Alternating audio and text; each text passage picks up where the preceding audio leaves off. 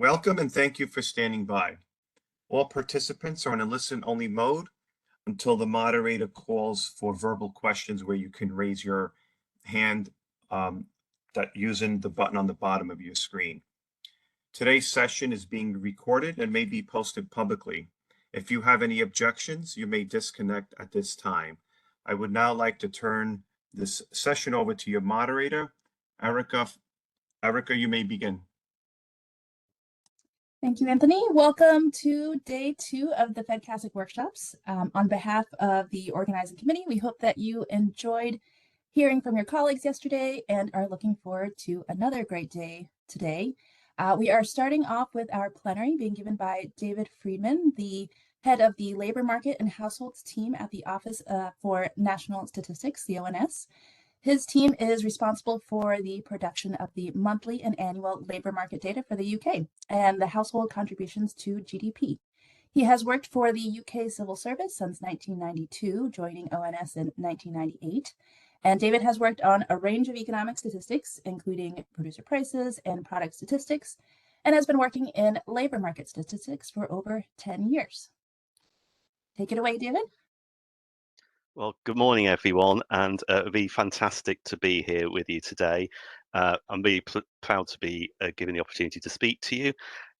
So as Erica said, I head up the Labour Market and Households division in ONS. Just say a little bit before I start my talk about what labour market statistics in the UK is like to give a little bit of context. So we produce statistics for a wide range of surveys, both household surveys and business surveys. And then we also publish that alongside some administrative data to help give that whole context of the labour market from a number of different perspectives. So we have a very large monthly production, which covers a lot of the data that we get in. So that came out yesterday and in the UK, and we got a bit of press coverage. We also have a couple of annual surveys which give us a bit more information around employment by businesses and earnings, which is much more granular, but we only do it on an annual basis. So I'm going to share my talk with you. And so what I'm looking at this morning is the work we've been doing to transform the labour force survey in the UK. So the labour force survey is one of our biggest household surveys and forms the bulk of what we produce on a monthly basis in terms of labour market outputs. So what I'm going to do is firstly give a bit of an overview of where what the LFS is in the UK, then say a bit about what the impetus to do the transformation work was, take you through some of the issues and challenges we had making the transformation, and then look a little bit at the next steps. So, and I'll probably talk for about 35-40 minutes, and then we should have plenty of time at the end for questions, which would be really great to get some questions from you. So in the UK, the labour force survey, you're probably fairly familiar with what that is. It's very similar to a survey you run in the US. So it's a really big, one of the biggest household surveys. We survey somewhere in the region of 40,000 households every quarter. And we've been running it for a number of years. So last year, we actually celebrated 50 years of the labour force survey within the UK. And it collects a lot of information. Although its primary purpose when it was set up was to measure the labour market, it also collects a lot of other information that can be used for other means. So we collect a lot of demographic information, so not only people's ages and sex, but also their nationality, what country they were born in, what ethnic group they are, whether they have a disability or not, also information about things like their education status as well and their highest level of education. So it gives a really rich picture, not just of the economy in the UK, but also society. And because it's been running since the 1970s, it does give quite a lot of very big insight into how the economy and society has changed. So the graph on the screen at the moment is the unemployment rate in the UK going right the way back to the early 1970s. And it's really interesting to look at this so that you can actually see the fluctuations in the economy from it, from relatively low unemployment in the early 70s through to the big recession we saw in the early 1980s, where unemployment went up to 3 million at one point. You then see a fallback, you then see a second recession in the 1990s, steady decline, and then you see quite a big impact of the global financial crisis in 2008, followed by a steady fall, and then just at the end of the graph, when you start getting into the COVID pandemic, you see another little pickup. So really does give that really big overview. But what has transformed, so we're kind of collecting very much the same information. What has changed is how we actually collect that information. So if you go back to the beginning of the survey, it really was pencil and paper or pen and paper, and a large way of very manual place of collating the data. And this probably explains that. So when the O4 survey first came along, we only did it every 2 years, which then moved to an annual survey, and then eventually moved over to quarterly survey in the 1990s. And what helped us make that change was actually introducing new technology. So going from the rather old-fashioned thing you see there, and in the early 1990s, I think we were one of the first countries to start introducing computer-assisted interviewing. So when the interview goes to someone's home, previously it would have been a notepad or a load of forms. We then gave our interviewers a laptop, a little bit old-fashioned in the photo there, but where the questionnaire was computer coded and would automatically route through it. So you don't actually have to go through every question. If you find out someone's employed, you can go straight to the questions on employment. You don't have to go through the inactivity. So that was a really big step, enabling us to do surveys on a much more quicker basis and process that data much faster. And also over the time we have upgraded the technology. So we go from large laptops, smaller laptops onto tablets. And what we want to do with the transformation that we're doing now is to take the next stage and actually start leveraging new modern technology. So using things like the web, mobile technology to get information from people in a way that perhaps suits them better and is a little bit less burdensome to us. So what was the impetus to transform the labour force survey? So as I said there, we've constantly changed the design of the survey in terms of how we collect the data, but we haven't significantly reviewed the questionnaire structure, flow and content. It's fairly similar to what it was in the late 90s when the current design of the survey was put live. And what we have seen, and it's common with a number of countries, is a steadily declining response rate over particularly the last 20 years. So when I first joined the ONS back in 1998, the response rate from our first wave of the survey was somewhere close to 80%. That has gone down. And just before the COVID pandemic, that percentage was around about 50 to 55%. So we've lost about 1 to 2 percentage points of response a year. On the graph on the right, you can actually see the impact that has on the achieved number of LFS interviews that we have in the UK. So this is the number of interviews that actually feed through into our final estimates. It was somewhere around about 130,000 in 2003. And just before pre-COVID, that was down to just over 80,000. So actually quite a big loss, over 50% loss.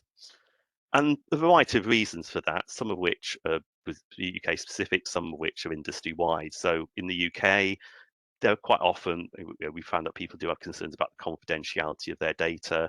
There have been instances where governments and other bodies have mislaid data or data has been lost. And so people are concerned that if they give their information, it's going to be lost or something bad will happen to it. We do see an increase in mistrust in government. People don't necessarily want to engage with government in surveys, and particularly voluntary surveys. But we've also seen a change in the setup of society. So we've seen an increase in gated communities where you have groups of houses that are behind a locked gate. So actually be able to get access to those and talk to the people inside them is much harder.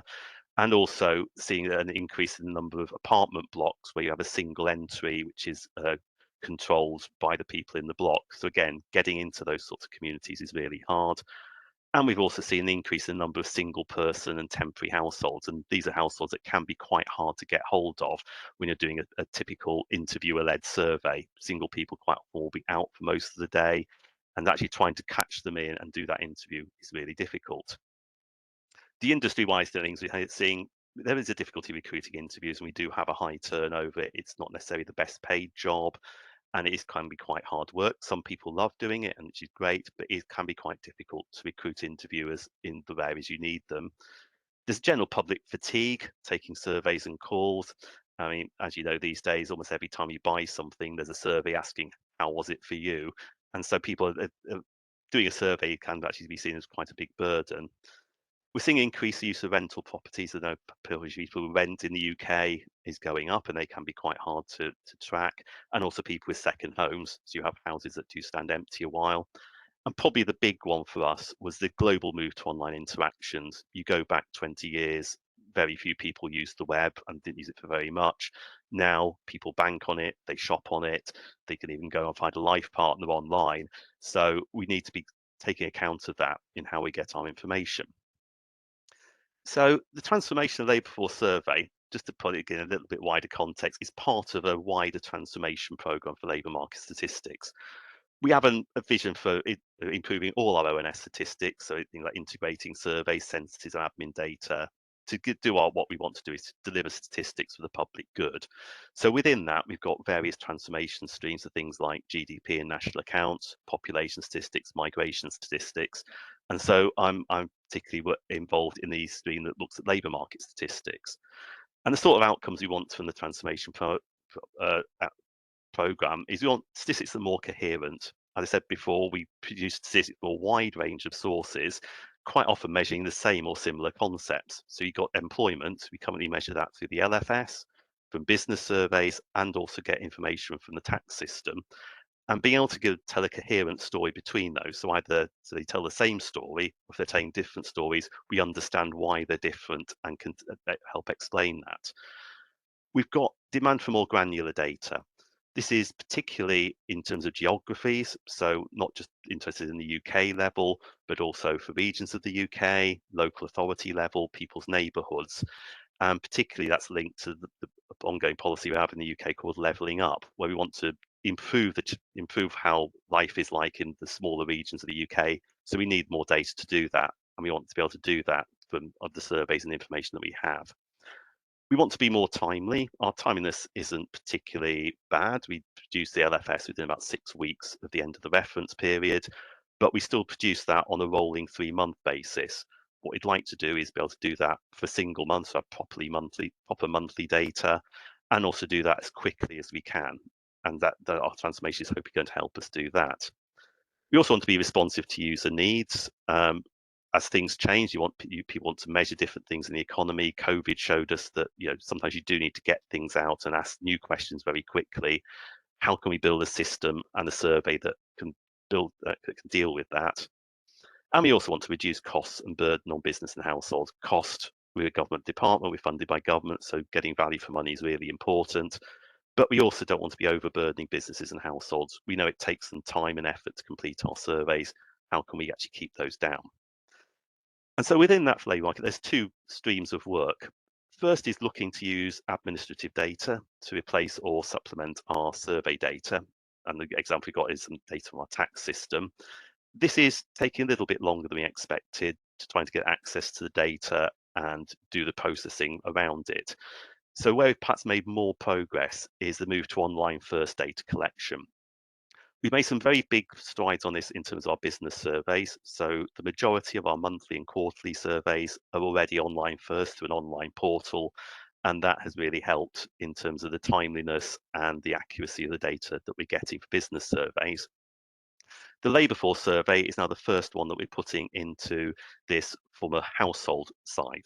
So how can we move to online first to improve and help get some of those more coherent, granular, timely data? So what are the objectives of transforming the LFS? So what we want to do is, first, is find those 3 cogs on the right, trying to reduce bias, get a more efficient operation, but the big one is get more representative data. And so with online first approach, what we can try and do is have an adaptive and responsive design. So can we have a design where you can easily put questions in and out if things are changing, but also can we have a design where we can target our resources to get better response and better data from particular areas. So almost doing live monitoring of the responses and be able to target particular areas to get that better response rates, quality and representativeness. So a few things we want to put into this and we want to do is firstly have a larger overall sample size. So this sample size for the LFS is reasonably good, but it hasn't really increased much over time. So we want to have bigger sample size because even if you get the same response rate as you do on the current LFS, you get more data points into your design, which means you can get more granular data, you can do more with it.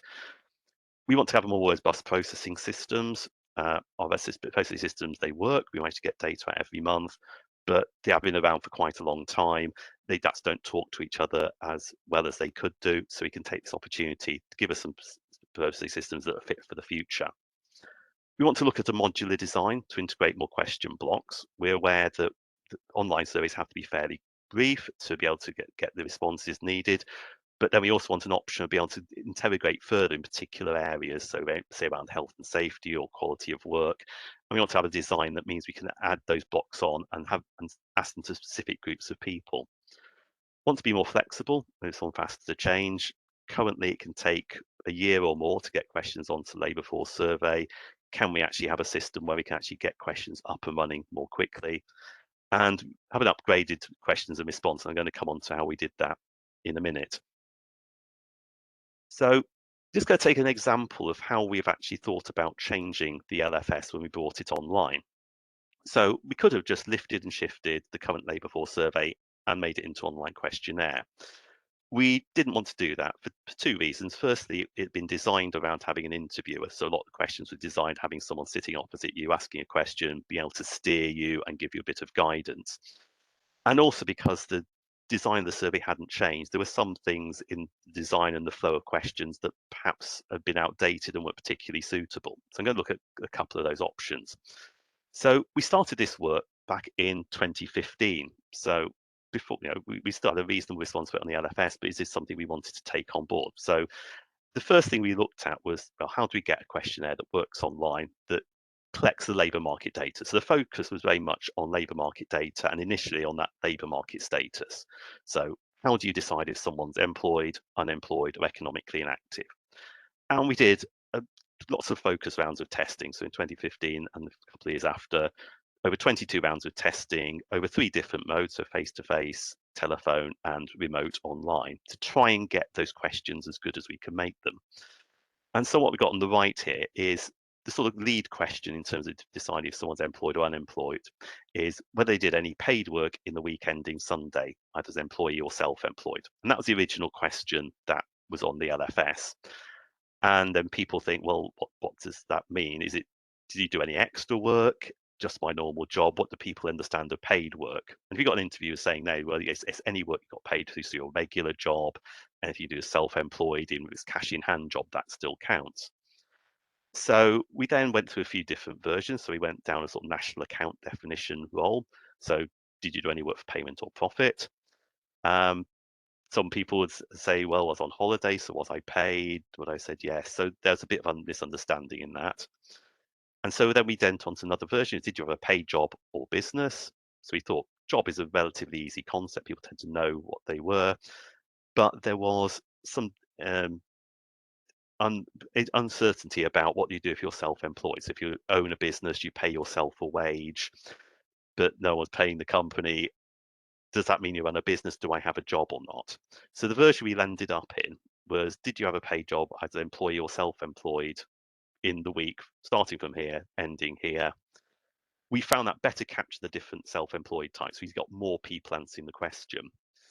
But some people just say, well, if you're just self-employed, it would be a yes. So this is where we landed. We thought that was quite good, and it did seem to work. I'll come back later onto what actually happened when that went into the field and we started getting it back. But we did this for all the various questions in the labour market bit. So starting off with the original LFS and then working our way through to find something that would actually work if you didn't have someone there telling you, giving you guidance. The other bit we wanted to look at was on the routing. So the way to look at this, you think you've got 72,800 people coming into the survey, and you want to sort them into whether they're employed, unemployed, or inactive. Now, I did say that we hadn't reviewed the LFS structure for quite a while. And really what had happened was the structure of the LFS as it is now was pretty much set in the mid to late 1990s when the current version of the survey was put out into the field. At that time, government training schemes was a really big bit of government policy. There was a lot of interest in how many people were on them, what they were doing. And so that is actually the first question people get asked on our current labour force survey.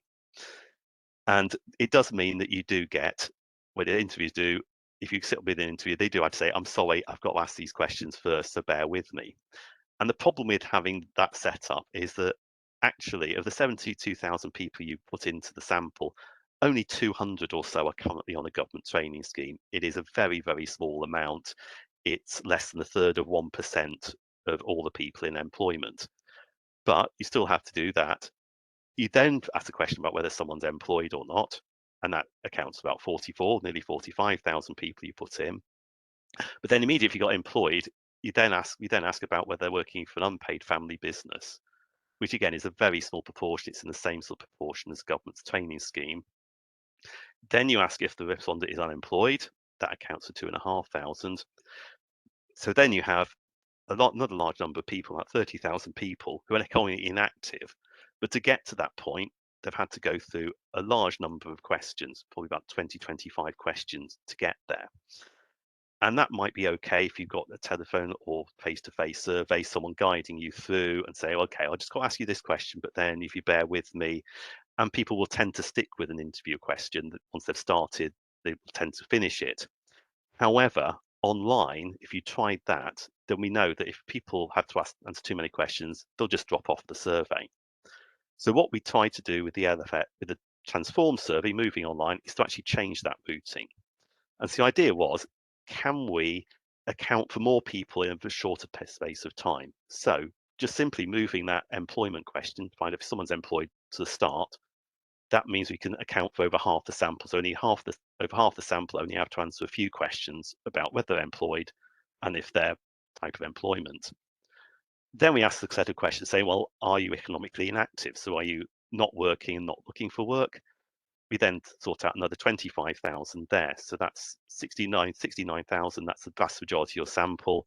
And then only after that, you find if someone's unemployed, and it's only after quite a few questions, the smaller categories then get picked up. And so that routing, going from sort of just a standard routing that you've used for years to something a little bit more targeted and takes into account the fact that people will have shorter attention spans online, is really important. And so what we've done effectively is flip the pyramid. So rather than starting with a small group and identifying them first and then widening out to other groups, we've flipped it around. So we try and find out the big groups first, and then it's the smaller groups who have to work their way through a lot of questions. And this does seem to have helped quite a lot. So I said we started this in 2015, so we've done a lot of testing up to that point. So there were 3 blocks of that. So the first one was around communications testing. And this is quite interesting, so it was to me, that just how do you get people to open an envelope to say they're on the survey? How do you actually get them to read the letter? So this included things like letter content, how we phrase the letter, how people are addressed in the letter, envelope colour, white or brown. In the UK, brown envelopes are usually used for official correspondence from the government, so things like the tax department and request to renew your driving licence will come in a brown envelope. What days people receive the letter on? Do they respond better if it arrives on a Monday rather than the Friday? And also envelope branding. So does having a royal crest on as part of the branding help? Does having regional branding help? We found that in Wales, where I live, if you have a dragon, which is a symbol of Wales on the envelope, people are more likely to open it. But the same thing doesn't work if you have a Scottish symbol in Scotland. So there's a lot of tests there. How do you actually get people to make that first bit of participation?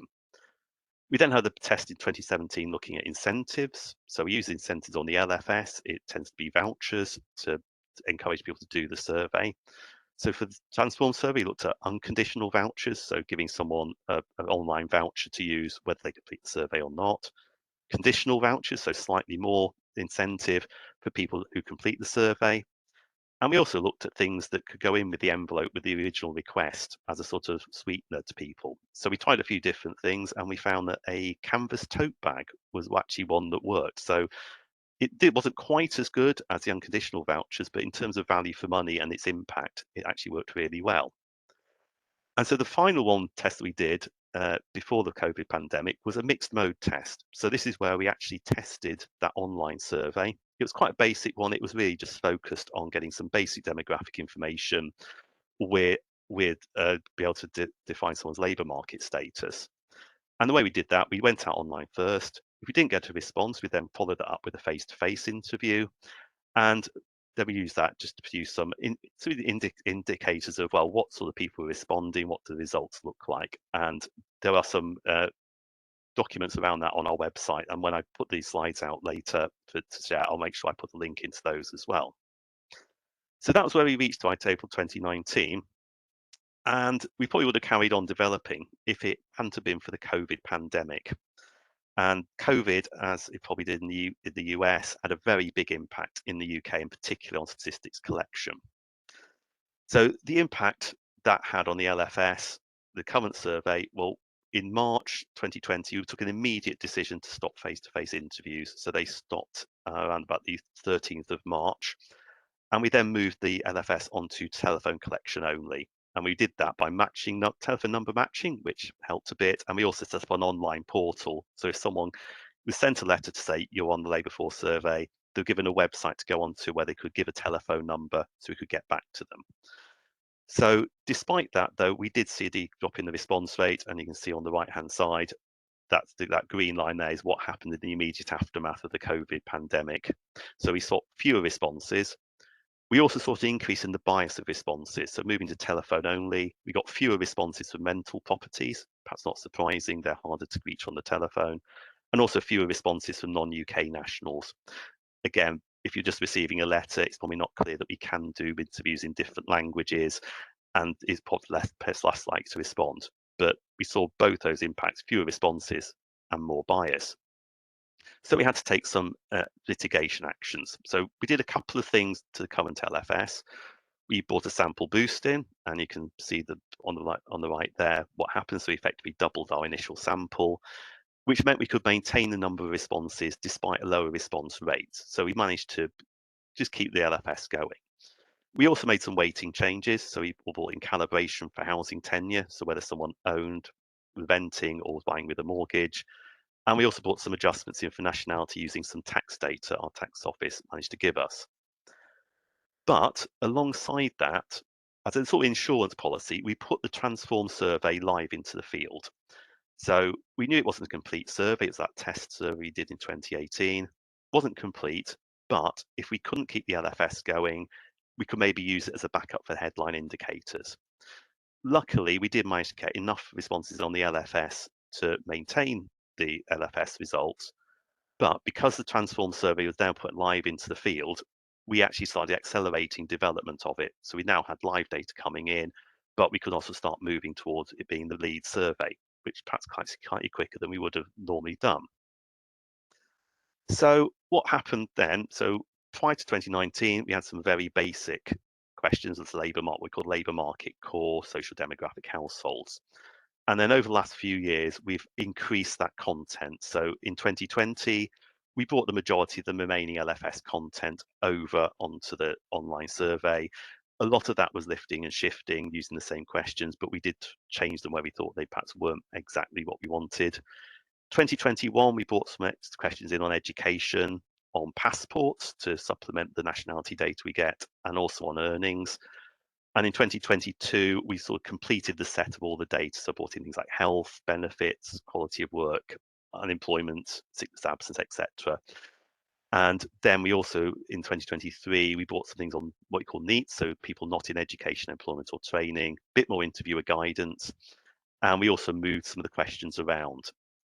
And then this year, we're hoping to bring some more smaller improvements in onto the survey. So over the last few years, we've moved from having that very basic survey to something that covers the majority of what people want from the labour force survey. We've also made a few different collection changes. So the initial one we put into the field, it was online only. We didn't have the face-to-face follow-up that we did in the test. So that meant your survey is issued, either got an online response or we got a response or a refusal. So someone didn't engage with us or told us no. What we did in February 2022, we provided a telephone capture version. So if someone gave us an online response, that was great.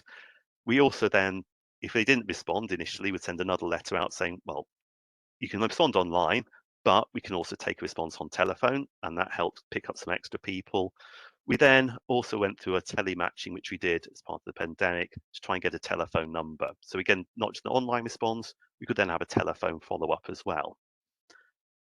And then finally, in 2022, we brought in what we called knock to nudge. So this was still, we still had some pandemic restrictions on at this time, But if we couldn't get someone through that online, couldn't get someone on the telephone, we then looked at what's called knock to nudge. So we send someone out to the house, knock on the door, say, you've been invited to take part in this survey. You can go online and do it, or we can take your response over the telephone. Can you do it? And again, this helped us pick up those people in particularly hard to reach areas. And so once we had all those in place with the survey, with the completed survey, we felt actually this is where we want to be. This is when we can start doing a full dual run of the survey.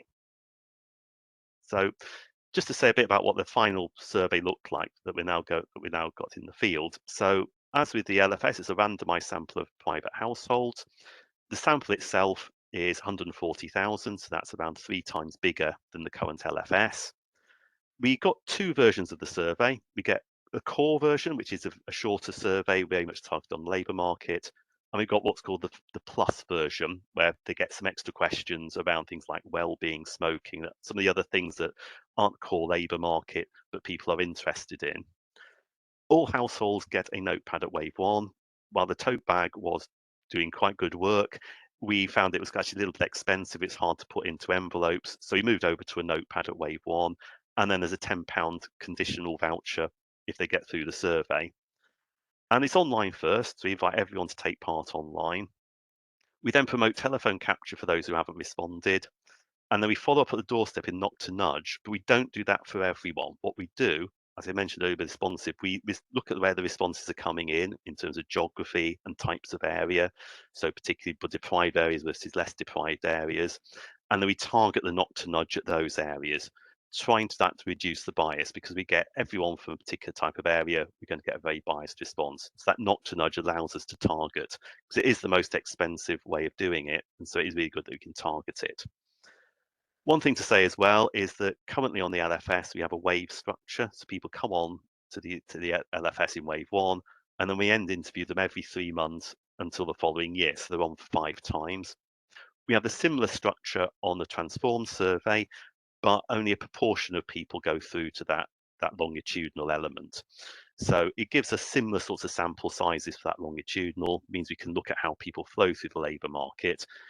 But then this does actually give us that option with the people who haven't gone forward. We can think about how we want to use them in terms of follow-up surveys or additional question modules.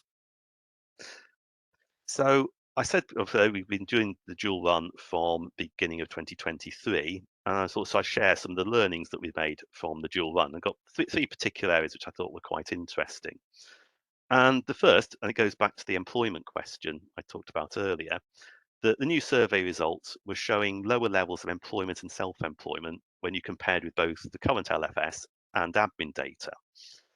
And so that was quite interesting that was happening. And so what we did, we actually started following people through the survey. And what we found is that fewer self-employed people were answering that initial employment question. So the difference between LFS and the new survey was that self-employment.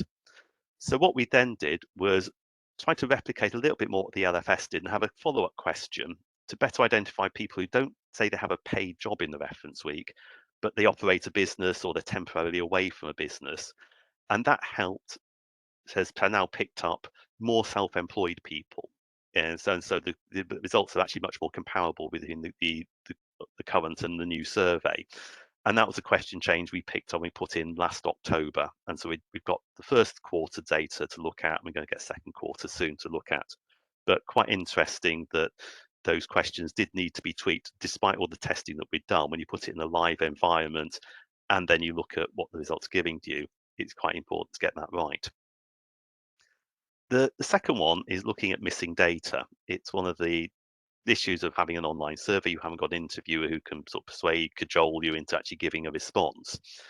And we picked this one up in the new survey, where you're asking the question about whether someone has a disability that limits their ability to do things. 10% of responses on the new questionnaire were saying don't know or prefer not to say. And that compares with 1% or even slightly less of that in the current survey. And that was just simply an increased number of people selecting a don't know option. And this is where having it online is slightly different. So if you're in a face-to-face interview situation, someone's asked the question, would give a list of different types of disability, And it's only when they've been through that list, someone would say, don't know, prefer not to say. Whereas people coming to it online, there'll be a list of potential things, including, no, I don't have a disability, list of types of things, and then there'll be one at the bottom saying, don't know, prefer not to say. What we changed was with the placement of that don't know, prefer not to say option. So we didn't put that on the initial question. Only if someone clicked through without actually responding to the initial question, we say, actually, is it don't know, prefer not to say? So we took it that way as an upfront option. It's there if you don't answer the question. And again, early results are indicating that this has reduced some missingness and again, bringing it back down to the sort of level that we're seeing for the current survey. So the final one I was going to pick up as well was around household data. That I said we collect data on households, and when we select a household, we ask the information for everyone in that household. And so you get some households which have one person in, 2 people, 3 people, mixture of adults and children. What we saw on the new survey was we saw an increase in the number and proportion of single person households. And while we are getting more single person households, it wasn't consistent with data we got from the census and the LFS. And what was seen to be causing that was respondents would go onto the survey, they'd answer for themselves, but if there were other people in the household, they were dropping off and coming out of the survey before they'd given us information about those other people. So we've got a resolution. We've only put this one in towards the end of last year, so we're still waiting to see what the impact would be.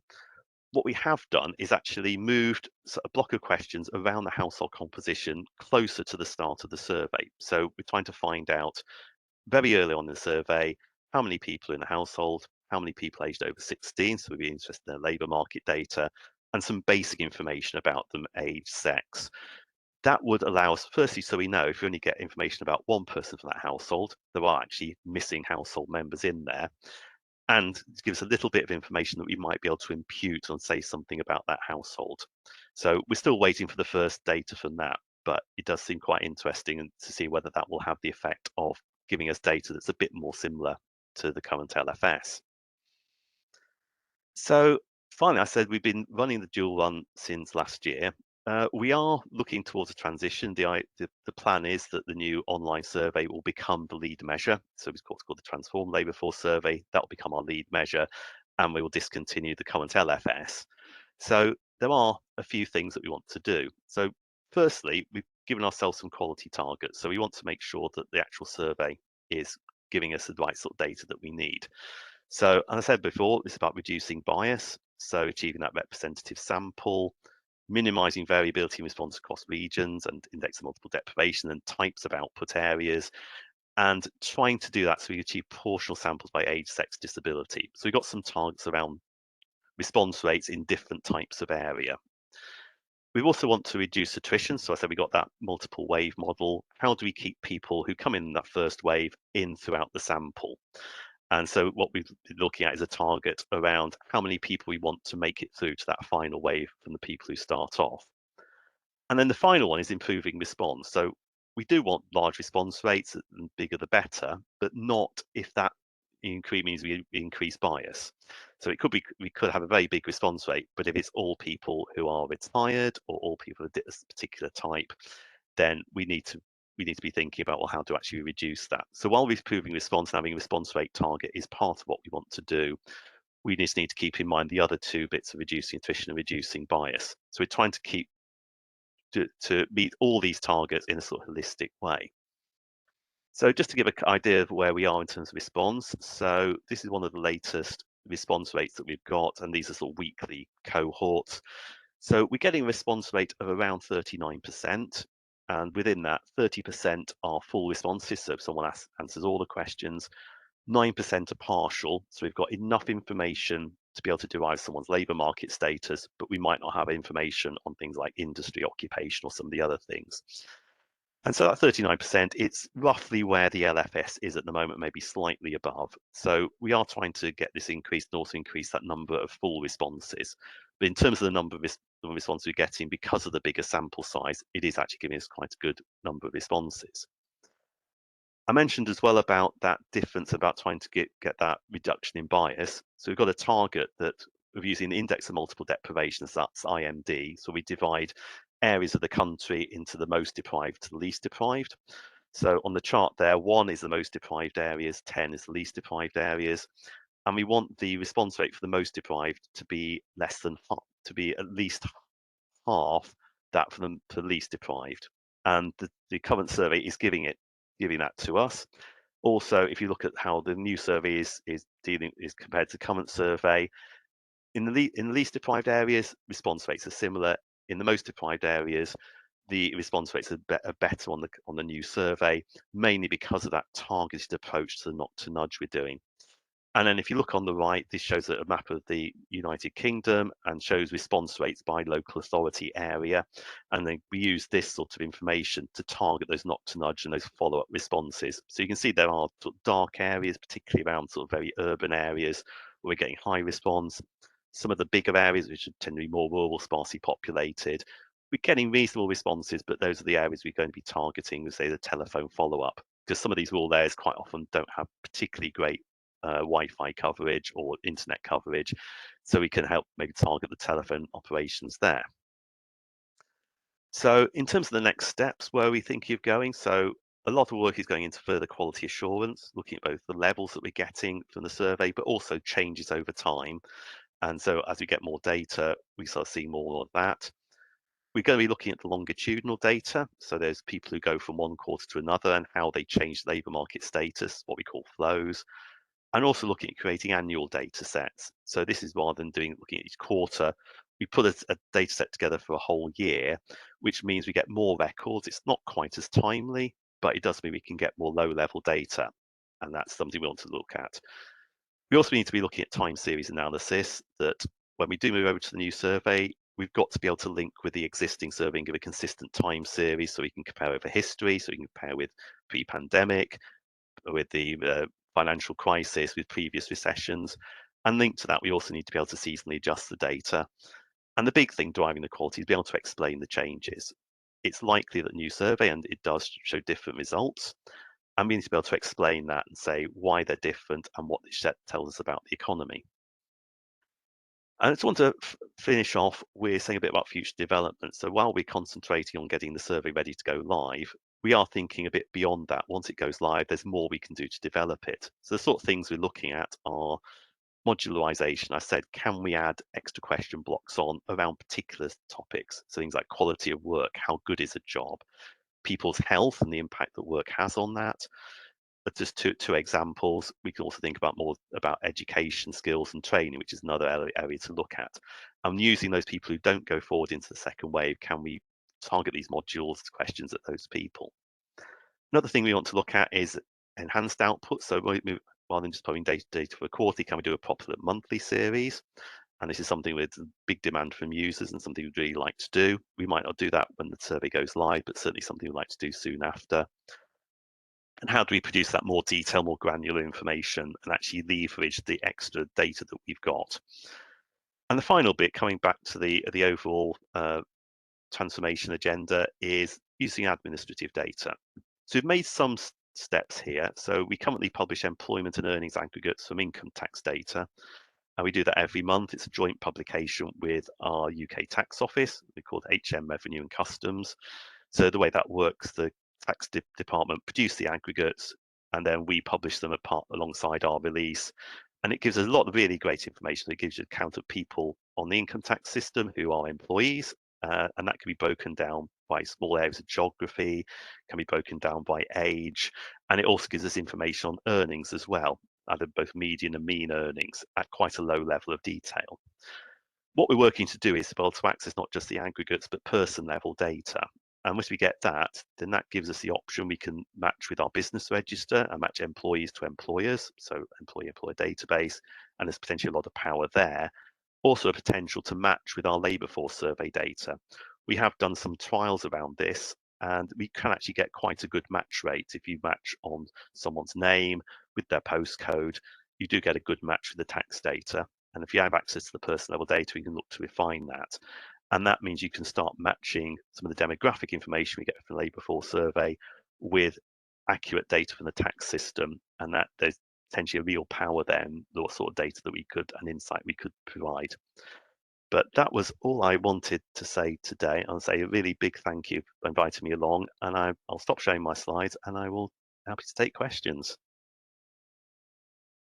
Thank you, David. That was a really great talk. It was really informative and packed full of lessons and frameworks that we can all learn from. So thank you very much for the talk. And yes, we would like to invite the audience to ask their questions. You can either raise your hand using the WebEx feature down at the bottom, and then you'll be able to, we'll elevate you to be able to unmute yourself and ask your question directly, or you can go ahead and type it into the WebEx chat, and I'll read your question aloud for you.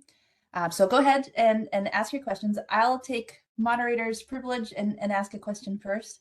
I was really curious, David, when you mentioned you had this dual run where you were able to look at the data from both modes at the same time.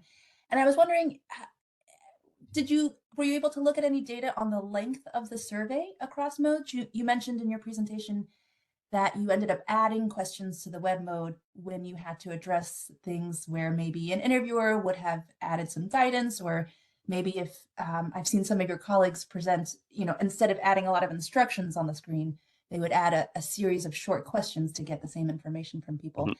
What effect did that have on timing? And actually on the same topic, do you have any data on whether respondents found the web survey easy to respond to on their own?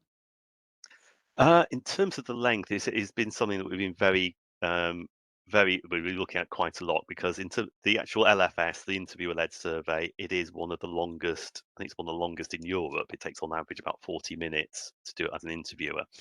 So we have taken a number of blocks out. In terms of the questions we've added, what we've tried to keep in mind is how many questions people actually answer. So though we might have 500 questions on the survey, someone won't answer all 500, they'll only answer some if they're employed.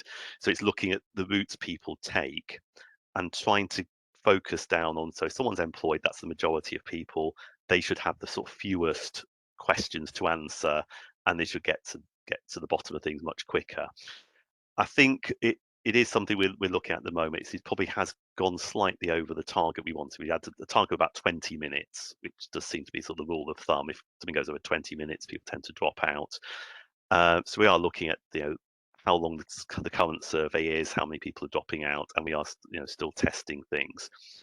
In terms of how easy people find it, people do seem to find it okay, but we do have, there's a couple of ways getting feedback. There is a feedback bit at the end of the survey to say, please give us your feedback. We also test it on internal ONS people, so I've done a version of this. It's quite interesting as well. I even got picked for the actual version, so I could give some live feedback there as well. And every time we make a change, we do have people going through it and giving feedback, and also have what called paradata as well. So we monitor people going through. Where do people stop? Where do people duck out the survey if they're going to duck out?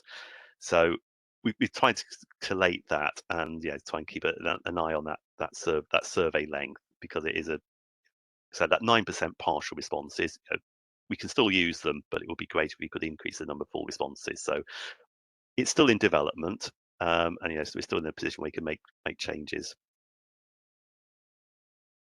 I see a question came in through the chat. I'll go ahead and read that out loud. This is from Carl at GAO. Did the changing estimates, for example, the lower employment levels from the dual run of the new survey, require significant explanation to users? Did it impact their analysis and interpretation a lot?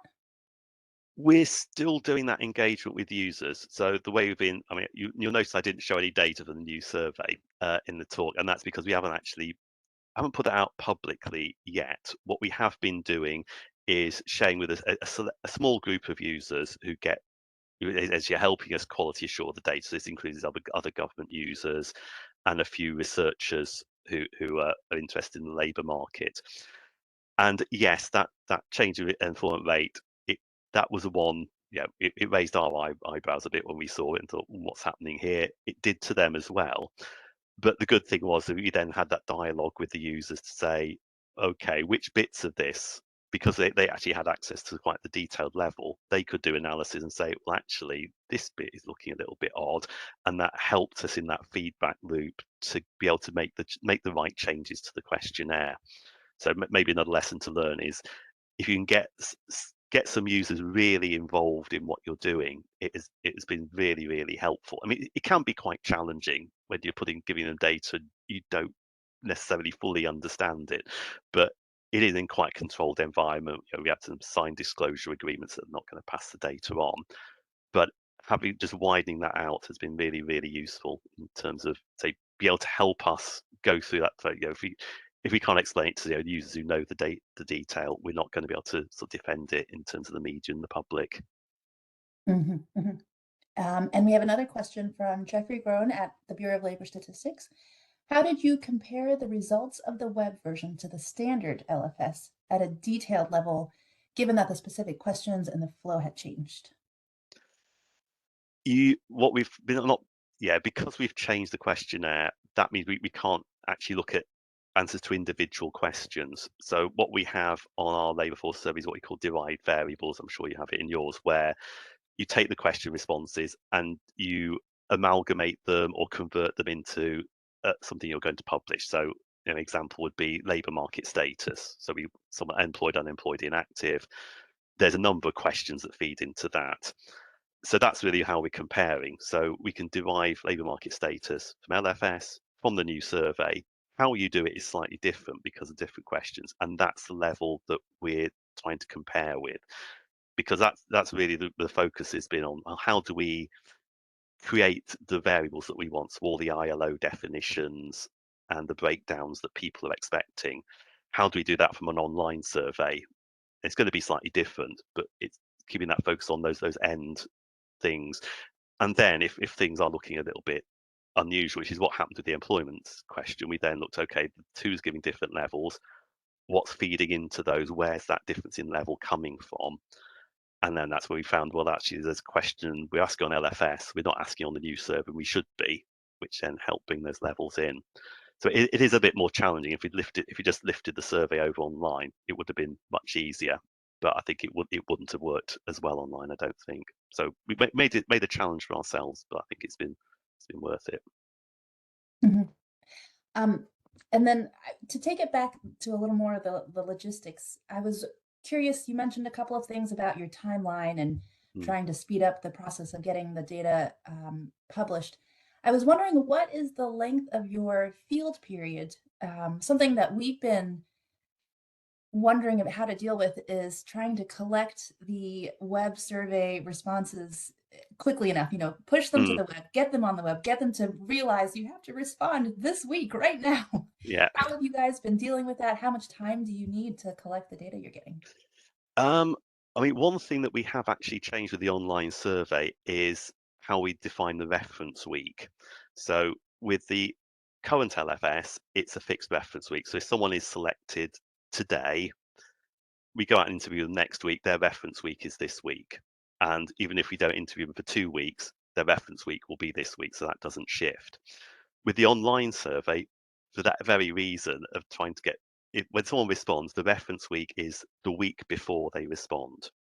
So it's a rolling one. So it does mean it can be a little bit more difficult to sort of compare the exact time frames, but it does mean we're not in that situation of having to sort of go and re-drive them, and then someone's answering 3 weeks after the reference week. They have to think back, well, what was I doing 3 weeks ago? So it helps that way.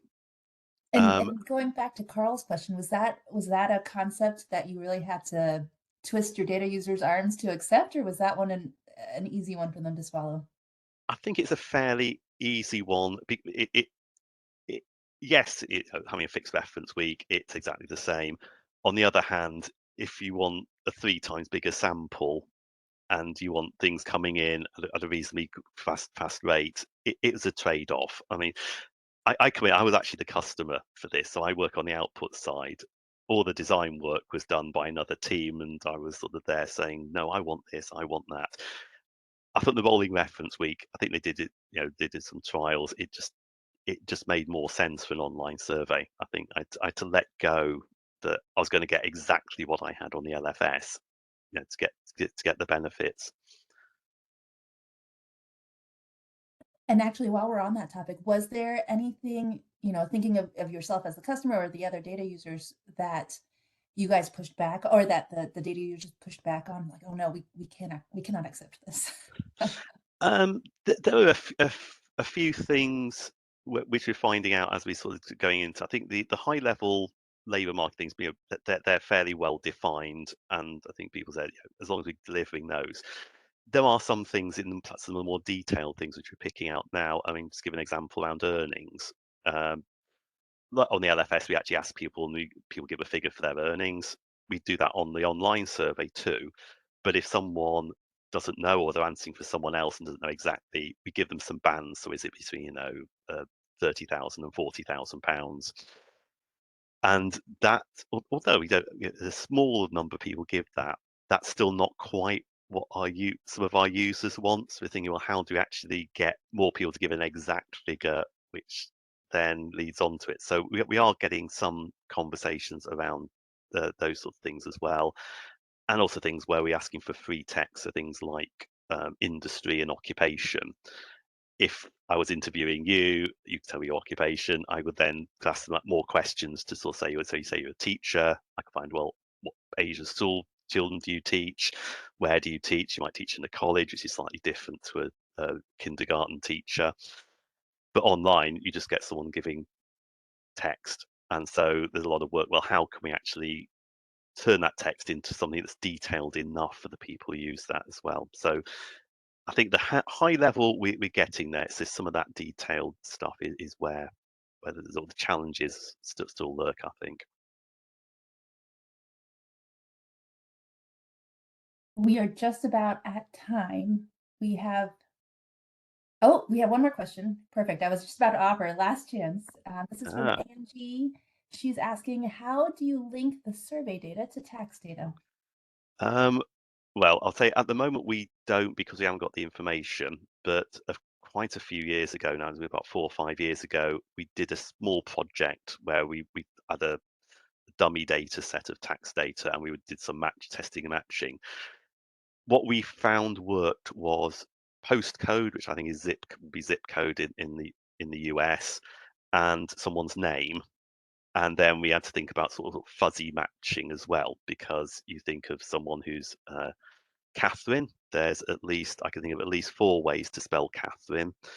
And sometimes Catherine is also known as Kate, and you can think of a few different ways of spelling Kate.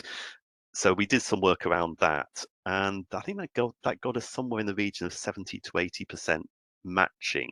And that was actually a fairly small project, which we would hope to be able to improve over time, possibly using artificial intelligence and learning models as well. So that would be a starting point, and I think that is the really exciting bit. That's why I've been labelled market statistics so long. I'm thinking there's always some new exciting thing happening on the horizon. All right, well, that is bringing us right to the end of our session time. So thank you again to David Freeman for sharing all about the labor force survey in the UK and how they're bringing it onto the web. If we can get a final round of applause. Okay. Well, thank you so much. No, thank you very much. It's been a pleasure. We'll be on standby till the next session that starts here at 10:15. Thank you. Welcome and thank you for standing by. Currently, all participants are in a listen-only mode until the moderator calls for verbal questions towards the end of the speaker's roles. And you'll be able to raise your hand on the bottom of the screen at that time when announced. Today's call and session is being recorded and may be posted publicly. If you have any objections, you can disconnect at this time. I would now like to turn the session over to your moderator, Alda. Alda, you may begin. Hello, everyone. Thank you very much for joining us in today's FedCASIC session, which is titled Data Dissemination. Today, we're going to have 5 different presentations. The first one is going to be Kristen Donaldson from the National Center for Education Statistics. Next, we will have Keith Savage from the Census Bureau. After that, we have a presentation with 3 different presenters, Krista Chan, Christian Moscardi, and Kevin Lee, also from Census Bureau. That will be followed by a presentation from Rex Kong from Census Bureau also. And then finally, we will have Wendy Deng from the Center for Population Health Data Science at New York City. Each presenter is going to have 15 minutes. I will time you, and this will be a hard stop. I will let you know when you're 2 minutes close to the end of your presentation. We will leave the questions for the end of the session, and you can enter any questions at that time in the chat functionality of WebEx. So without further ado, I'm gonna ask Christy Donaldson. Okay, you're sharing your screen already. Thank you, Christy. So go ahead, Christy. Good morning. Thank you. Thanks everyone. I'm excited to be here to share a little bit about some of the modernization challenges and future directions that we're considering for my product, the Digest of Education Statistics, and to get feedback from y'all about the process and hear about your experiences with similar overlaps. So today, I'll give you a brief overview of the product, of the Digest, in case you're not familiar with it. I'll talk about some of our underlying rationale and reasoning for modernization and the directions that we're looking. And then specifically in the lens of dissemination, discuss some of the current challenges we're facing, the current state of this in-between of what we're trying to do right now, as well as the kind of big picture that we're thinking about for the future. So just by way of introduction, I'm part of the National Center for Education Statistics, which was established in 1867 to report on the progress and condition of education. We are the second oldest federal statistical agency, and our responsibilities are similar to those of your agencies in supporting evidence-based policy through both the collection and dissemination of information. We are part of the Institute of Education Sciences and the larger U.S. Department of Education. And so the Digest of Education Statistics is one of the core products of NCES, and it's a statistical reference for all things education. The Digest has been around in some form really since the beginning of NCES, but it's been in its current form for about 60 years. And this picture on the left is not necessarily the first, it's not the first edition of the Digest in its current form, but it's the earliest one that I could find when I was in the office last week.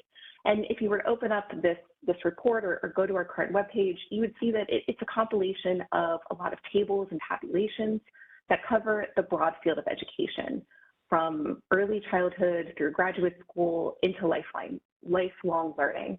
And it covers a lot of different topics: enrollment, graduation, teachers, institutions, finance, school safety, access to technology, and so on. And these data come from a wide range of data sources. So we use nearly 100 distinct data sources. Most of them come from collections that we sponsor within NCES, as well as data sources from other federal agencies, like the Census with the Current Population Survey, which we co-sponsor, the Bureau of Labor Statistics, Bureau of Justice Statistics, as well as information and data from private organizations like the College Board or ACT. And so in addition to serving as a standalone reference, Digest also provides underlying data for the congressionally mandated condition of education, which might be the report that you're most familiar with from the Department of Education. This report comes out on or before June 1st of every year.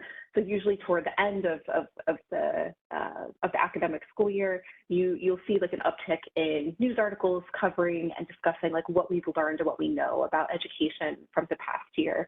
And that comes from the condition. And again, much of the data underlying that comes from the Digest. And so I mentioned that Digest is a compilation of tables. We update more than 400 tables annually on a rolling basis throughout the year. And so though we don't have a printed form anymore, they're all on the web, we're producing hundreds of tables covering, again, broad range of education. And so over the past year or so, we've begun really critically examining our processes, gathering information about how to improve our products and how to improve our procedures. So internally, we've had a lot of discussions about what's working well, what's not, with respect to publishing, with respect to processing, and really thinking about this with respect to timeliness. How quickly are we able to get information out to users? How quickly can we respond to requests for data or information that we don't have currently available? And we've also received a lot of feedback from users, both formally and informally, and there's just a couple examples here up on the slide. But the feedback that we receive from users are in the same vein. They want access to information faster. They want to have it easier to find information. It can be a little bit challenging, which I'll talk about in a minute. And then can they see themselves in the data? Or are the data responsive to their needs, their policy interests? And so when thinking about both these internal and external evaluations and conversations, we've begun to think about what are general strategies we can do to meet a range of user needs, with maintaining, the digest as a statistical reference, but moving it and modernizing it to meet a little bit of a broader range of needs and uses.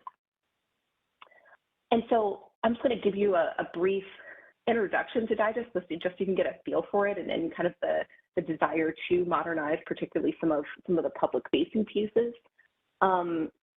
This is a picture of the front page of Digest, and Digest is organized into 7 chapters, and in those chapters are nearly 100 sub-chapters. So you see here, Chapter 2 is roughly our K-12 chapter, and then these are some of the sub-chapters under that. So for first-time users going into the Digest, it can be a little bit intimidating to find information. Things are categorized and organized, but you really need to know where to look in some ways and get familiar with it. At the same time, as I mentioned, we update more than 400 tables annually. There's more than 500 tables in the Digest in total, and they all have different table structures and organizations. I intentionally selected this table because it's an example of one of the more complicated structures that we have, where this table is highlighting a lot of different information here. We have enrollment trends over time, some disaggregated trends, degree certificates, expenditures, and all listed by specific institutions. And when you first look at this table, it can be a cognitive overload. There's a lot of information here, and it can be difficult to find the exact table that you're looking for, but then once you get into it, to find the specific information that you need. I'll say that there are 17, I'm showing 17 rows of this table. There's another 250 rows of this that I'm not showing.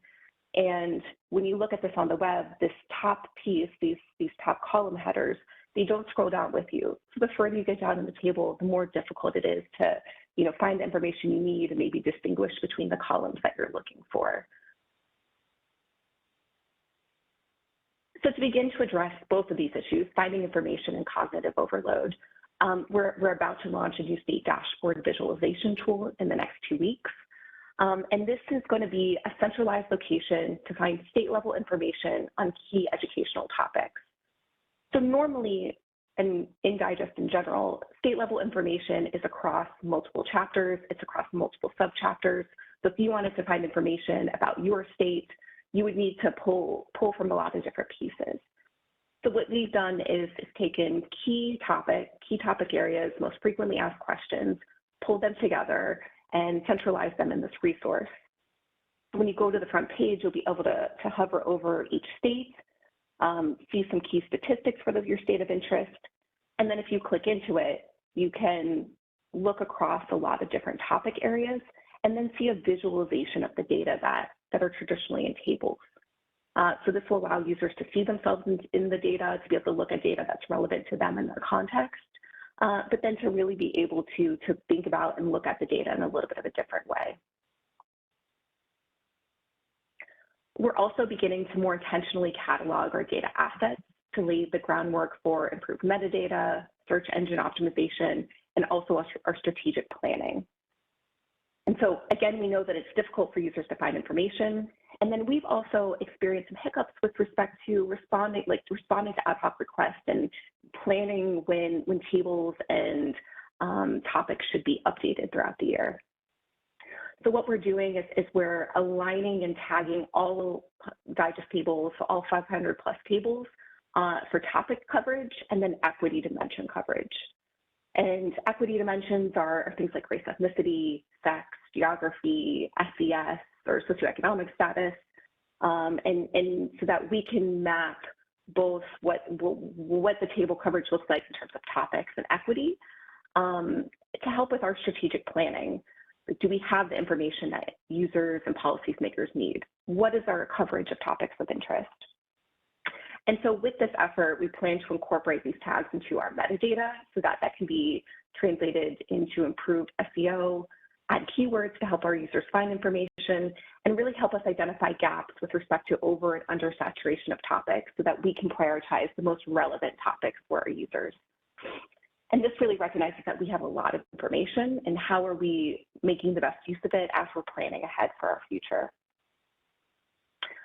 So as we look toward modernization and improvements we want to make, our goals are to better improve product timeliness, so have data and tables come out as close to data release as possible, if not concurrently. We want to capitalize on, strategic planning assets to be able to more proactively anticipate user needs and have better alignment with those topic coverages. And then also increase use of information. If tables are easier to find, more users are going to be able to use them. And our key strategies for doing this are listed here at the bottom. I'll only speak briefly to the first and last ones. As we look ahead to modernization, the key pieces that we're focused on are first, creating standardized schemas for our tables. And this is really just how can we simplify table shells so that there are a handful of structures to both make it easier for users to consume the information that's presented in them, but also be more straightforward to produce. When we have really complicated table structures, it requires a lot of manual intervention and individualized coding for those tables to get columns in the correct formatting correct. And so if there's ways that we can simplify that process or simplify the table shells, our processing speeds can increase as well. And that goes along with this last piece of, the digest had been a PDF report, and we really want, and it has been produced as such. And so we need to shift to a digital first model, and in doing that, really shifting to an enterprise level data system where we're not necessarily we're not just producing tables, we're producing estimates, and estimates that are flexible to be in tables, to be in machine readable tables, visualizations, reports, and other customized pieces. And so those are the two big strategies that we're using to kind of hit these modernization goals in the future. And so the last thing I'll say here is that, modernization for us is really about, it's meeting the needs of data users, so responding to users that we've already talked to, and continuing those conversations in formalized focus groups throughout the fall and early next year. But these goals that we have are fit within the larger ones that we have as an agency, both in our strategic planning, thinking about our responsibilities under statistical policy directives 1 and 4, and also different resources that have come out, like the Digital First White House memo that we've begun really analyzing in-house in terms of things that we do well, things that we don't do well, identifying who's responsible for these different pieces, and then feedback from the field of how we can better leverage our data assets and collaborate with other agencies, and how each of these pieces can. What? This is your two-minute notice. Okay, thank you. And just really how these efforts can increase the trust and the use of our data. So I'm looking forward to connecting on anything that resonated with you from our presentation, talking through similar issues that you faced in your work with dissemination and processing and modernizing your products, and looking forward to learning from colleagues further ahead in this process. So thank you.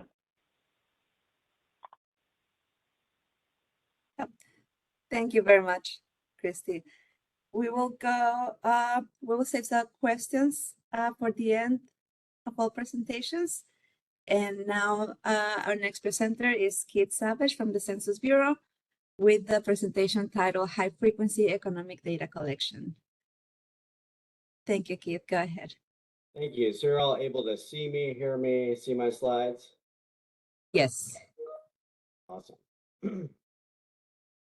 So to begin today, I'd like us to go back a few years and try to put ourselves in the shoes of a small business owner in March of 2020. To stem the tide of the COVID virus, the country has gone into lockdown. But despite the lockdown, the virus is still spreading. As a small business owner, your uncertainty, your anxiety about the future is increasing. Today, I'm going to be talking about the Bureau's efforts to gather high-frequency economic data. This data is particularly useful in times of crisis, like the example that I just shared. It can be useful to researchers, policymakers, and others to navigate these difficult times. I'll also show that it can be a useful vehicle for things like artificial intelligence, things that are trending topics. I'll also show that it can give us a quick snapshot, a near real-time snapshot of the US business climate and economy. And I'll do that today by going over two surveys. The first is the Small Business Pulse Survey, launched during the pandemic, and then its successor, the Business Trends and Outlook Survey. So first, the Small Business Pulse Survey. The picture on the slide might bring back some memories. I know it does for me. When the pandemic began, I was in Salt Lake City, Utah, going to graduate school, kind of doing my normal routine. I was going to lunch, meeting with my study group, doing all the normal things, a student does. Then seemingly overnight, the campus was left barren. There was no one on campus. The restaurants were shuttered. The food court was shuttered. Everything was a very eerie time, a lot of uncertainty. And so one of the vulnerable groups that the Census Bureau highlighted that was undermeasured at that time were small businesses. So in April of 2020, so a really quick turnaround, a real credit to the team of the Census Bureau, the Census Bureau launched the Small Business Pulse Survey, which is a weekly survey to measure the impact of the pandemic on small businesses. And how that worked is we had a 800,000 business sample, and we broke that into 9 different panels. So it's an all email so that we could get that quick turnaround. So each panel would receive, so for example, if you were in the first week of that cycle, what we called a phase, your panel would receive the survey and then would receive the survey in week 1 of the next phase. So we'd run through the 9-week panel and we'd release that data weekly. The sample was just single unit businesses with between 1 to 499 employees. So trying to keep that focus really on the smaller businesses. This ran up through April of 2022 when we stopped data collection and pivoted towards the Business Trends and Outlook Survey, or BTOS, which I'll go over later. So I just want to share some of the key insights that we gained from COVID's impact on small business. We had several different indexes. One of the most useful was the Operational Challenges Index. On this graph, from left to right, we have phase 1 of our, so beginning of the pandemic, clear till phase 8 when we phased out the survey. Anything in red is more challenges to staying open, and anything in blue, lesser challenges. So we can see here around phase 4 and phase 5, right around February of 2021, vaccines became generally more available to the public. And we saw a huge lift in operational challenges in 2 key sectors, food services and entertainment and recreation, 2 sectors that rely a lot on in-foot traffic, as you might imagine. So we see this massive impact of public health policy. We also ask businesses, how long do you think it'll be before you return to your normal level of operations? Trying to get a sense of that uncertainty about the future. Well, early in the pandemic, as we can all imagine, we all felt there's a lot of uncertainty. A lot of people saying it'll take at least 6 months. We may never, or they've permanently closed. And even through up until the end of the pandemic, we still see a lot of uncertainty. A lot of people saying at least 6+ months, or maybe never returning back to a normal level of operations. So capitalizing on the success of the Small Business Pulse Survey, the Bureau transitioned to the Business Trends and Outlook Survey.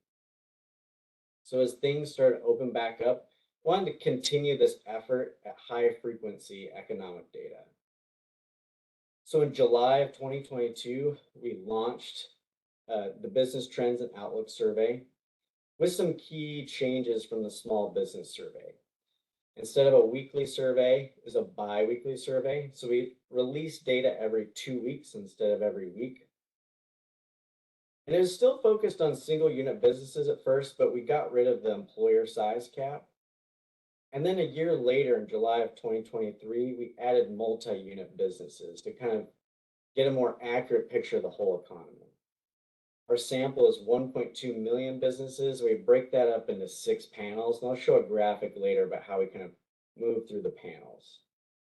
For the future, we definitely like to include things like emergency data products, try to tease out the impact of things like natural disasters on business. So first, I'd like to go over some of our criteria for content.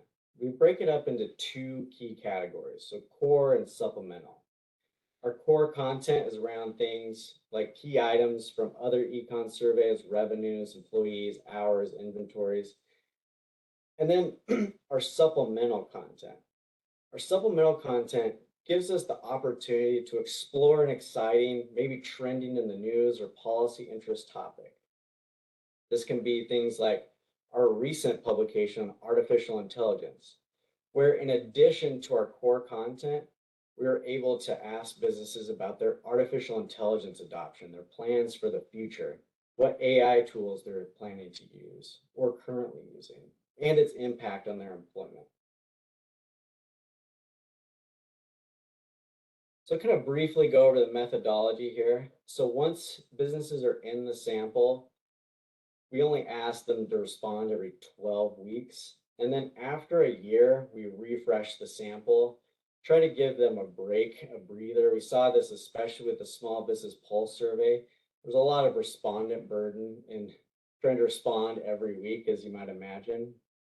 So we try to take it seriously that we're asking for people's time. We try to keep that respondent burden very low, or as low as possible. So in this graphic, you'll see kind of how we break it out. So we've got our big sample. We break that up into 6 bi-weekly panels of roughly 200,000 businesses. So if you're in cycle 1, panel 1, you'll be in panel 1 for each cycle, for example. And then as we go through the cycle, as we go through cycle 1, we'll include a mailed letter. And this mailed letter will try to elicit an email address. We don't have everyone's email address, but we'd like to keep that tight turnaround. We've noticed that email is the best way to go. And for our supplemental material, we like to keep it to just 1 cycle, again, to keep that respondent burden down. So for example, for our artificial intelligence supplement, it just went out to cycle 2. And then once all the panels were done, we closed the supplement and just kept the core content questions. So to get the data out, we do a bi-weekly release. Data comes in Sunday, or rather the survey closes Sunday night. And then Monday, we work to release it on that following Thursday. On our website, we have visualizations that include 3 pages. So there's an index tab where you can look at all of our indexes, which really summarize our key content. So things like revenues, hours, employees, prices. We also have an Explorer tab where you can see every question and every index at multiple levels. So state, sector, MSA, and employer size. And then just recently, we released the AI supplement. So this is a tab on our visualization. You can see all of the questions on our AI, our artificial intelligence questions, and by multiple different levels, by state, sector, and employer size. We also have a data downloads tab for people who just want a kind of easy Excel sheet to look at, an API as well. And I've included the links down here for people to play around with. And I hope people will go in and play around with the visualizations, and please give us feedback if you have. So I just want to hit some of the kind of key takeaways we've seen from BTOS. First, supply chain was a major story during the pandemic. And we saw this on the Small Business Pulse Survey. There was a huge increase in businesses indicating domestic supplier delays, foreign supplier delays. But then as the pandemic ended and as businesses started to kind of figure out the supply chain, we saw almost the exact opposite happen on the Business Trends Survey. Inflation has been another big one.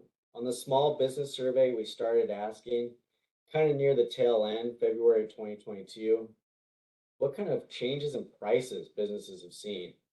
You can see almost everyone, large majority, are in the large increase or moderate increase category. On BTOS, we also ask, how did the prices this business pays for goods and services change in the last 2 weeks? We see at the beginning of BTOS, a high number, over 60%, indicating an increase. And it goes down, but still kind of in an uncomfortable level for businesses. There on the left is a chart from one of our recent collections on artificial intelligence adoption, whether they currently are using artificial intelligence in the blue or green, plan to in the future. You can see that there are certain sectors that obviously are above the national average. You know, information sector, technical services, those are big sectors for artificial intelligence. And maybe surprisingly, food services, not as much.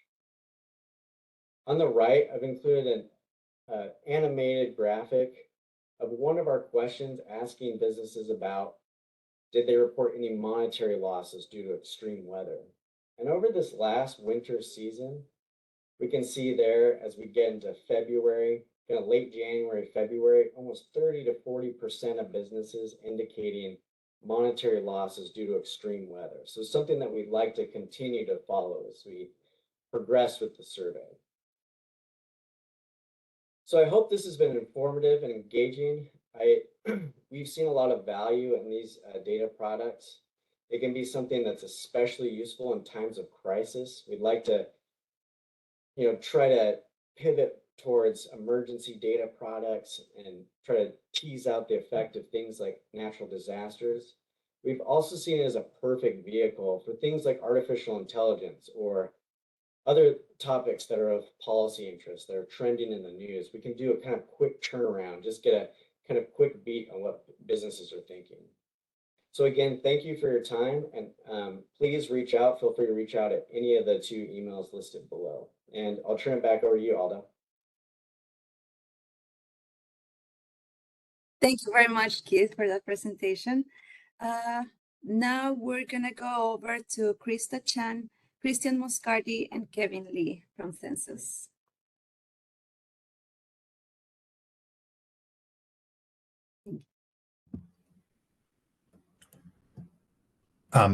Great. Thanks, Alda, and thanks to the previous presenters as well. I think Keith kind of set us up quite nicely here, mentioning the supply chain and teeing up the motivation. I almost don't have to give my little intro spiel. But next slide, please. For this talk, we're going to essentially start out just explaining, where all this interest in supply chain came from. Like I said, Keith kind of has us covered there. We're going to then share a tool we've developed to help make supply sort of data more available for supply chain analysis. From there, we will share some of the challenges that we run into in producing such a tool to kind of meet demands of supply chain oriented data users. And then last, we're just hoping to, kind of have a discussion at the end here about, some of these challenges, what similar challenges others are facing in their data dissemination efforts, and, how we can resolve those. So next slide, please.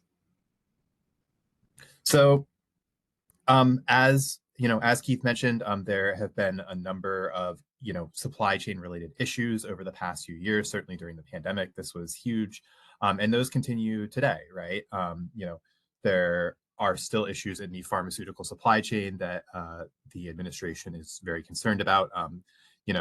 Now that things are a little more stable, there's a lot of interest in ensuring that our supply chains remain resilient for the future. And these crises keep happening, right? Just a couple of weeks ago, the Key Bridge in Baltimore collapsed, which, could have had pretty substantial supply chain implications, given that it brought the entire port of Baltimore down.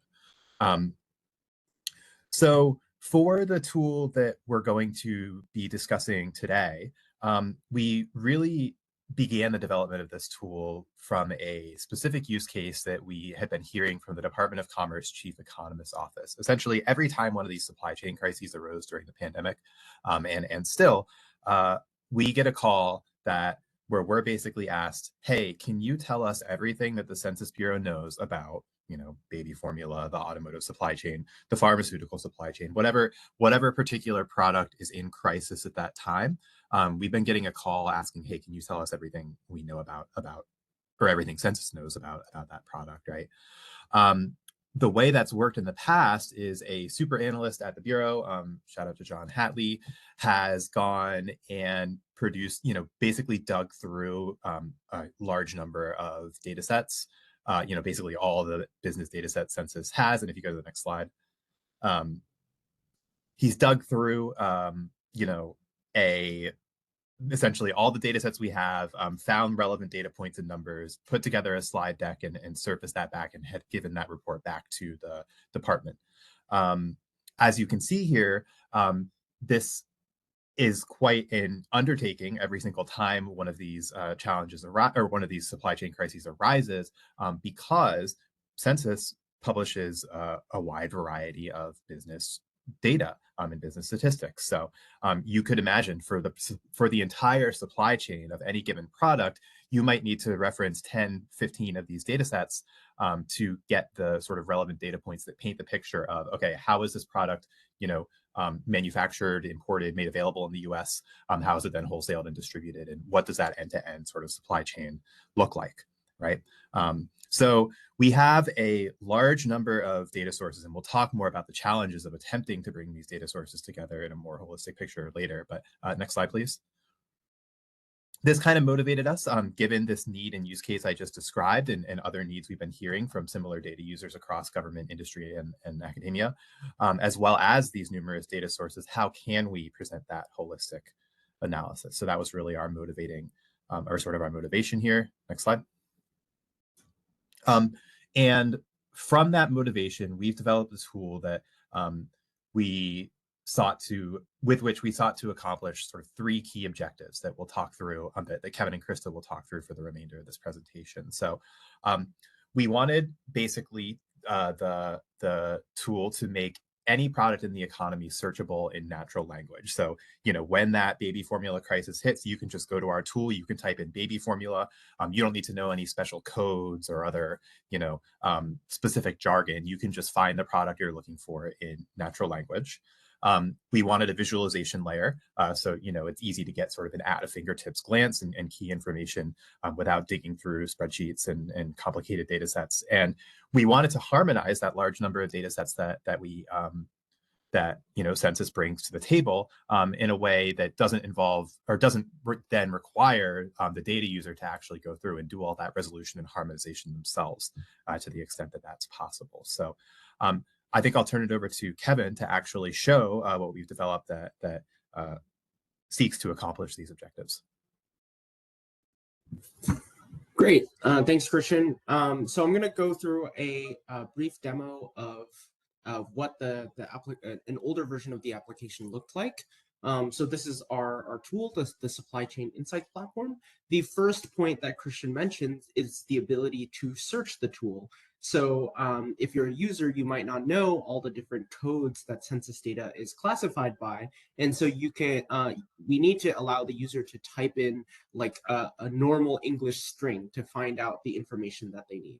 So in this case, let's say the user types in pharmaceuticals. We have a model that turns this free text into a product code within the harmonized system. So this is an international trade coding scheme for customs, imports, and exports. In our case, our model is a logistic regression classifier, and it's trained on different customs declarations. And there's many different ways of measuring its accuracy, but right now it's standing at about 72% accuracy on getting the right code on a set of common queries. And so we're working on improving this in a number of ways, including trying to gather more training data and different classification techniques as well. So now when the user presses search, they get this visualization, this dashboard filled with different kinds of information, including information on the industries. So in this case, the industries that manufacture that particular good, where those industries are located, and other statistics sort of about those industries. And furthermore, if the user clicks on the By Product tab, they can also see information about the import and export and supply of this good in the United States. So all of these visualizations were created using Python Dash, which allowed us to create sort of quick visualizations like this one. But in the meantime, we're working on a number of different new visualizations that are trying to combine these pieces of data in interesting ways, trying to understand the different relationships between different industries and between different products as well. So for the third component, I'd like to turn it over to Krista to talk about how to harmonize the different data sets to provide all of this data for this front end.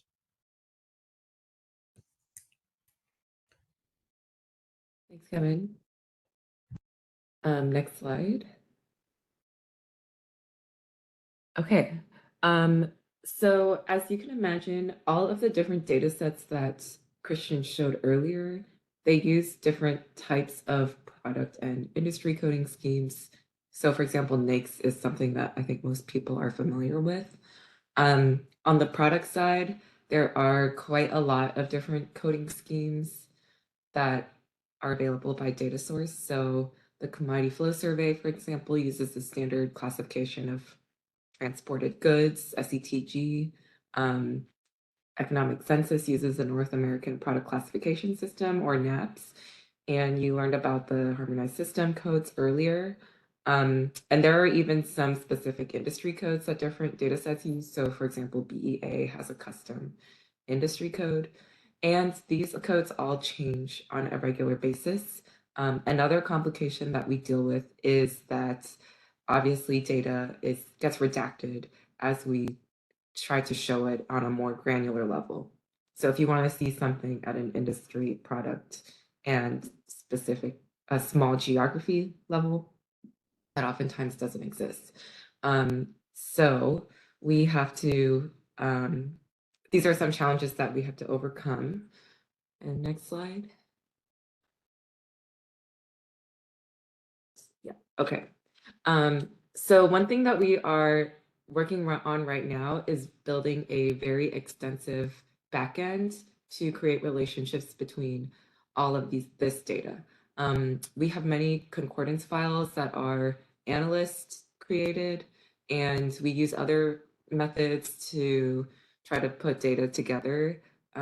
So for example, we have certain data sets that can tell us the top products that different industries create. So that helps create a connection between products and industries. So we are kind of in the thick of building out this very complex web of data relationships and entities right now. Right here is just a small snapshot of all the different entities that we're building out. And by doing something like this, we're able to ask a lot more questions of the data and easy traversal across data sets. So for example, we can ask, what are the material inputs of industries which are top manufacturers of wood? Or where do top products of the pharmaceutical industry get imported from? Or what is all the data that we have about cars in the state of Michigan? So we just want to empower users to be able to ask questions like these very quickly. Next slide. Okay. So what we've accomplished so far is we have 5 data sets incorporated into our tool, and that was kind of shown in the slides that Kevin showed earlier, previewing the first version of our tool. And we do have a lot more work to do. So as you can imagine, a lot of times crosswalking in between different codes is not perfect. So we want to do more research to help guide the user towards the correct code or create a more sophisticated search. Right now we have that model that Kevin showed, but we think that there are other methods we can use to help the user find the appropriate code. So this is an example of, I think, the pharmaceutical code that was shown earlier. And this is just a subset of all the different NAPS codes that could correspond to this HS code. So medicaments in measured doses, etc., could be a number of things. So on the NAP side, they kind of split it up between pharmaceuticals for different parts of the body. So that's one challenge that we have to overcome in helping the user find their code. We also want to include a lot of the other data sets that Christian showed earlier. So we've heard a lot of feedback about labor being an important topic in supply chain, and then we're also actively working on incorporating industry inputs and outputs. And we're going to be continuously testing and getting feedback on this tool and creating new visualizations to improve it. So we welcome any input and comments and questions from you all. Next slide. Yeah, so feel free to reach out to any one of the 3 of us. We would be happy to chat and answer questions. And that's the end of our presentation. Thank you.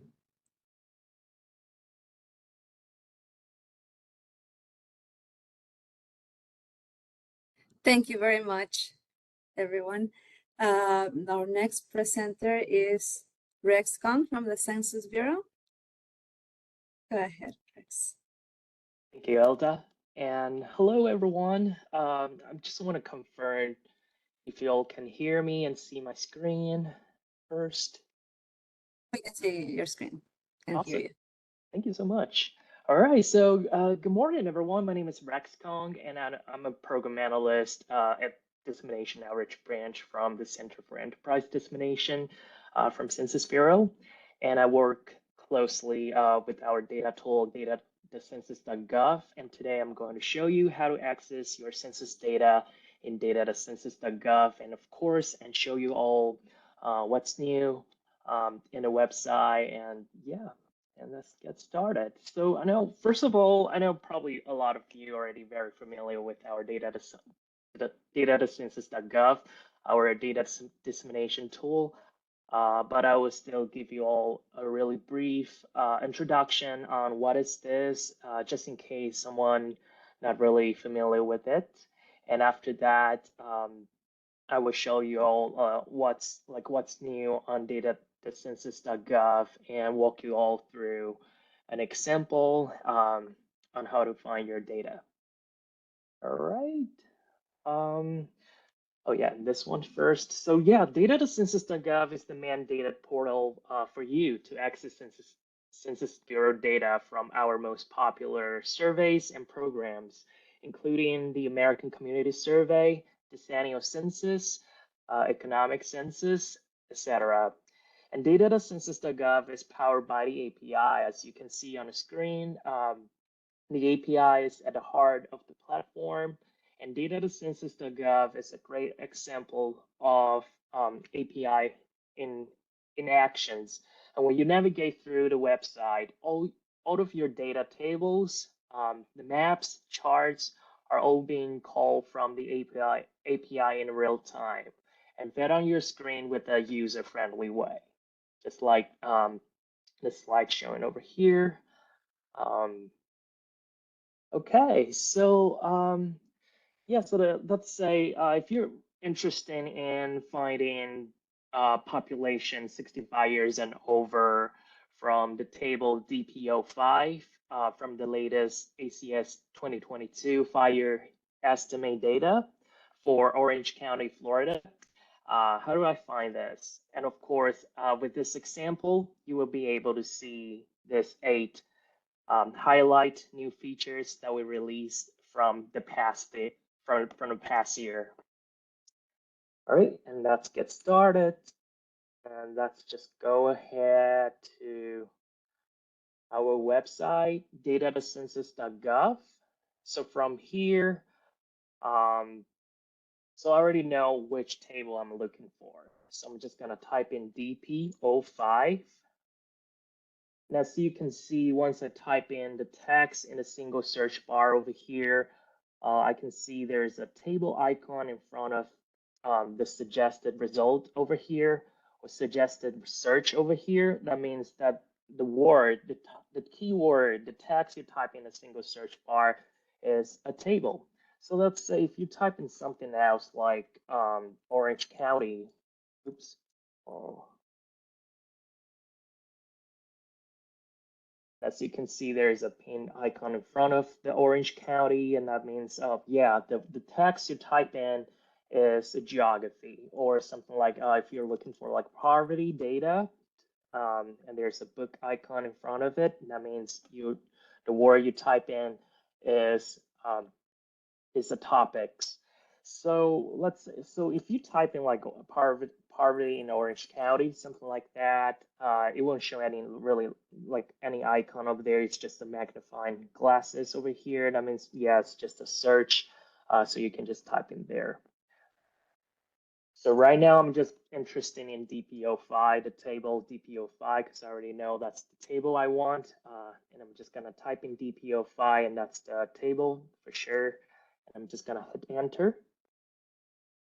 And now I can see there's a table result over here, but I'm gonna click on this filters panel, this button over here, and it will just pull up a filter panel on your left.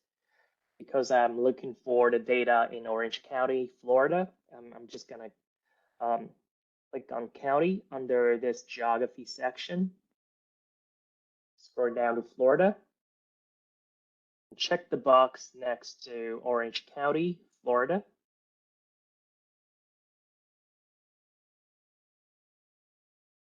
All right, so once I check the box next to it, confirm my variables already applied to my search over here, and I'm just gonna close it and click on the first table. I'm gonna close this left filter panel by clicking on there. Now I can see the full table over here. And yep, there's 65 years and over. That's the data I'm looking for in Orange County, Florida. But I noticed that this table is ACS 1 year. So this is one of the new features we released from the past year. So right now you can tell like what kind of table is this by checking on information in this drop down. This product drop-down menu over here, it's from DPO5, the table title over here, and which program and surveys, and also which vintage. But now I'm looking for ACS 5 years, so I'm just gonna go ahead and click on anywhere in this box, and I'm going to switch to ACS 5 year. All right, now this table is showing ACS 5 year for Orange County, Florida. And this get DP05. So let's say I'm also interested in all the neighboring county around Orange County, Florida, and I'm going to map data to see like compare all of them. And I'm just gonna go ahead and click on the Maps tab over here, or I can also click on the map icon on the top of the table. And now the table would just automatically switch to the map. So from here, right, still running. All right, so from here, you can see the Orange County already applied to the table over here, but I want to select all of the neighboring counties. So from the past, we usually just click on the geography and click on this select to, select one by one, or using this box selection tool to select different geographies. But now we add two different selection tool over here, circle selection tool and leasehold selection tool over here. So now you can easily just draw the geography you want. And as you can see, once I already select all the geographies or the neighboring counties I want, and it will show the data over here. But this data is still showing the male total population for male in for this geographies. I don't want. I'm only looking for 65 years and over population, so I have to switch to that variable. So from this is also one of the new features, the new drop-down menu over here. When you click on that, the data would just default to the first one, and it's also the percent, but I'm looking for an exact number. So I have to click on this number over here under units to switch to the exact number. And of course, I need, I'm only interested in 65 years and over, so I'm gonna scroll down to the drop-down menu and switch to 65 years and over. Now, yep, the variable already apply 65 years and over total population. And yep, it's already over here. I can see a number by clicking on this table as well. I can compare all of them. So now, let's say I want to download this data to my computer. And I've also noticed that there's a 65 years and over total population title on the top of this map. I feel like that's too long. I want to change the title to my preferred one. I'm just going to click on this box and delete the title. Let's just say older population in Orlando metro area. That's my preferred title. So now we also have this new feature that allows you to change your preferred title for the map. So once I change that, I want to download this map. We also now have a new functionality of downloading this map. So as you can see on the top, there's a print icon over here on the top. You can just click on that print icon and it would just download your map into a PDF file. And it would show exactly what it looks like on a screen. All right, it's still downloading. All right, I think it's over here. All right, so once I open the PDF file, yep, as you can see, it looks exactly like this one. And when you scroll down, you can also see some notes from the program and surveys from that table. All right, and now I'm going to go back to the table, the full table. I'm just going to click on this table icon over here and click on view full table, and it will just bring you back to the full table. So let's say I want this data, I want to have like put in my paper or something like that, the reference. I want to cite this resources. Now we also add a cite icon on the top of the table. Now you can easily just click on that and copy the citation from here. Depends on which style you prefer, MLA, APA, and you can just copy that and to your paper or article. And last but not least, we have a new Pop Story app. So from here, I'm just going to go back to the landing page of data.census.gov. And there's the apps tabs on the top. Just going to go ahead and click on that, and you can see there's a microdata access tool over here. And now we have a new population pyramids, this new Pop Story app over here. When you click on that, it would just bring you to that application. And you can see some very interesting statistics over here, fun facts, etc. Some data visualizations over here. And when you just click until to the last slide, this one, the last one, how does your community stack up? Now you can just type in any geography you're interested in. So let's say I'm interested in Boca Raton, Florida. Just gonna hit enter. And I can see, oh, there's the data for this. There's a population pyramid for Boca Raton, Florida. And I can also click on the title, and it would just bring you to our geography profile for the geography you just type in. You can view all the popular statistics and more data visualization, more statistic from here.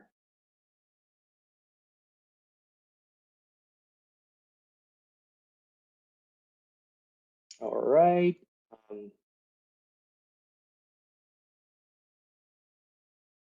So yeah, so our development depends on your feedback, and thank you all for, from the past, we heard you and we implement some feedback from you all to our website, and please continue to send us any feedback, any suggestions, and if you have like any functionality you want to see on our website, please continue to send us your feedback, comments, and suggestions.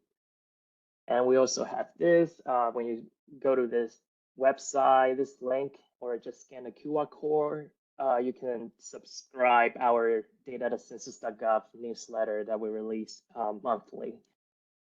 And we also offer some workshops, some free workshops when you go to this website, and you can just select which topic you're interested in or like which level you are in and just register.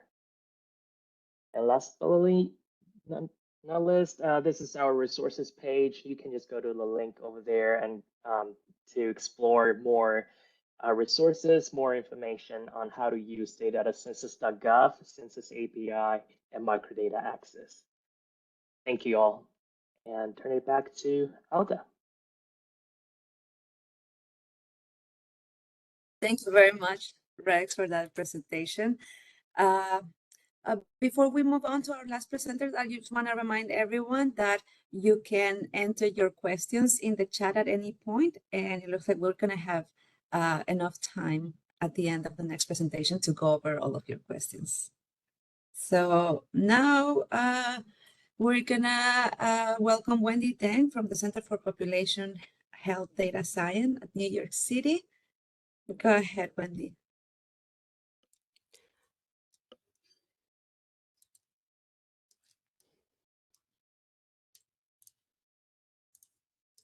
I'll let you know when we can see your screen. Hi, I would like to do a technical check. Can you hear me and see my slides? Yes, we can hear you and see your slides. Thank you, Alda. Hello, everyone. Thanks for taking the time to join me today. Let's now switch gear to look at some local government data. I'm excited to share with you our exploratory work that utilized synthetic data for reducing disclosure risk in municipal health surveys. So this project is a collaboration involving colleagues from the New York City Health Department alongside Monica Hu from the Vassar College. Before we dive in, I just want to give you a quick overview of the talk. We will start with the background of the project. Next, I will talk about the method for assessing disclosure risk, and we'll move on to discuss the mitigation solutions and highlight some key findings. Finally, we will share some takeaways and discuss practical considerations. Let's start with the motivation and some general background. Local government agencies such as the New York City Health Department conduct health survey to improve the population health. While agencies have the obligations to share this data with the public, data stewards are facing dual challenges in protecting the confidentiality of survey respondents and maximizing the data utility of the record level data. So one notable concern is the potential risk of re-identification of survey respondents by the linkage to the administrative database. As the data collection and sharing grows and evolves, we need to modernize and research on the best practices for data protection while seeking to increase the data access. The objectives of our work is to establish systematic methods to assessing disclosure risk, implementing effective mitigation solutions, and evaluating both the utility and risk reduction after the mitigation. So I will demonstrate our approach using the 2021 New York City Community Health Survey as an example. So briefly, the New York City Community Health Survey, or CHS, is an annual health surveillance survey that collects self-reported health and related data from around 10,000 adults New Yorkers. I included a screenshot of survey information on the right here. Anyone who is interested can scan the QR code to explore it further. Let's now explore the strategy we utilized for risk assessment.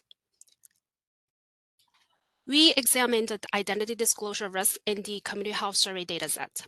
The risk pertains to the possibility of a malicious intruder being able to correctly identify an individual in the New York City population with the information, such as the identifying variables from the public use CHS dataset. So we first applied the safe harbor guideline.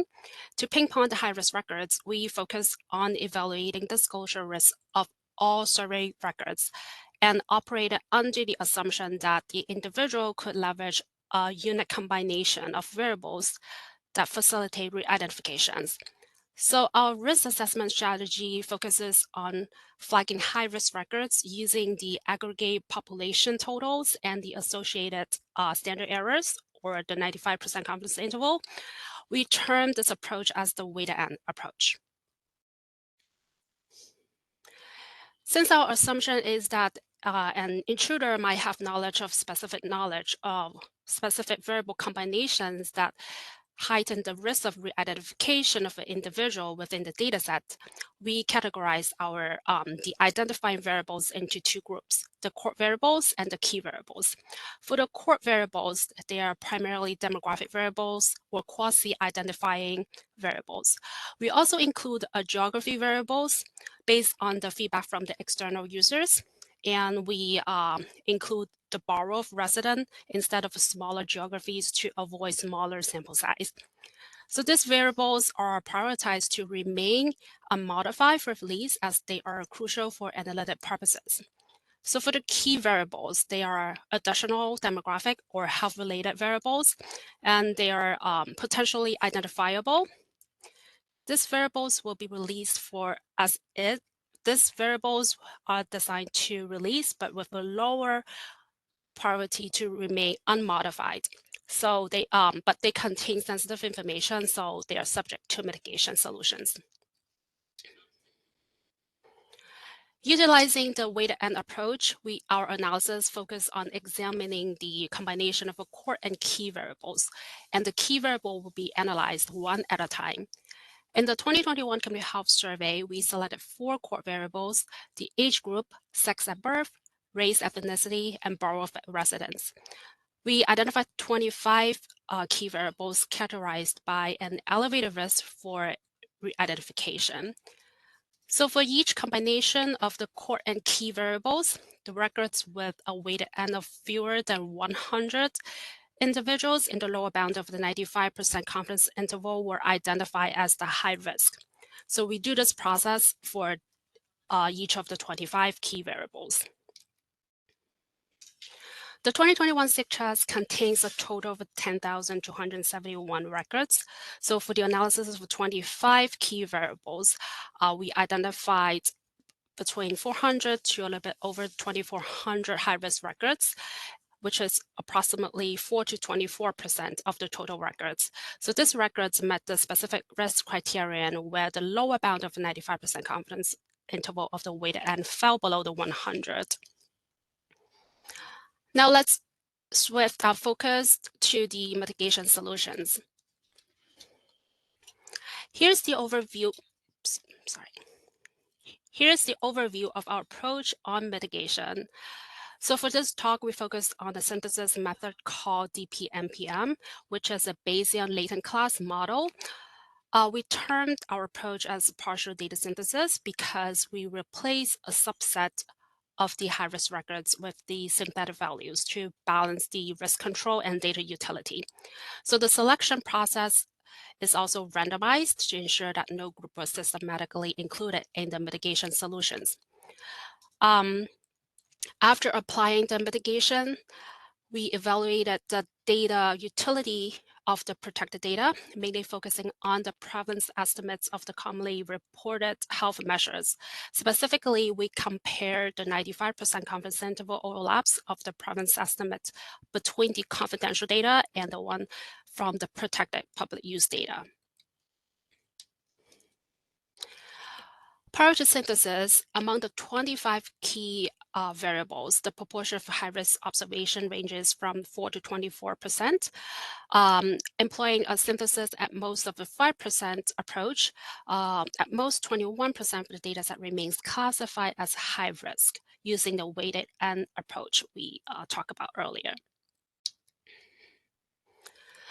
In terms of the data utility, the resulting synthetic data set preserves a high level of utility. For crucial health measures, it achieves an average overlap of at least 95% between the confidence intervals from the original data set and those from the synthetic versions. Note that we presented the results of the synthesis at 5% here, but we also experimented other thresholds such as 10%, 20%, but the result of synthesis at most 5% results in a satisfactory balance. Here's a recap of the trade-off between the risk and data utility using the DPMPM method. So in the chart here, we plotted the comparisons for 4 variables that underwent mitigation solutions. The y-axis here is the percentage of high-risk records after mitigation, and the x-axis is the utility, which represents the interval overlap of health measures before and after mitigation. So a smaller percentage of disclosure risk towards the bottom, shown in the orange arrow, indicates the lower risk, while the larger percentage of utility shown in the blue arrows towards the right indicates a higher utility. Overall, DPMPM shows higher utility, but at the expense of slightly higher disclosure risk compared to other methods. As we wrap up, I would like to share some key takeaway and lesson learned from our experience. So every mitigation solutions involve a risk and utility trade-off. So our strategy is to evaluate both the utility and risk of the protected survey datasets and to compare the results of different mitigation solutions. Additionally, we prioritize documenting detailed steps in hope to create a comprehensive data protection toolkit that would help us to make well-informed decisions. Another key takeaway is the multiple consideration in setting the parameters in data protection process, such as setting the threshold to identify the high-risk records and determine the percentage for high-risk observation to be synthesized. So we explore different cutoffs and assess their impact on the mitigation process. Based on our project's findings, we offer the following practical consideration for future projects. First is the timing of the mitigation implementations. So should mitigation strategy be incorporated at the very beginning, or should we start thinking about this until the data is being prepared for public release? Next, we should consider the scope of data for mitigation. So in the New York City Health Department, there were relatively large scale of population-based health surveillance survey with a sample size of 10,000 plus, such as the SIGCHAS I just demonstrated, or some topic-specific one-time survey, which typically contains a smaller sample size, about 1,000 to 2,000. So should this approach be universally applied to all data sets, or should we consider multiple versions of the data set depending on the scope of this data? Another significant consideration is the retroactive mitigations. So this raised the questions about whether all historical data sets should undergo the same processes to align with the current data privacy standards. And lastly, it is essential to establish a clear protocol to address external user inquiries, especially when they have concerns or found discrepancy between the estimates from the synthetic data and those published by the health department. Crafting a transparent and informative response strategy is key to maintain trust and credibility for the government agency. I hope you found this talk informative, and here are some references for our work. Thank you all for your attention. Please reach out if you have any questions, or if anyone would like to share their insights or experiences on this type of work, we would love to hear from you. Thank you.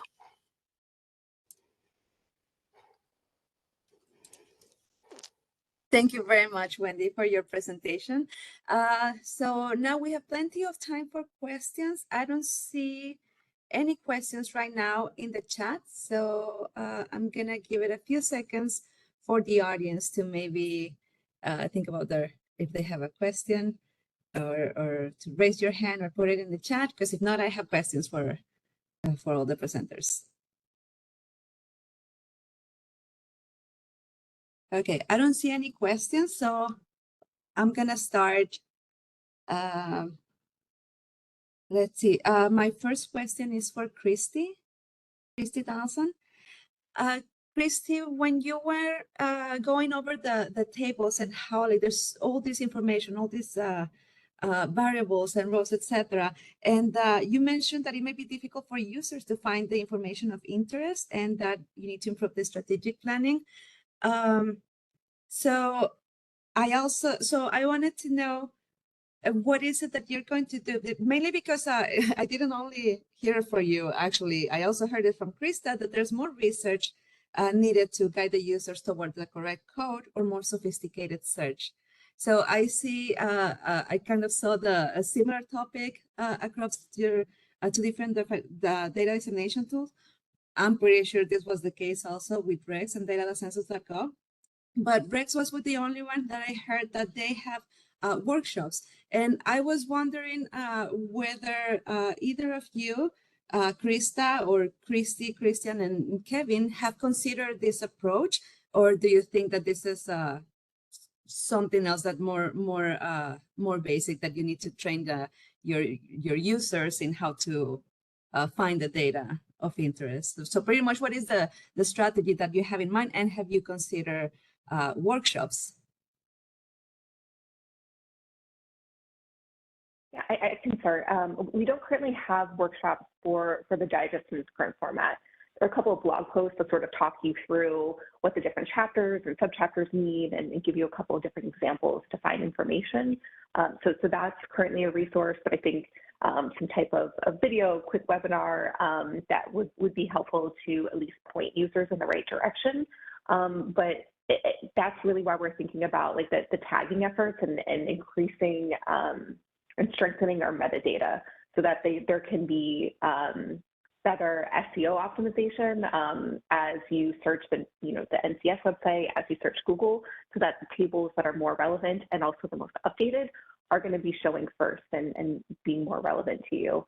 I think as we move toward our modernization plan and begin to update the products, digest is not going to have the same feel that it used to and that it's had for 60 years that users are really familiar with.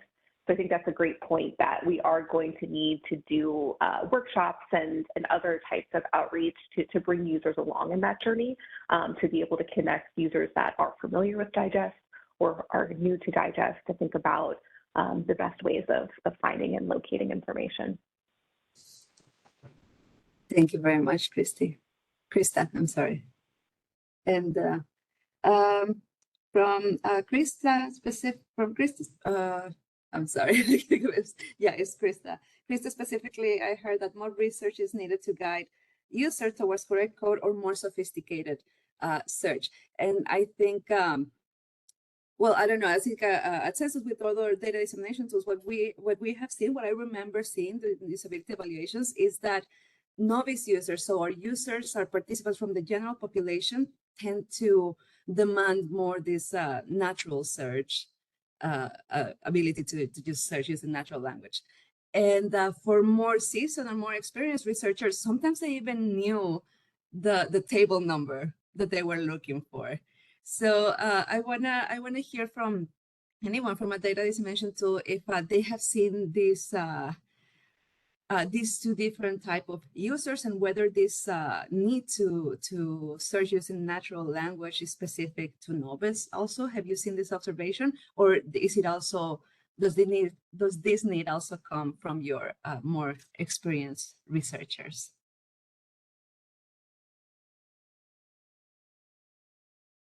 I can take a stab at this, but Christian and Kevin, feel free to chime in. From the people we've talked to, my observation is that a lot of folks know what industry code they want, but not necessarily on the product side, especially because there's so many different coding schemes for different types of products.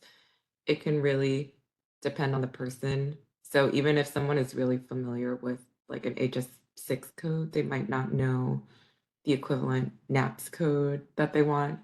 So that end is a little bit more complex, but that's an interesting question. I think we'll start to observe this as we talk to potential users. Yeah, I just, oh, did someone else want to? No, go ahead.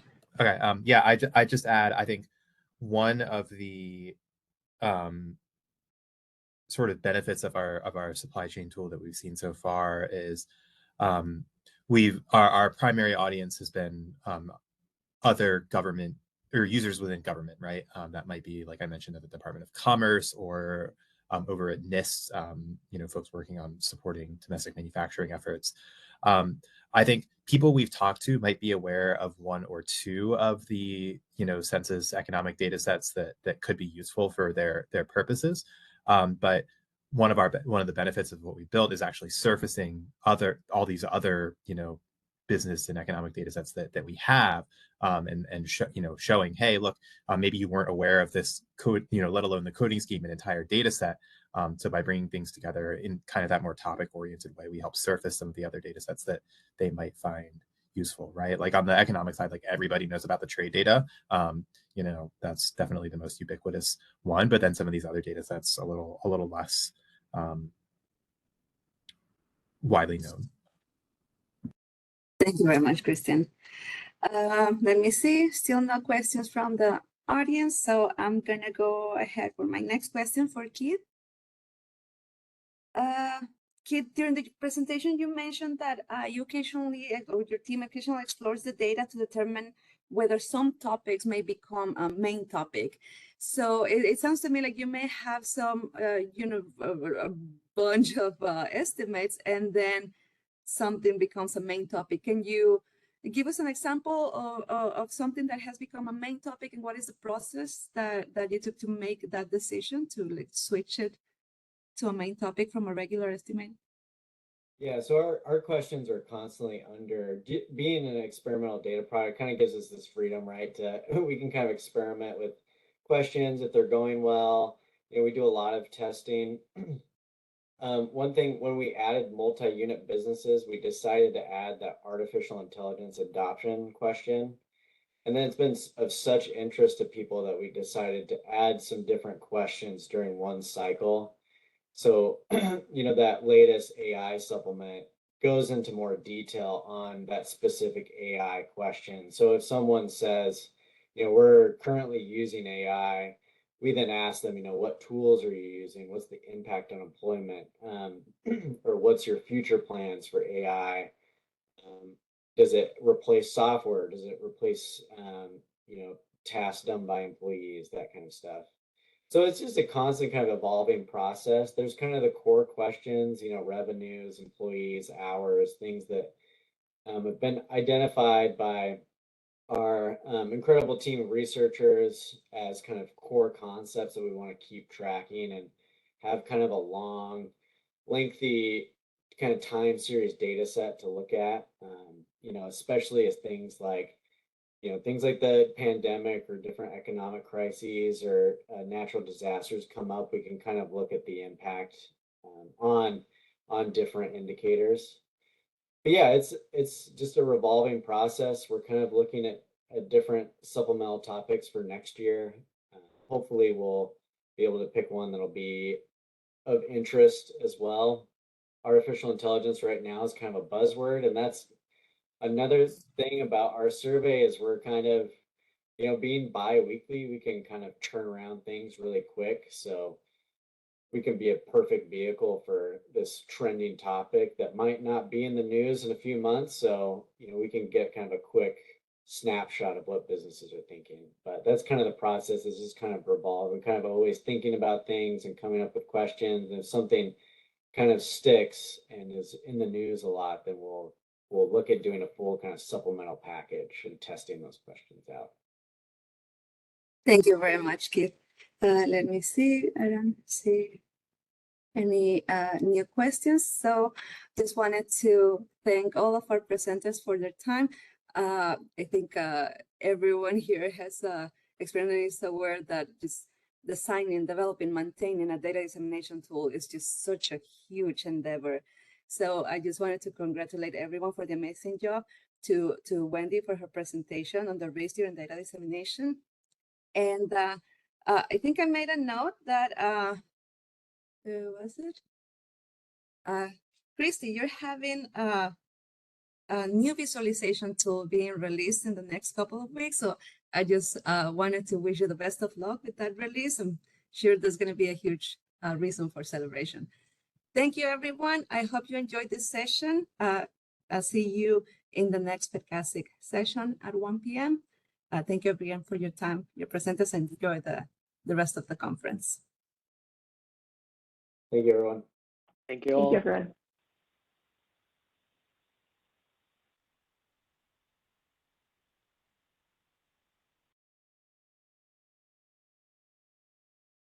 One.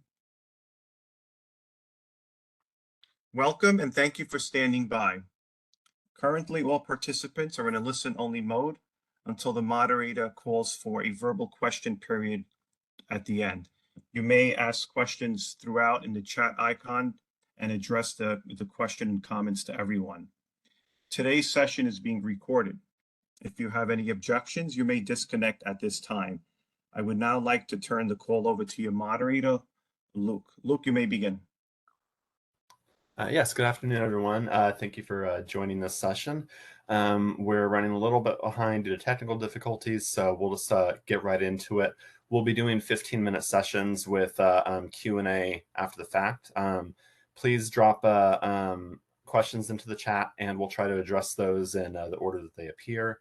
And feel free to raise your hand as well, and we can call upon you to ask questions to our guest speakers today when we're into our Q&A period. But let's go ahead and get started with our first session. I would like to introduce Kirsty Weitzel of RTI International.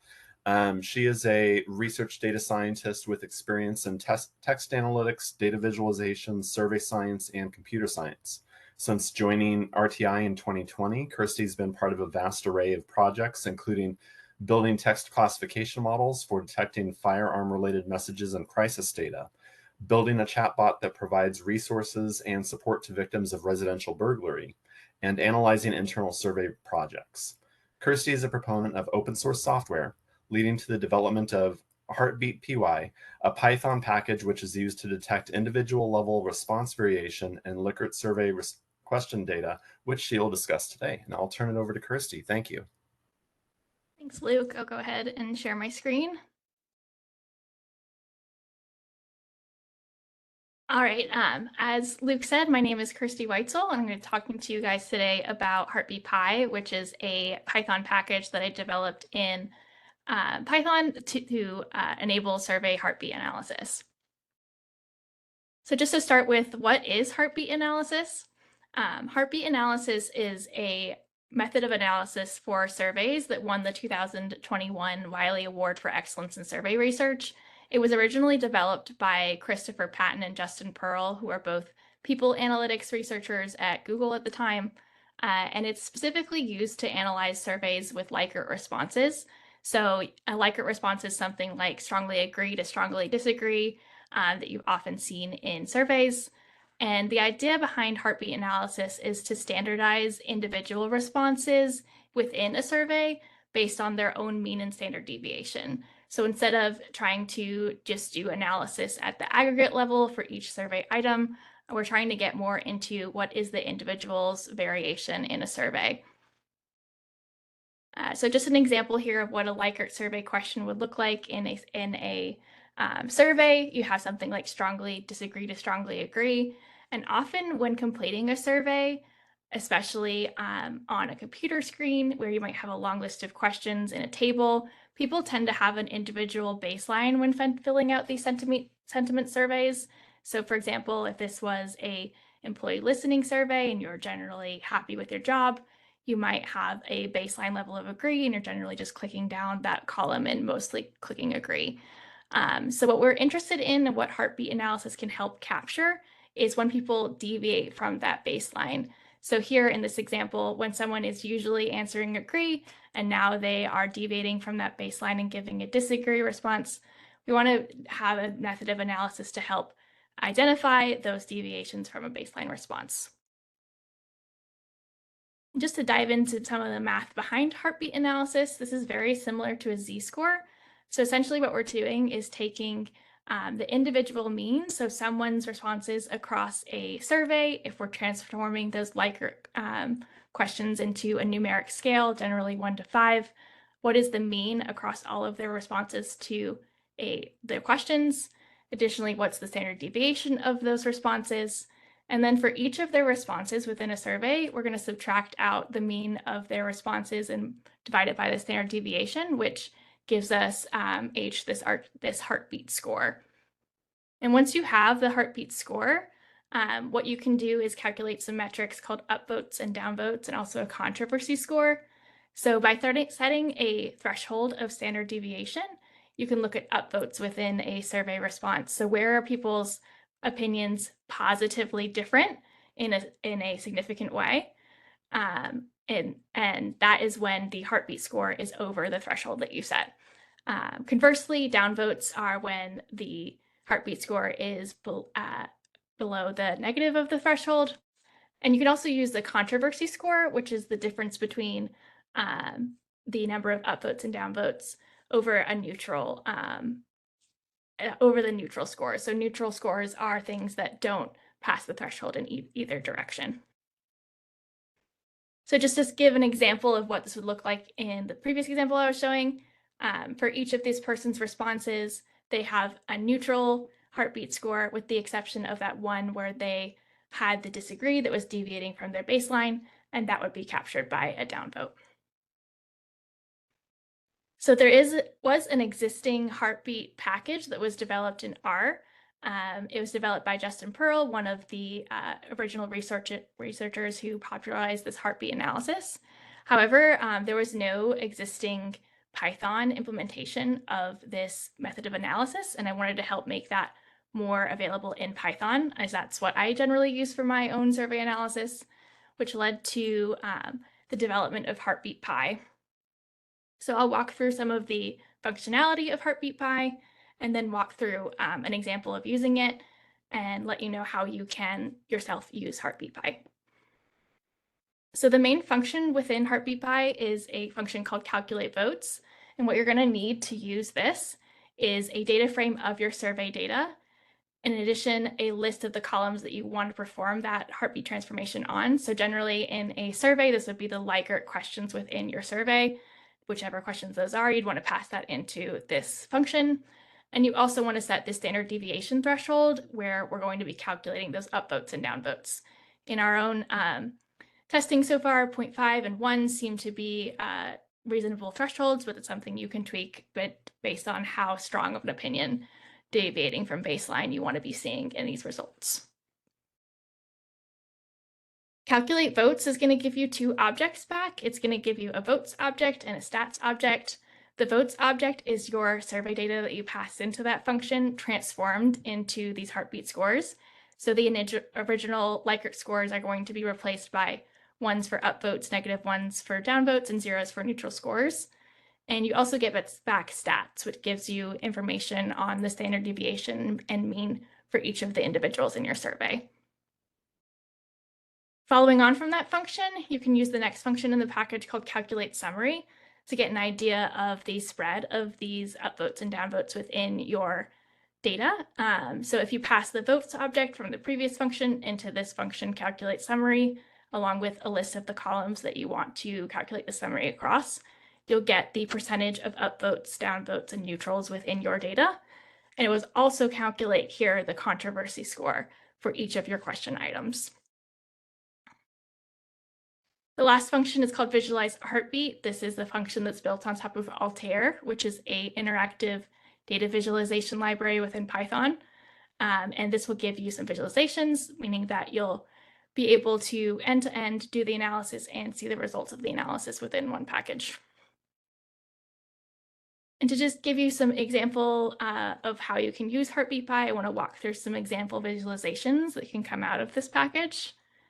And to do that, I'm going to focus on some publicly available data that I can share with you.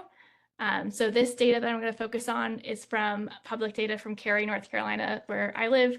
It's autonomous shuttle pilot. So last year they had a pilot within one of the parks where they had these autonomous vehicles that were running within the parks, and they had a publicly available survey data set where they're asking people questions about how they felt about their experience with these autonomous vehicles. So in a traditional Likert analysis of this survey items, you would see something like this. You see the distribution of strongly agree, agrees, and other responses for each of the Likert questions within the survey. So if we're looking at the questions that were asked in this survey, you can see that overwhelmingly, like, the response is pretty positive if you look at the combination of strongly agrees and agrees across these questions. So this is what you would traditionally do in a lot of survey analysis, look at things at the more aggregate level across the whole survey. And now I'm going to show you some examples of what you can get out of HeartbeatPy by using heartbeat analysis.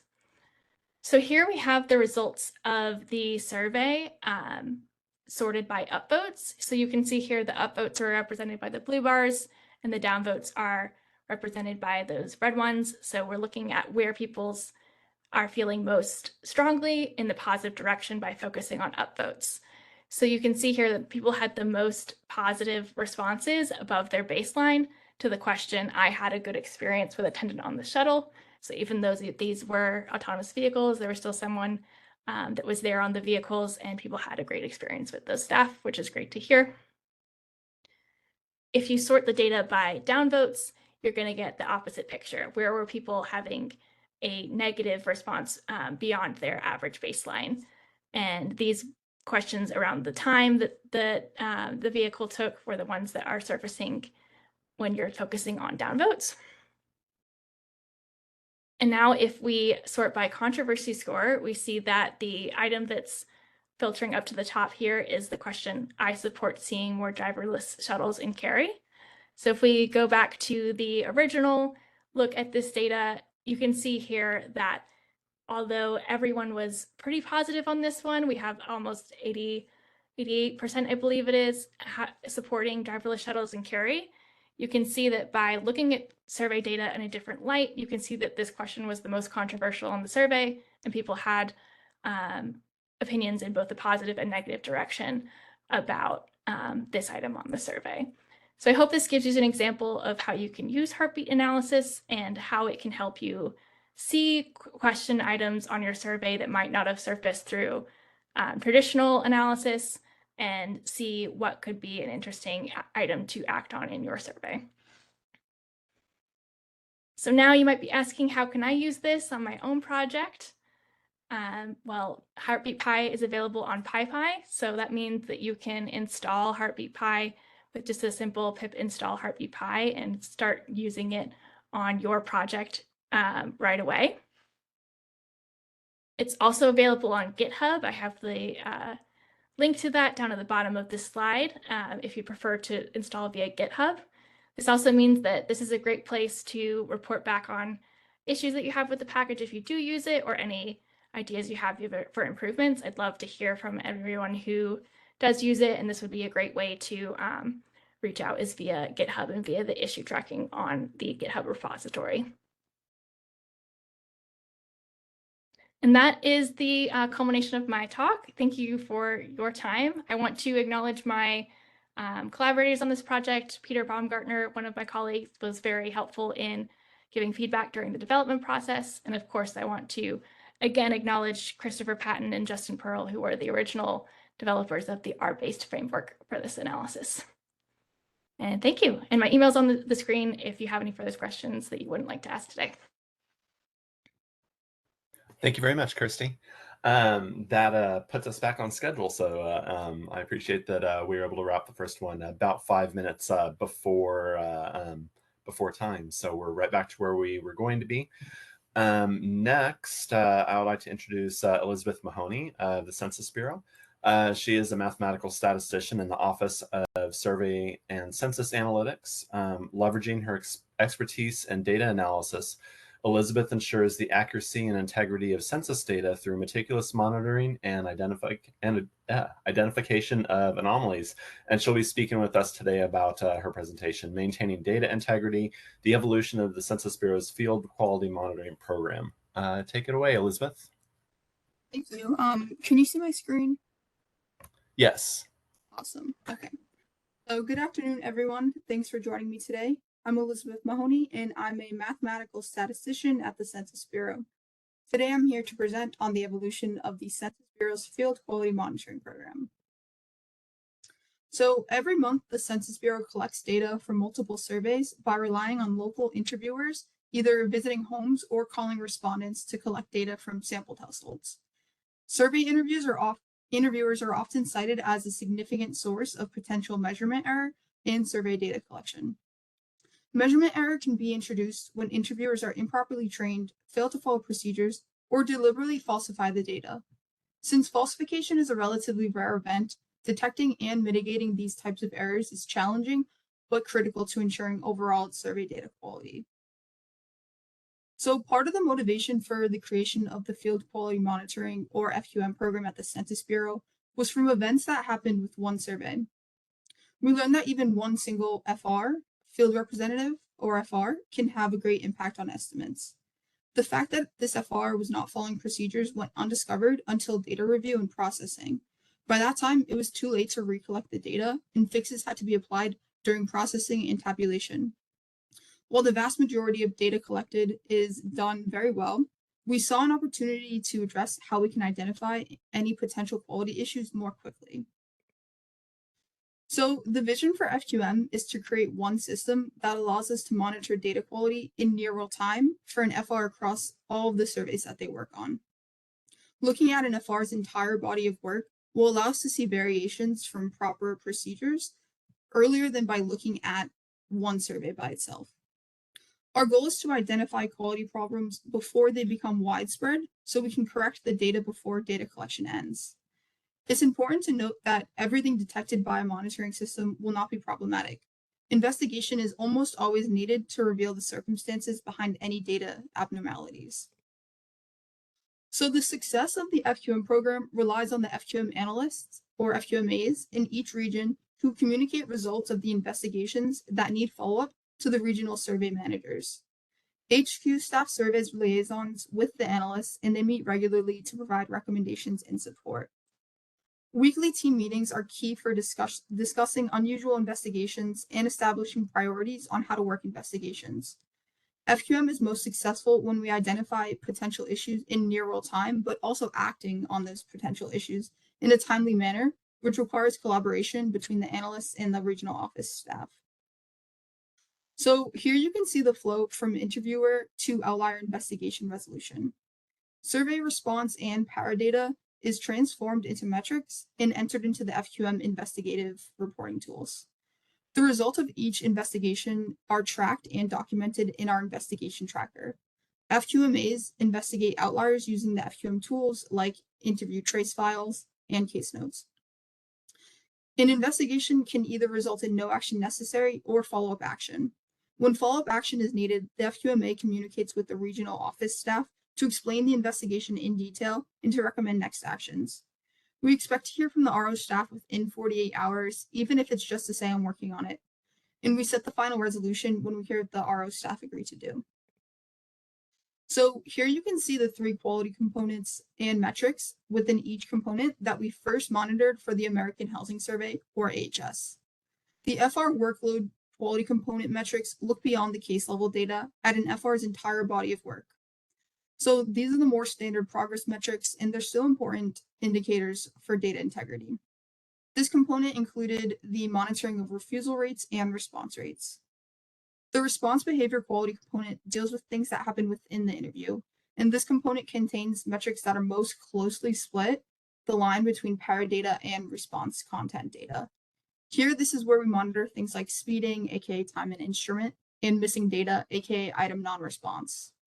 While closely related to response behavior, the interviewer behavior quality component is distinguished by its relationship to interviewing procedures. Interview behavior metrics are associated with things that rely completely on the FR, such as the time between interview attempts and entering contact information. For AHS, we just looked at the days since the last contact. So FQM started with those 9 metrics, and AHS was our pilot survey. But it's not enough to just compute metrics. You need to know if the metrics are outliers, and so we use the interquartile range methodology to flag our outliers. Originally, we flagged areas as outliers for our metrics rather than interviewers, and this was done because we were unsure if an FR's workload size would be large enough to avoid volatile flagging.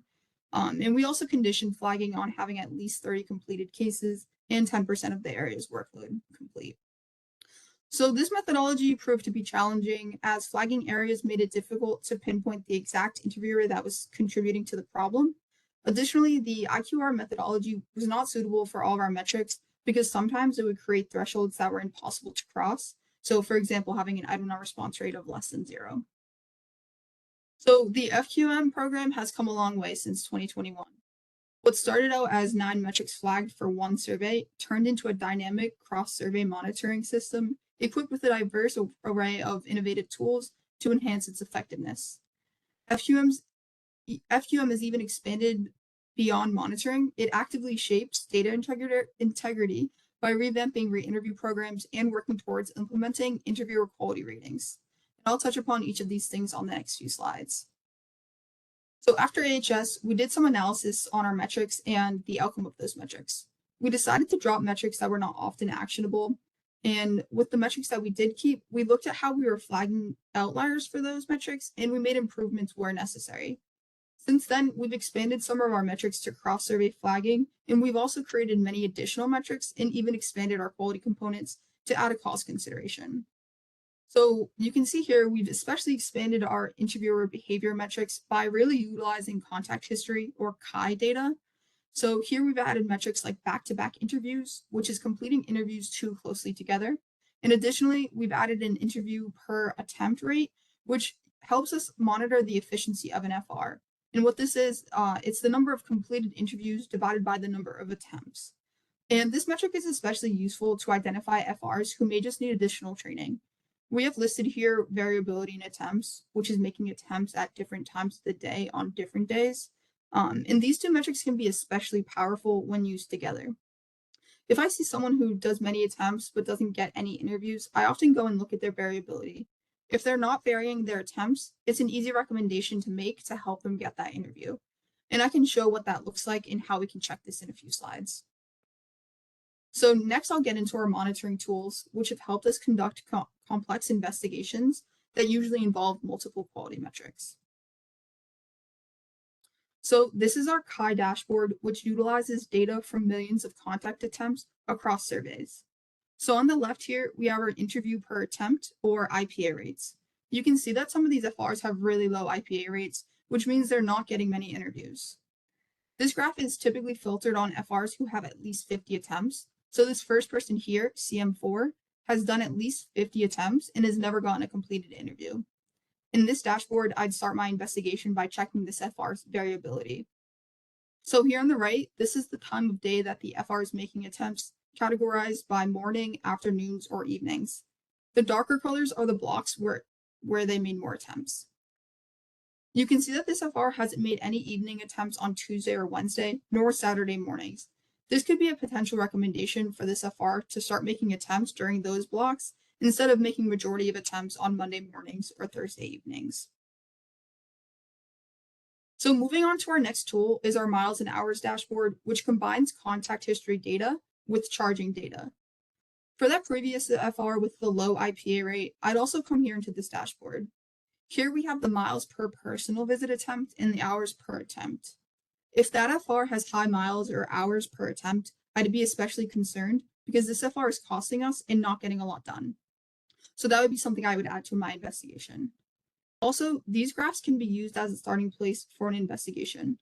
I'd be concerned about any of the FRs to the right, especially any towards the top, because that means they have high hours or miles per attempt and they're charging a lot. And if I wanted to just investigate these FRs here with high mileage up at the top, I can show you how to do that on the next slide. So we'd go to this map in the dashboard, and what this map shows us is an FR's personal visit attempts on specific days. So I don't know if you can see my mouse here, but you have these filters here, and I'd go in and I'd select interviewer 1 for whichever month I'm concerned with, and then you can add in specific dates. So here I just have the 5th of the month. And so what this shows us, it's hard to see maybe, but this green line shows us the travel path this interviewer followed for the personal visit attempts on this specific day. So, and you can see that each point has information about that above it. So let me just go through that. That is what's here. So what this is the 16.2 miles is the geocoded miles from this interviewer's home to this first personal visit attempt of the day. So you can see that it's the straight line distance, 16.2 miles, and you can see that they did this attempt at 2:34 p.m. for survey 1. And you can follow along that they did this next personal visit attempt down here. You have the same information and up here.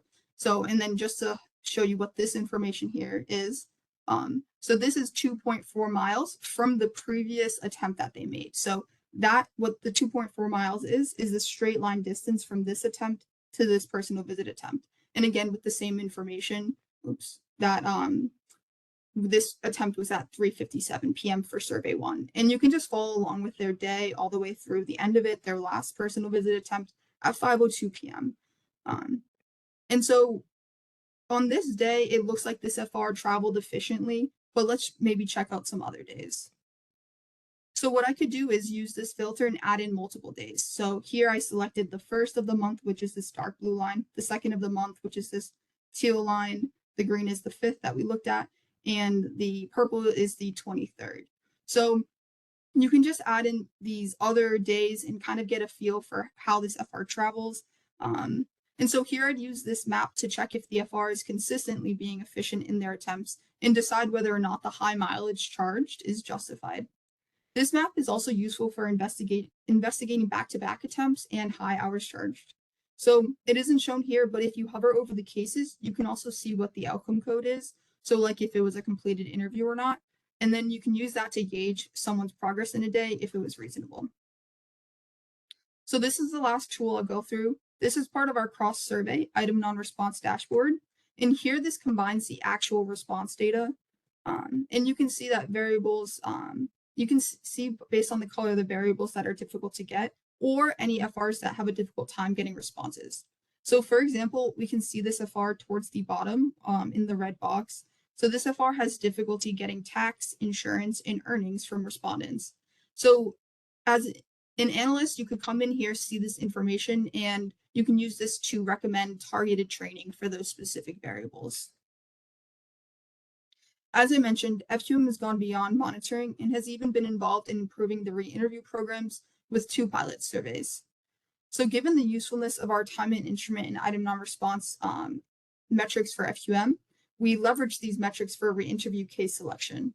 Our analysis after these pilot programs showed that cases selected based on these metrics were more successful at identifying data irregularities. To date, there have been thousands of FQM investigations since 2021. About 70% of total FQM investigations have ended in actionable resolutions, with the most prominent resolution being interviewer counseled and retrained. So the FQM program will continue to evolve with time. Our future plans include utilizing response data to create a response similarity score and using natural language processing to create metrics for flagging cases that are being completed by text and email and cases that are being completed by proxy. And for FY25, FQM has been spearheading the efforts to implement a data quality performance score for interviewers, which will be part of their official ratings. So that's all I have for today. Thank you, everyone, and please let me know if you have any questions.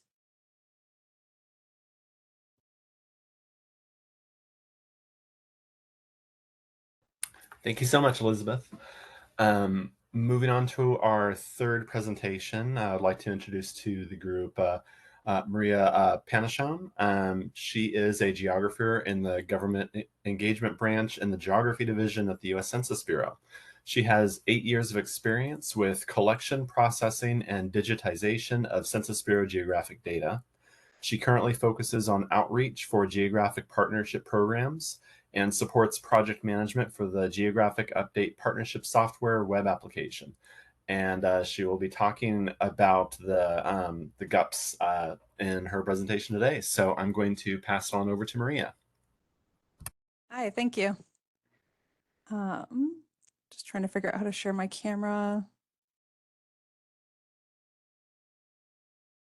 Anyways, can you see my PowerPoint? Yes, we can see your PowerPoint. Okay, we'll go with that. All right, well, thanks and good afternoon, everyone. Here we go. Okay. Hi. Good afternoon. I'm going to talk to you today about GeoDivision's Geographic Update Partnership software, otherwise known as GUPS, and more specifically about our new web version that we are rolling out for our partnership programs. So I'm going to start out with some background on GUPS. We've been using GUPS since 2015. It was developed to be a standalone application built on Quantum Geographic Information Systems, or QGIS. And this is a no-cost software for our local government partners who use it to update geospatial data, including addresses, features, legal boundaries, statistical boundaries, and as well as attributes that are associated with these geospatial features. It's been used in programs including the Boundary and Annexation Survey, the local update of census addresses, and the School District Review Program, redistricting, and many other geography partnership programs. So GUPS allows users to view our census data, upload their own data, make any updates, and then package and export these updates that they make to then be returned to us. This version of GUPS has been a great success in making participation more streamlined for geographic partner programs. And then wanting to progress further into newer technology and make GUPS more user-friendly, we're building a new version of GUPS as a web application. So just like the standalone version built on QGIS, GUPS Web is also built on open source software. This new system is designed to support the geographic update needs of our geographic partner programs. It is a cloud native containerized application, and it was released to participants in the School District Review Program and the Boundary and Annexation Program as a pilot program over the past year. And that's just the beginning. So we're planning to have this application support 16 of the geographic partner programs by 2030.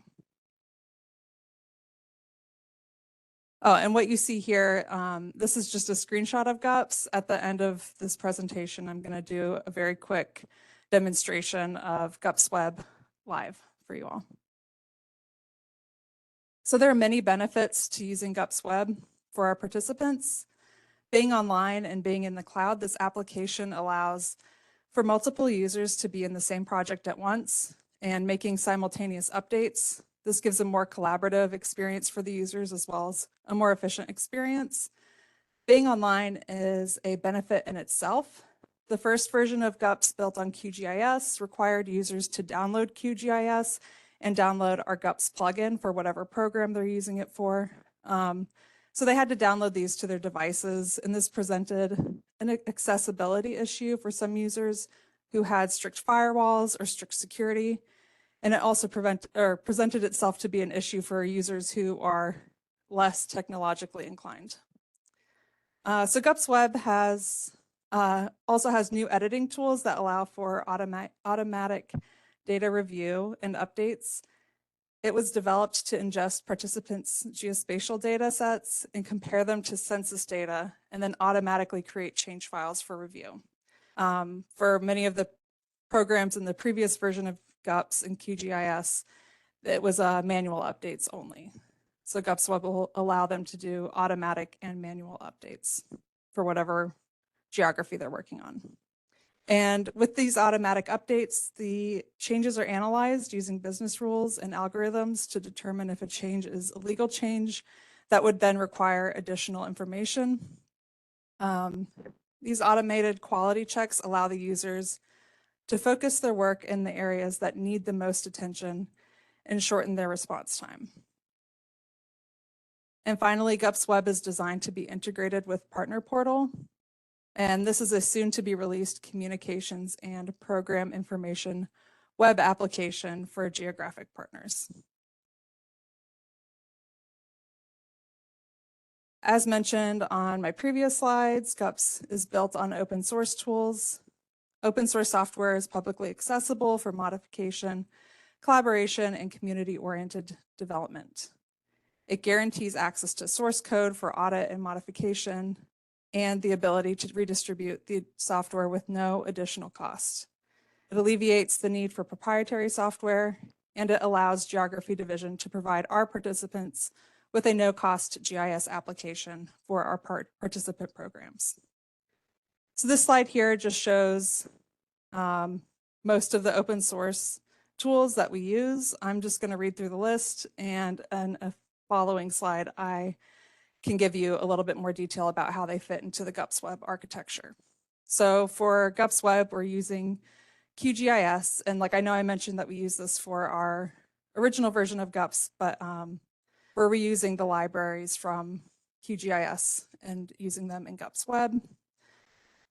We have open layers, GeoServer, Django, PostgreSQL, Apache Tomcat, Ubuntu, and Angular. And to elaborate more on the benefits of using open source, it allows for more accessible updating and enhancements of features in our source code, and it makes it more flexible for making software updates in general. Using open source enables security scans of the source code. We can use and redistribute applications without licensing costs. And we have access to no-cost support from the larger open source community, which also happens to be the leading edge technology for applications like this. And just a quick note on the architecture of GUPS Web. GUPS Web is the first cloud-native U.S. Census Bureau application to utilize a container. This container in the AWS cloud creates a more secure environment for our participant programs, and it meets rigorous federal IT security requirements. And we're taking a modern IT approach for the GUPS Web application. It is a full agile project. We're using GitLab to track the life cycle of our user stories from creation to integration. In the center panel here, you can see our system design. So in the front end, we use Open Layers, which is one of those open source tools. Open Layers generates interactive maps and performs geospatial analysis.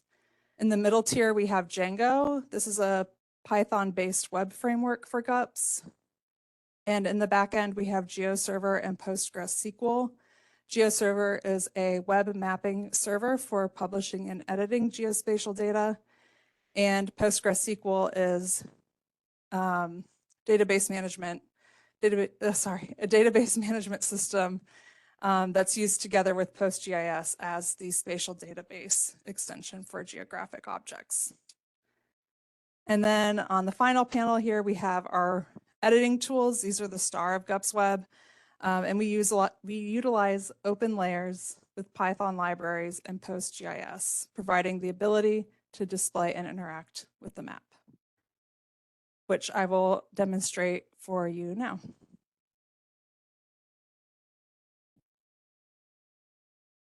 All right, caught me before I timed out.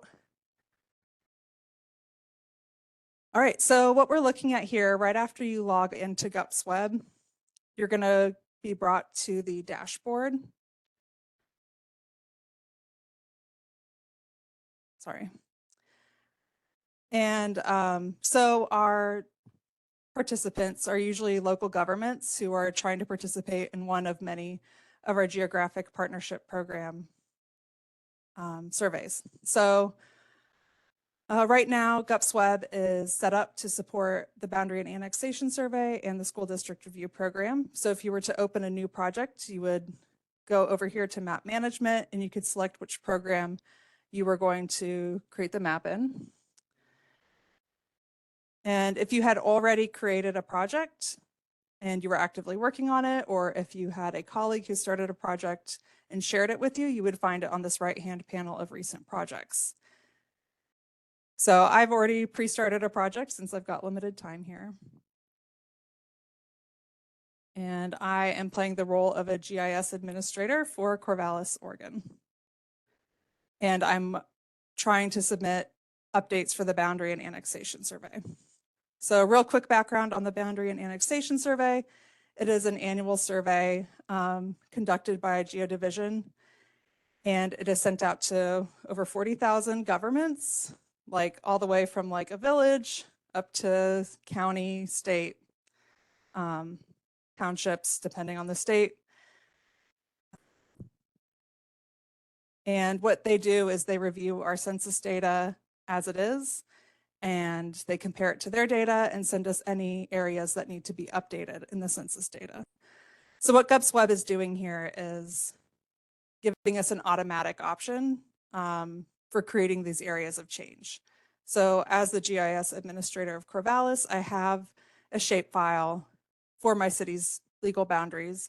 And what I'm going to do is upload it into GUPS Web, run the editing tools, and then it creates these areas of change, which you see here in green. So GUPS Web looks like many other mapping applications you've probably used. We have navigation tools. You can add imagery as needed. You've got your layers legend here. And then the star of the GUPS Web show is our edit tools. So for the Boundary and Annexation Survey, at the moment, you just have the automatic change creation tool. We are working on including a manual update tool for future years. But for the automatic changes tool, it makes your job as a BAS participant very easy.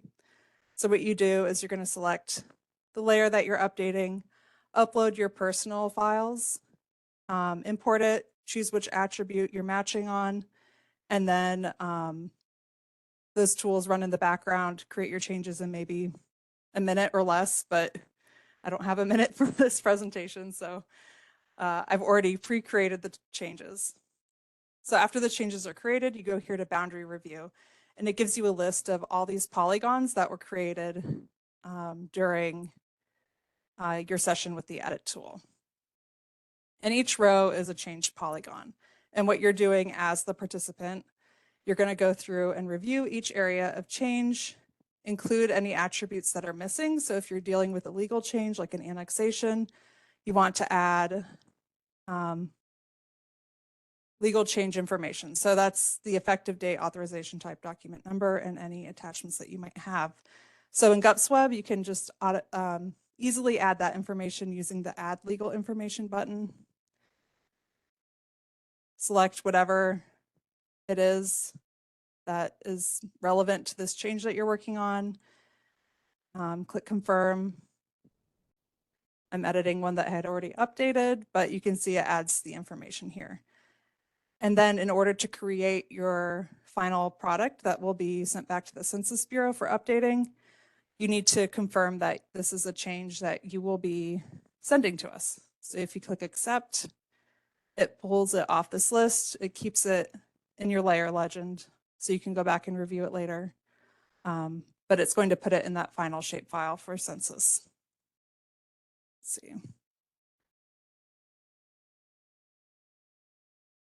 Here we are. Okay, here's a change. It's not a legal change, but let's say for just the sake of example, I realize that this is not something that I want to update in the census boundaries. And so I could say dismiss this change and it will not include that polygon for the final census submission. And so what the participant does is run through every polygon until this list is empty. They can go into the layer legend, review their changes here that they had already reviewed. And then finally, they can export to the census. And what's special about GUPS Web compared to standalone GUPS of the last 8 years is that by clicking the Submit to Census button, this will automatically package and send the data directly to the census. They don't have to download it to their own computers. They don't have to like re-enter contact information. It's just like a one-click button, and it makes the submission process a lot easier on the participant.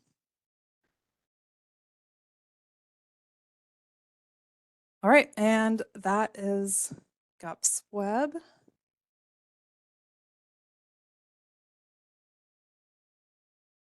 So as you can see, we've brought a lot to the table to help centralize our partner interaction and participation in geography programs through updates to GUPS.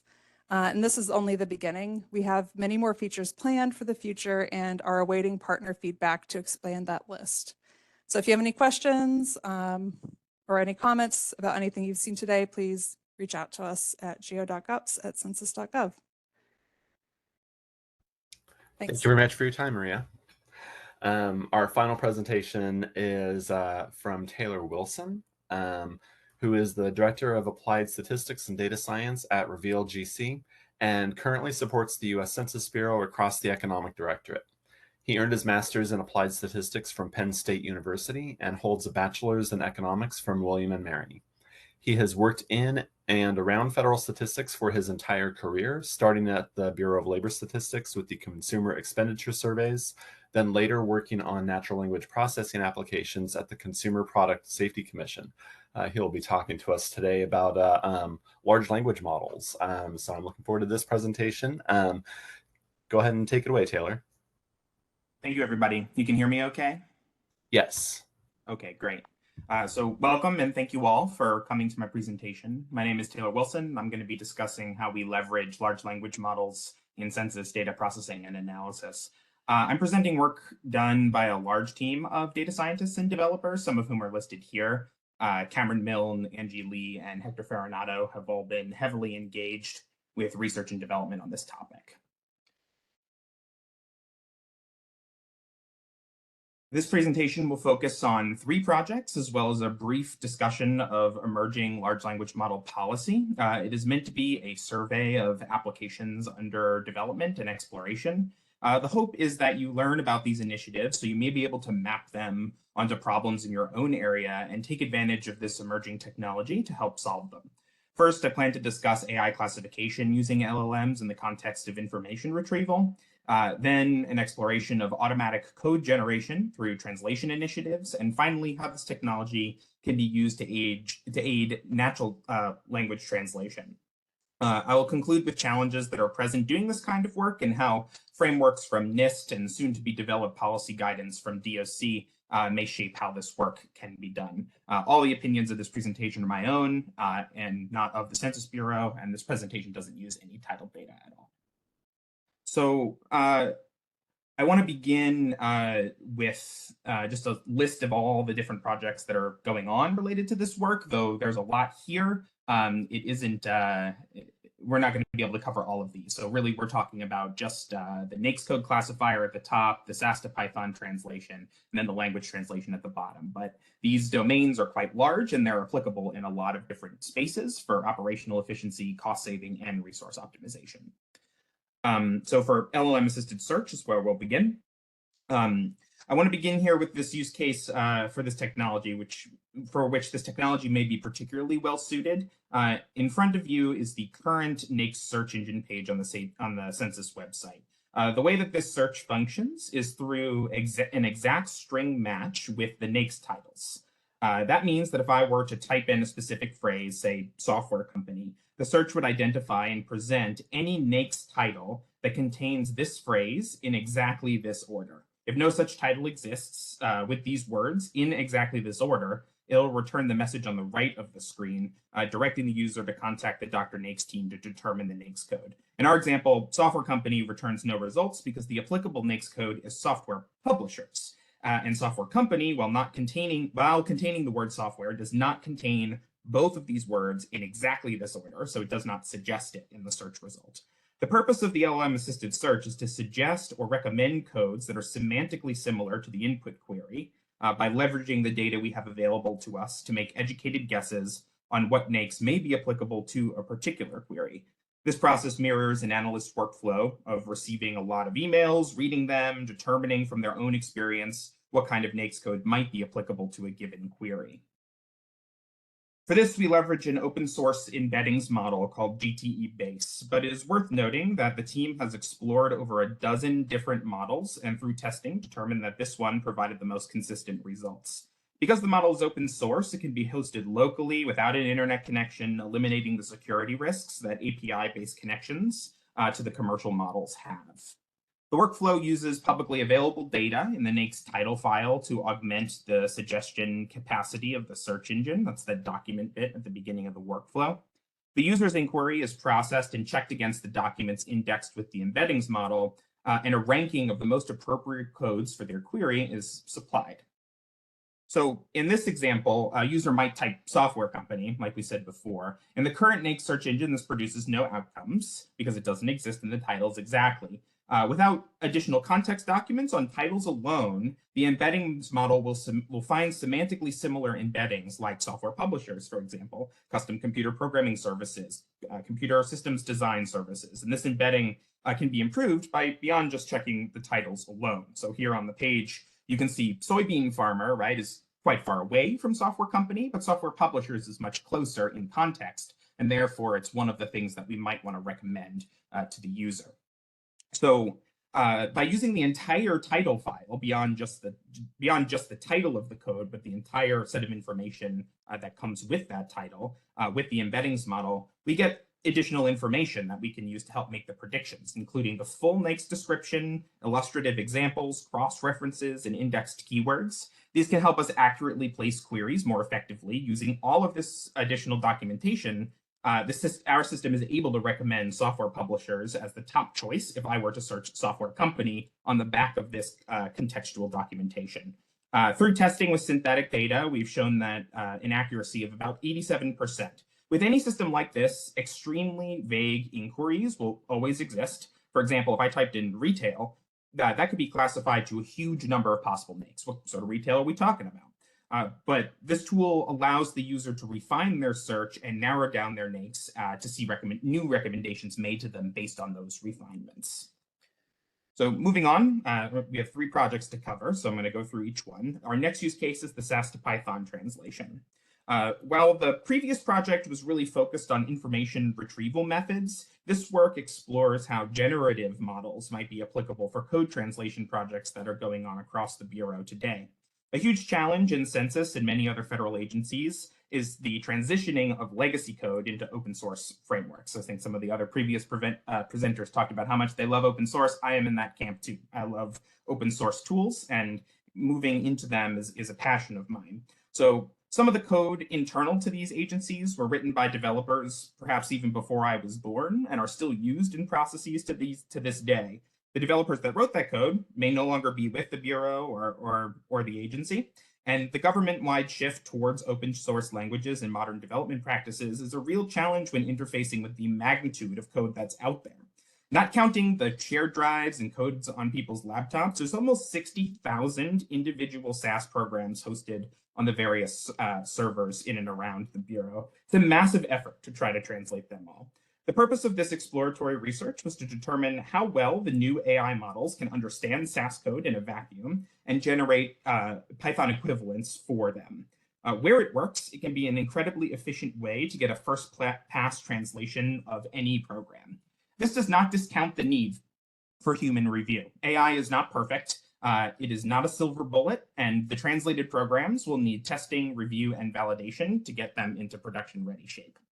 The way the program works is displayed here. A SAS program is fed into the model and is broken into chunks. Some of these SAS programs are quite large and are above the total available token size currently allowed for the models. However, in the last year, the commercial models have been expanding their allowable token size so that fewer chunks may be needed. Once we have the chunks of the SAS code, usually determined by individual procs or data steps, they are fed in one by one into the model, which parses them, determines what they do, and then produces a translated chunk. The LLM is able to conceptually summarize the SAS code chunks and provide that context with the next yet to be translated chunk. The idea is that sometimes previous data steps will inform other data steps or procedures. So it provides a more accurate translation when it has that previous context to inform the next translation chunk. After all the chunks are processed in a program is combined back together into a final Python program, this program is post-processed to add back in comments, doc strings, and other relevant code documentation. We have found through testing that this system does a great job of producing Python equivalent functions for SAS procedures, adding comments, and even handling complex SAS macros. Here's an example of a SAS macro on the left that was processed and turned into a Python equivalent function.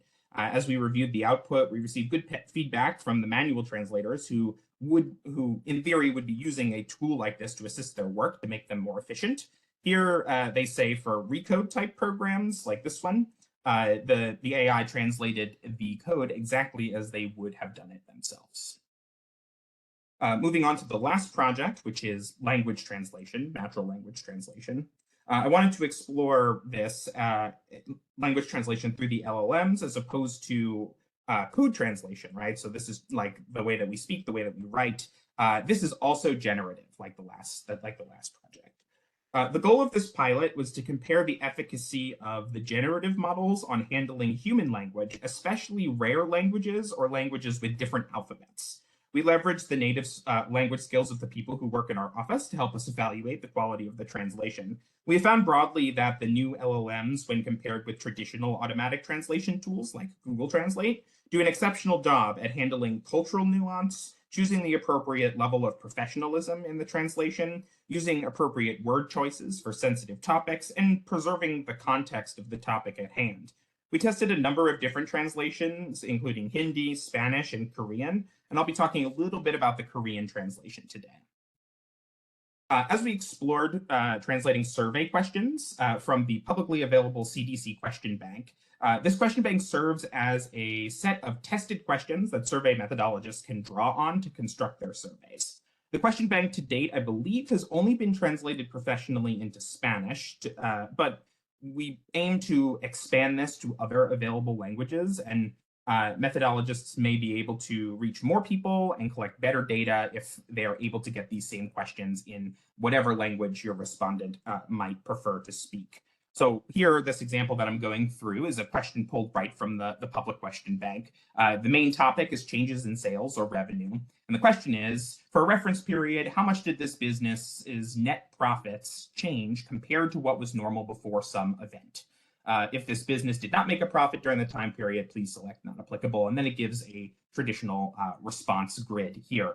And so I highlighted a couple things here: profits, events, not applicable, because on the next slide, I'm going to show you what happened when we translated it into Korean. So Korean is an interesting language. In Korean, depending who you are talking to, the appropriate language shifts a lot. How it changes can depend on the relative ages of the people, whether you are a business or government official speaking with a citizen, whether you are a friend or a family member. The GPT models seem to have a really good understanding of how to shift the translation to conform to the scenario at hand, whereas the traditional translation methods are less robust in that scenario. From the previous example, some obvious errors were corrected by the OpenAI LLMs compared to your traditional Google Translate effort. The word profit, for example, was correctly translated, whereas Google chooses a translation that focuses more on the act of selling instead of the actual word for profit that we need in that context. The next one, event, I thought was particularly interesting. So the correct translation and the way it's contextually framed in here is that it really is an incident. So what was normal before, some event or incident that occurred to you, Google Translate picks it as a planned public or social occasion is the Korean word that they choose. Whereas the OpenAI LLM is able to understand the context of what we mean by event in the survey question and correctly translate it as incident. Let's see. The last thing OpenAI gets right is the correct formality and nuance of the Korean language, which really impressed me. When it went through and did this, it had the right level of formality for a survey methodologist engaging with a respondent versus the Google Translate, which had a hodgepodge of different levels of formality in the way that the Korean data was translated. Some big challenges with all of this type of work include data privacy and data security. The open source models can be hosted locally and ensure that agencies have direct control over the data that interacts with the model, and the companies that create them do not have any visibility into the data that passes through them. The commercial models, on the other hand, should and can really only be used with public information. We don't want to be passing anything to those models that you wouldn't want Microsoft to receive in an email, right, at the end of the day. So it's very important when you're thinking about these things that certain technologies, while they may seem very interesting or cool, really they're applicable only in certain scenarios in the context of government. Model accuracy is always important when you're thinking about models, any type of model, not just large language models. But for large language models, figuring out good ways to measure the quality of the output will consistently be a challenge with these generative models. How do you know translation A is strictly better than translation B, or the code that you've produced is better than a different way to do that same code? You can think of lots of different quality axes to measure this on, which I think is an area that we intend to explore. Some of these technologies are very new, and existing systems will need to be updated to use the most state-of-the-art packages and technologies to have it operate effectively in a government context. That integration is not easy, and if any of you have ever tried to get a Python package installed inside of a government agency that is not yet approved, you understand exactly what I'm talking about. From a policy perspective, all this research is exploratory and development is being conducted offsite. These technologies do not have established policy from DOC or census yet, and so any internal work should really wait for forthcoming guidance. We don't know what that guidance will look like, but NIST has developed a framework for AI development that will likely have parallels with any agency policy. So I encourage you to follow that link and read the NIST frameworks and explore its components. We focus a lot on the model development portion here, but it's also important to apply caution, risk assessment, and development practices across all stages of this process to include the input data, past the model, how the outputs are used, and how the applications are monitored and governed at the end. Finally, when building these solutions, it's important to understand the context of the organization you're working with. Are they using secure data? Are they handling medical data, PII? How can the use case be scaled to handle the predicted volume of users? And finally, how can the organization's staff be upskilled to work with this new technology effectively and safely? Thank you. My email is here if you want to reach out with any additional questions.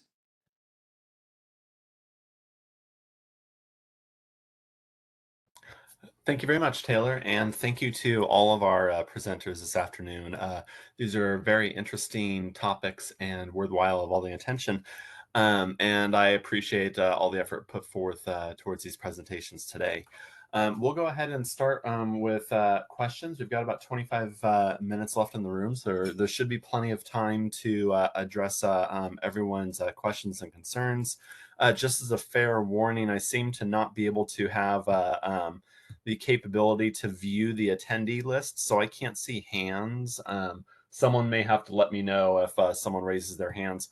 But please drop questions into chat, and I will address those to the speakers as I'm about to now. This is a question for Taylor. Have you found issues with the SAS to Python conversion, since it's not clear how much SAS code the LLM was trained on and is likely small compared to the amount of Python code it was trained on? Or since you're first doing summarization and not a direct translation, is this less of an issue?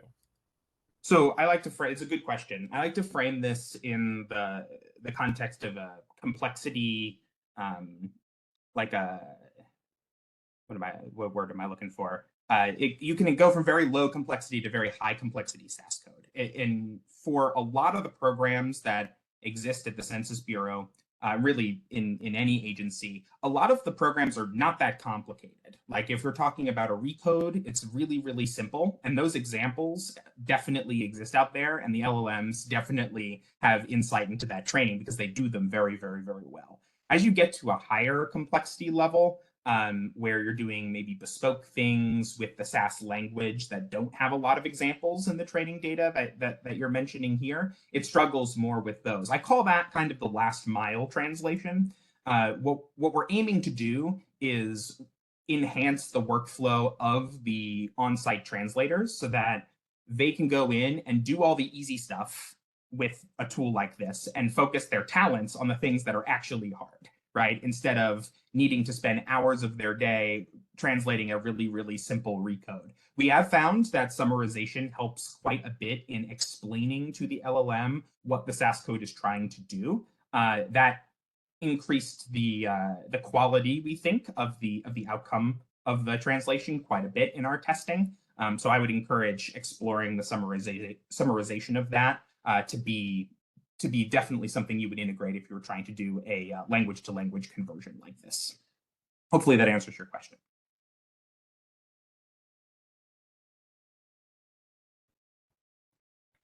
See ya. Thank you in the chat. So I think that covers it.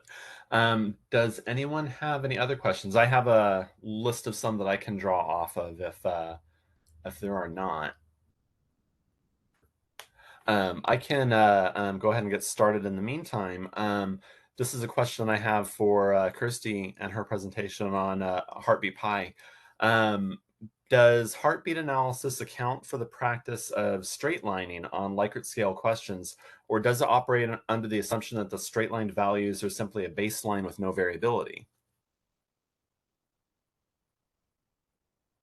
What do you mean by straightlining in this question? Well, straightlining is a practice in which either the respondent in a self-response mode or the FR, if they are filling out the instrument on behalf of the respondent, is just selecting the same answer going down the list. You know, it's a straight line, you know, when you have the grid of Likert responses. And so you just go 5, 5, 5, 5, 5 all the way down the page. That's straightlining. Yeah, I hadn't heard it referred to that before, but that's a good term for it. It doesn't really account for it, but it can help you understand when people are like deviating from that straightlining, which can be a useful measure. If someone's just going down the page and they stop and they actually try to answer something different, that is meaningful, and that's where you can start to capture those upvotes and downvotes. So it doesn't inherently like account for it, but I think that it helps see where people are still passionate outside of that behavior. A follow-up that I have to that would be that if we were interested in wanting to make some kind of an accounting for, you know, the possibility that an FR is engaged in a straightlining practice, which is generally seen as a no-no. You know, it's also often referred to as a form of curbstoning. That if we want to be able to reduce bias that type of practice may introduce, would it be possible to make some type of a modification? Would that be pulling out cases, or doing some type of a weighting adjustment to reduce the impact that straight lining might have upon the heartbeat analysis? It could definitely be possible to look at the standard deviation of people's responses and try to filter out people who don't have enough of the deviation there, or do some pre-processing prior to using heartbeat pi to see if there are these examples of straight lining where you're seeing the same response over and over again in order in questions, but it's not something that the package currently addresses. Interesting. Thank you. I have another question for Maria. As I was going over your slides, I was curious if there are any limitations on geographic levels or geographic classifications that work with GUPS, or if there are some types of classifications that currently don't work with it, or aren't on the path for implementation. Hey, yeah, so as far as census data goes, GUPS will be able to handle it. So like I mentioned, like we are planning to incorporate like our address programs into it, and it's pretty much just address and boundary data, right? And it's still like in the midst of development. So right now we just have our boundary programs tools in it, but addresses will be in the next couple years. Would people who are using non-census geographic standards be able to utilize GUPS? So like if they're uploading a shape file? Yeah, some type of a custom okay. shape file that doesn't adhere to census standards. It should not be an issue. So we're still kind of like in testing and seeing like how that goes. But we've seen at least a couple different formats be used successfully for the boundary and annexation survey. Are you all thinking ahead to the near future with regards to the implementation of the statistical grid system at census? Great question. I don't have the answer for that, but I'm certainly going to ask about it now. Maybe in a new version, you'll have that on the roadmap. Any other questions for this group? I do have a few more that I can keep filling time, but I want to give the opportunity to the audience to speak up with questions or comments. I have a question for Elizabeth about FQM. I was curious about something that was on the on slide 20 towards the end of the presentation, with the 70% actionable resolution rate for FQM investigations. And so of course that means that there's 30% in which they were either deemed to be an accurate flag, but you weren't able to take action upon that, or they may have been an inaccurate data quality indicator, which would have been indicative of a false positive type 1 error type of scenario. And I was wondering about what thoughts you may have as to the type 1 and type 2 error rates for FQM and how they may have improved over time.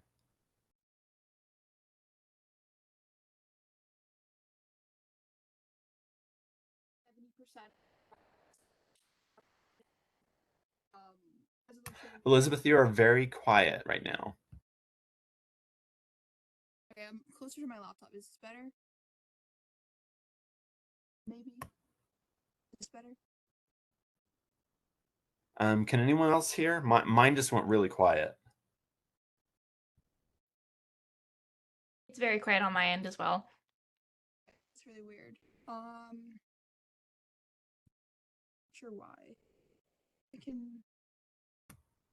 If you like, you could respond in the chat too, and put in your response there, and I'll read aloud for the group. Okay, I'll do that. Okay. While you're doing that, I'm going to ask another question to Taylor. I found the SAS to Python conversion discussion really interesting. And I was curious about the macro component of this.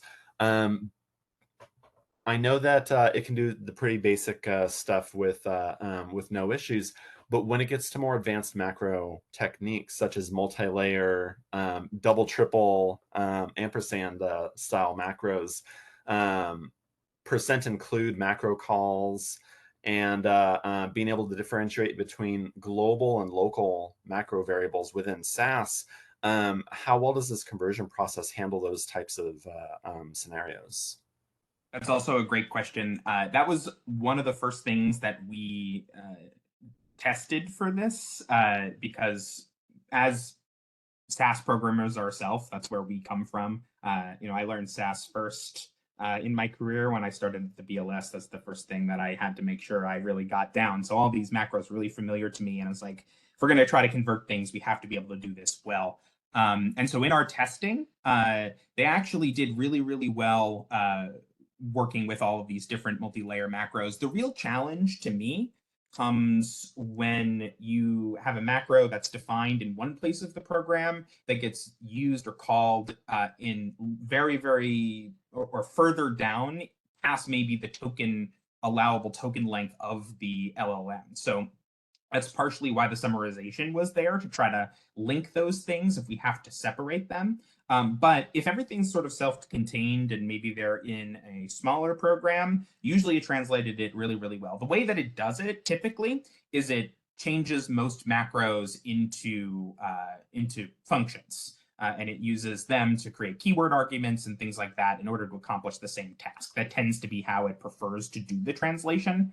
But it also is able to separate global and local variables and understand the difference in the context there pretty well. But if you do end up with a situation where it fails, it gives a bad translation, usually it will be because the thing that you have is very complex for some reason, right? And that complexity threshold is getting better. Like when we first tried this, the only available model was, I think, the DaVinci model back in March of last year. And then 3.5 Turbo came out. Now we have GPT-4 Turbo, and we are seeing like noticeable improvements in the ability to do this type of translation as the large language models are getting better. So we're only really 1 year out from the big release of these things. So I'm really excited to see what they're going to look like in another 12 months.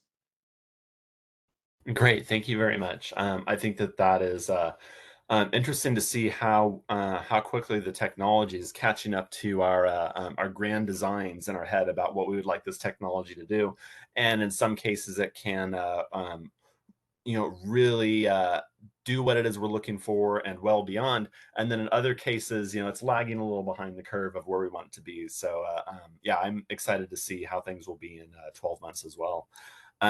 Elizabeth had responded to my question. I'm going to scroll back up to my list and just restate that for the audience, where I was talking about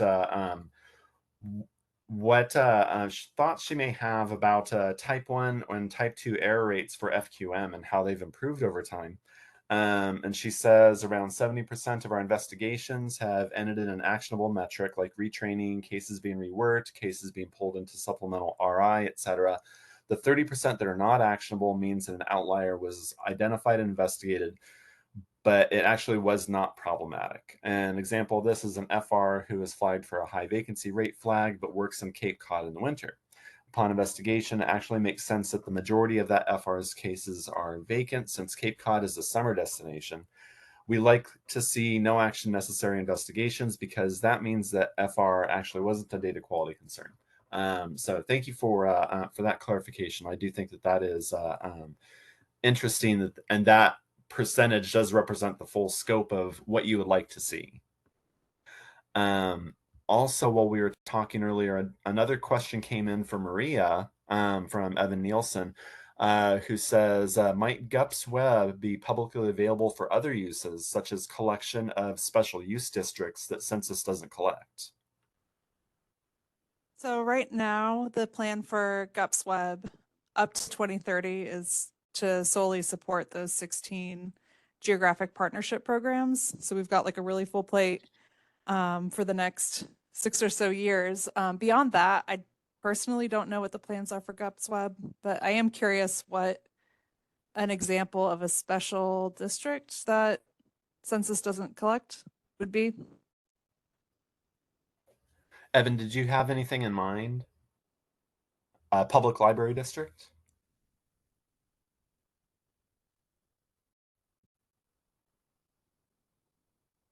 Okay. I mean, yeah, I don't know beyond 2030, but that would be like anything with like a boundary or an address point would be easily adaptable. Okay, that sounds good. Thank you. Another question for Elizabeth from Yezi Lee. What is the percentage for type BC and vacancy rates? I'm assuming my sound is still really low. Actually hear that okay. Okay, so I think I'd need clarification about the percentage. Is it the percentage of BC/vacancy rate that end in no action? Or do you mean just in general, like vacancy rates?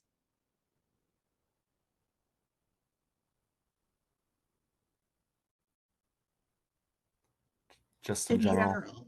So in general, that's definitely going to depend on the area. So and for our type BC/vacancy rate flags, we actually do condition it on the area. So we're not going to flag like Boston, Massachusetts the same way we're going to flag Miami, Florida, because it's going to look different. You know, some places are vacation areas and some places aren't. So it really depends on the area. So I know, like I said in my example, Cape Cod, I know certain places in Cape Cod, I think it's like Chatham, during the winter, the population living there in Chatham is about like 8,000 residents versus the summer when it goes up to like hundreds of thousands of people there. So it's going to be very dependent on the time of the year and also the area.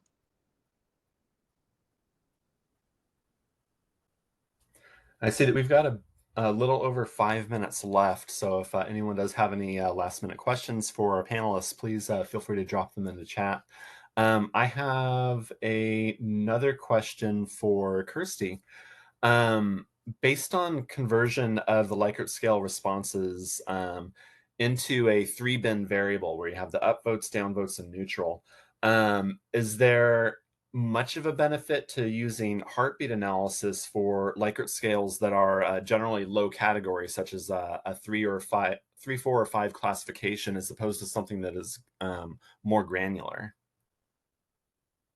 Yeah, so even though you're converting Likert scales, which in general, in the ones I showed in the presentation, were only 5 categories, into something that's 3, it's more about the variation from the mean. So it's not just a binning of 5 categories, for example, down to 3. It's trying to distill where those really strong responses from an individual are. So I still think there is a benefit to doing this beyond just a smaller binning of those responses. Did you happen to do much experimentation across different types of Likert scales that may have had finer granularity, such as a 7 or even a 10-point scale? At this point, I've only tested it on a 5-point scale, but it would be interesting to see how things vary with a larger scale. Agreed. If you do look into that, I would be interested to see the follow-up on that study. For sure.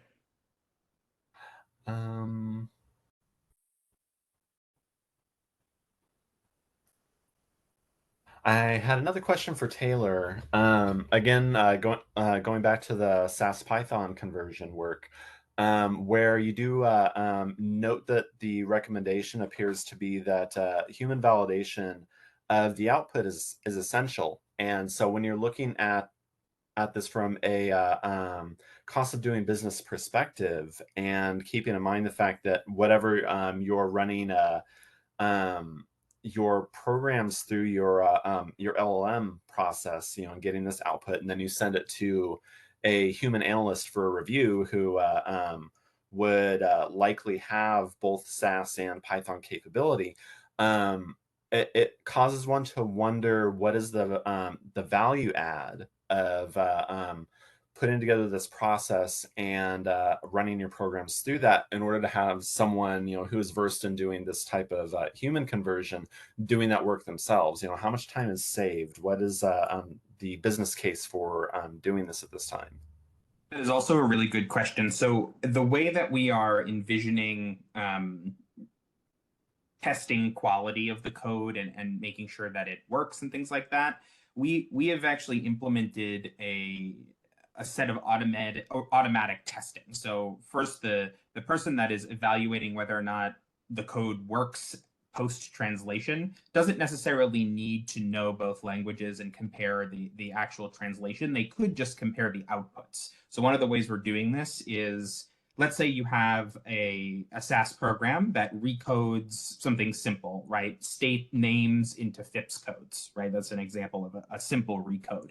And you pass a data set to that, and the output data set is a bunch of FIPS codes that the SAS program produces. Now, because that SAS program was previously in production, we sort of trust the output of the SAS program. When I make the conversion to the Python program, I can run that same data set through the Python process. And at that point, I can compare the two output data sets and get a check, right? That it did exactly the same thing. And we can even measure the amount of time it took in both cases to make sure we didn't lose sort of operational or technical efficiency in that way. And so what the analyst is doing in that case is saying, okay, this program was translated, and I'm seeing a report that says that the output of the Python code was identical to the output of the SAS code. I think that that's enough to clear it, right? It really depends on how risk averse you are, right? If you really want to, you can go in and make sure that every line is translated in the way that you would have done it. Or if you really are interested in the output of the program, then you can sort of lean on those reports to determine whether or not the translation was effective. Great, thank you very much. We have just a couple more minutes, so I wanted to pause to thank all of the speakers for taking the time to present your important work to this audience today. We appreciate having you as part of FedCASIC this year, and are looking forward to your ongoing work and contributions to the field. Does anyone in the audience have any last-minute questions that they would like to drop in chat before we break?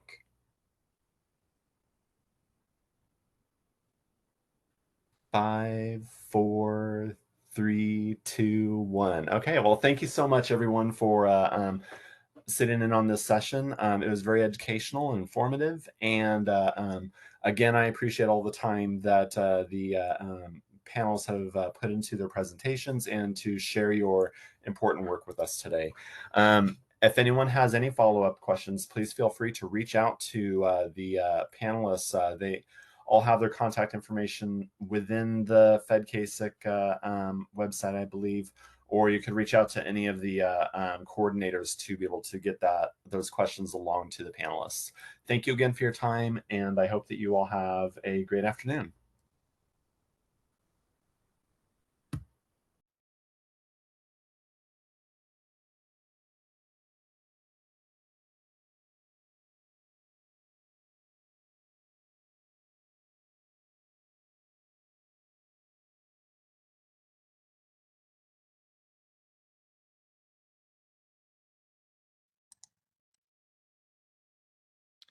Welcome and thank you for standing by.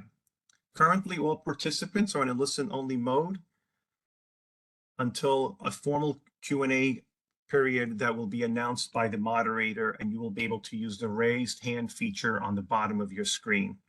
Chat will be open. You can send questions anytime to everyone in the drop-down list. Today's session is being recorded. If you have any objections, you can disconnect at this time. I would now like to turn the session over to your moderator, Hanyu. You can go ahead, Hanyu. Thank you. Good afternoon, everyone. Welcome to the last session of FedCASIC, and the session is a roundtable about video interviewing in quantitative surveys today and tomorrow. My name is Hanyu Sun. I'm a principal survey methodologist at WestEd. I will be the moderator for the session. I'll start with a very brief introduction, then we'll just get started. So since the pandemic, many research organizations around the world have added video as a data collection mode. The pandemic also motivated many more potential survey respondents to become comfortable with video interviewing. So this roundtable brings together researchers from 3 survey organizations to share their experiences. Some researchers in the panel have extended our understanding of the mode through experiments, and others have taken early steps into survey production environments. So all will discuss the future of this new mode of data collection for quantitative surveys. Speaking of the format, each speaker will provide a 15 to 20 minutes overview of the experience and some thoughts about mode's future in survey research. Then in the next 10 minutes or so, I'll pose some questions to speakers, and finally, we will feature an open discussion with the audience, giving everyone a chance to ask questions and offer remarks. And during the presentation, if you have any question, feel free to submit a question via chat. Okay, let's get started.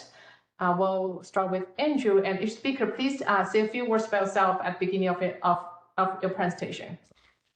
Thank you, Hanyu. I'm Andrew Hupp. I'm from the University of Michigan. I'll be talking kind of broadly about video as a interview mode. I'll be talking about some work that Fred Conrad and I did a few years ago, and Fred and I are also involved with the upcoming American National Election Study, which will be using video interviewing. I will share my slides here.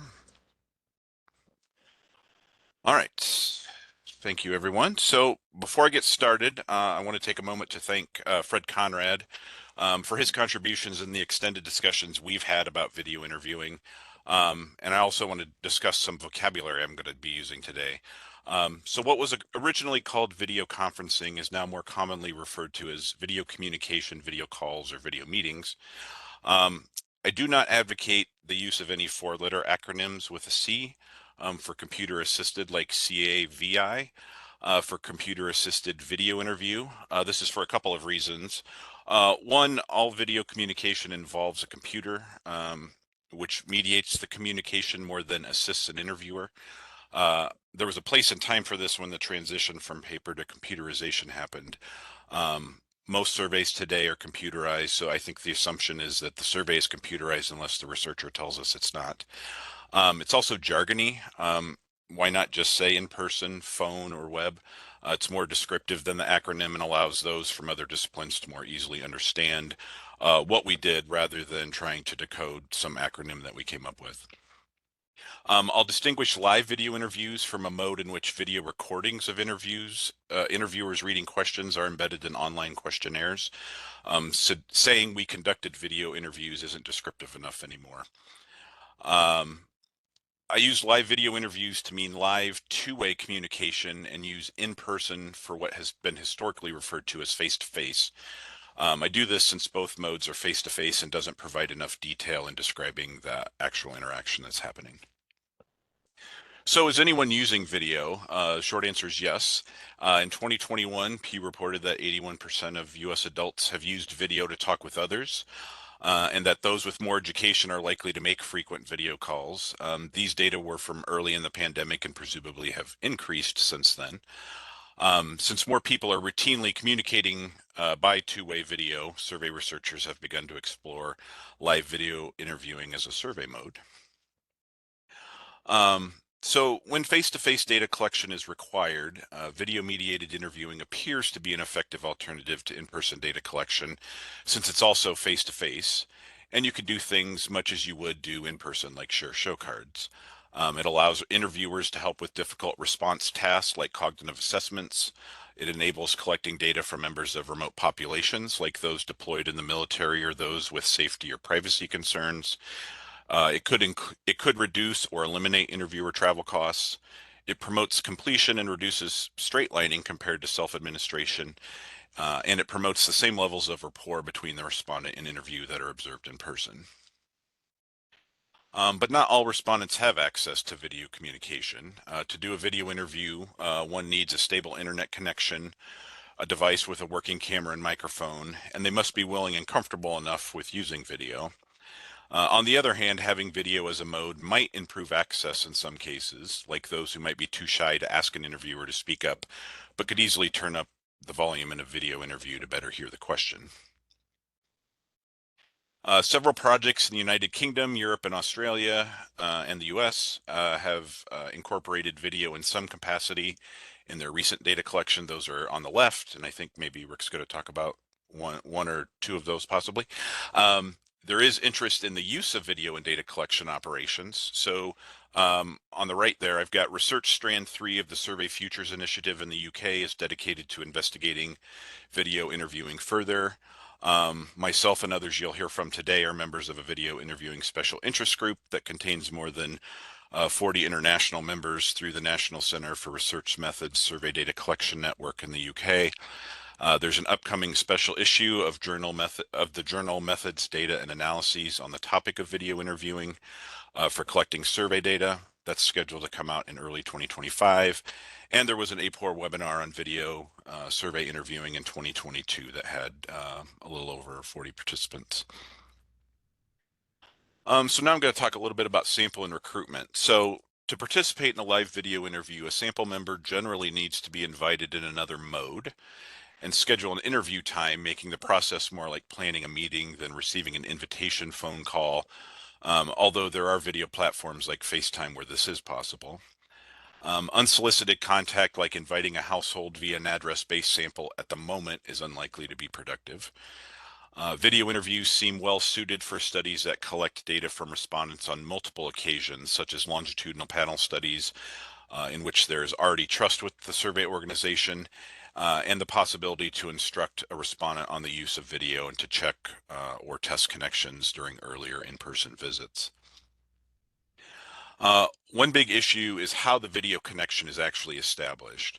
So one potential scheduling option for recruiting respondents is cold calling. I use the term scheduling here a little bit loosely for this first one. Although there are likely challenges assembling a sampling frame for cold calling, there's also questions as to how effective this recruitment method might be. It seems unlikely that respondents would be willing to accept an incoming video call from an unknown person. A second scheduling option is an on-demand approach where there are interviewers on standby waiting to do a video interview. The American National Election Studies tried this during their 2020 data collection and found that it's feasible but inefficient. And the third option is setting an appointment. An interviewer can do this as part of a previous interview, or a respondent can be provided with a link to self-schedule in advance.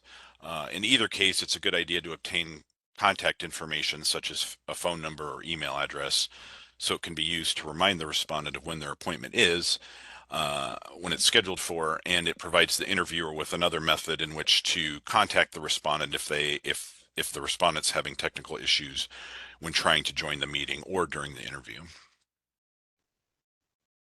Assuming a respondent schedules an interview, there is another obstacle to begin data collection. The sample member must actually show up. There's little research on the extent to which survey appointments are kept, but a good proxy is the extensive research carried out about medical appointments. A key takeaway from this literature is that as more effort is required to keep an appointment, and the example there is the greater distance from the clinic or lack of transportation, the rate of broken appointments increases. Telehealth appointments, on the other hand, are kept at a substantially higher rate than in-office rates, presumably because there's no travel. Medical appointments are kept at a higher rate when a patient is reminded that they have that upcoming appointment. So presumably the amount of effort required to show up and whether or not one remembers they have this scheduled appointment for a survey interview both affect the show rate in much the same way. The advantage in show rates observed for telehealth compared to in-office visits is unlikely to correspond to show rates for live video versus in-person survey interviews. Being interviewed is unlikely to be as urgent to a respondent as being examined by a doctor is to a medical patient. Moreover, telehealth appointments eliminate the need to travel to the clinic, but video survey interviews do not reduce required travel, as in an in-person interviewer, not the respondent, does the traveling. And in addition, participating in a live video interview requires that the respondent navigate to the video platform with which they may be unfamiliar, possibly use a headset, resolve technical problems, etc., just to get started. None of those cases none of that's true for a case that does an in-person survey interview. So here we have kind of a conceptualization of kind of how and where non-response creeps in, right? So this figure isn't necessarily drawn to scale, but it is kind of to some data I'm going to show you in a little bit. So it seems likely that there's a substantial loss between the invitation and scheduling. So there's some number of people that just aren't going to schedule it because for whatever reason they don't want to do video, they fear technology, whatever it is. So in addition to finding live video interviewing potentially more intrusive or unsettling than an in-person or telephone interview, the extra effort required to schedule an appointment may be a substantial deterrent to participation. So you already lose some number of people.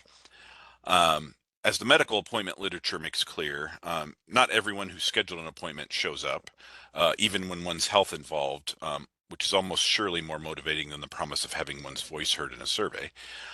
So of those who do show up for their appointment, a subset will not start an interview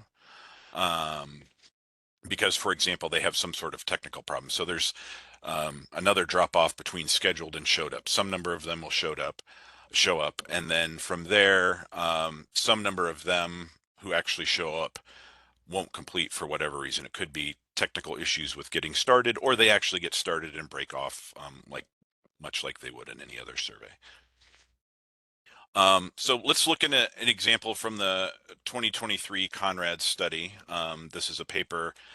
These numbers aren't in that paper. Fred and I are currently writing a paper that has this information in it, but it's from the data set that's associated with the 2023 paper that's in MDA if you want to read more about the study. So the need to schedule a live video interview clearly reduced participation. So out of all of those invited to participate, only about 10% of people scheduled an appointment.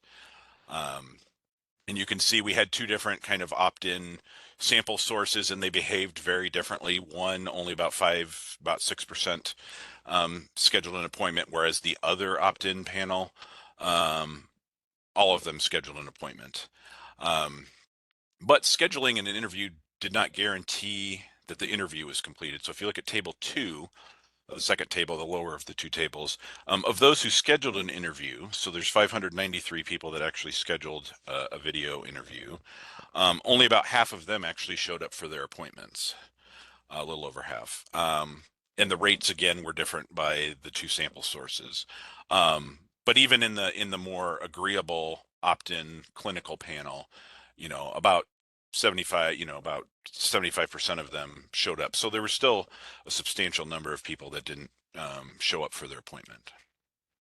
And then finally, of those who did show up, the vast majority did complete the live video interview, which is encouraging. So here's a graphic depicting break-offs in the survey using the data from the 2023 Conrad study. The x-axis is the question where the break-off occurred. And the y-axis is the proportion of cases remaining. The green line represents live video interviews.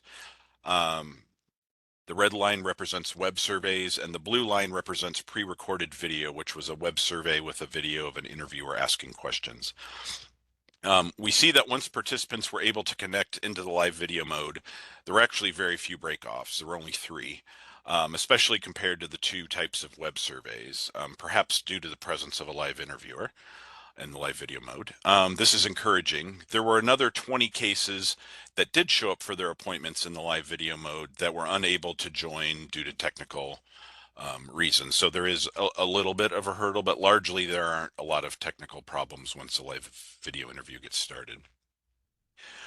Looking at data quality, there are 2 published studies that I'm aware of that has examined this. So the first is a lab study conducted by Endres and colleagues that compared data quality in live video, web, and in-person interviews.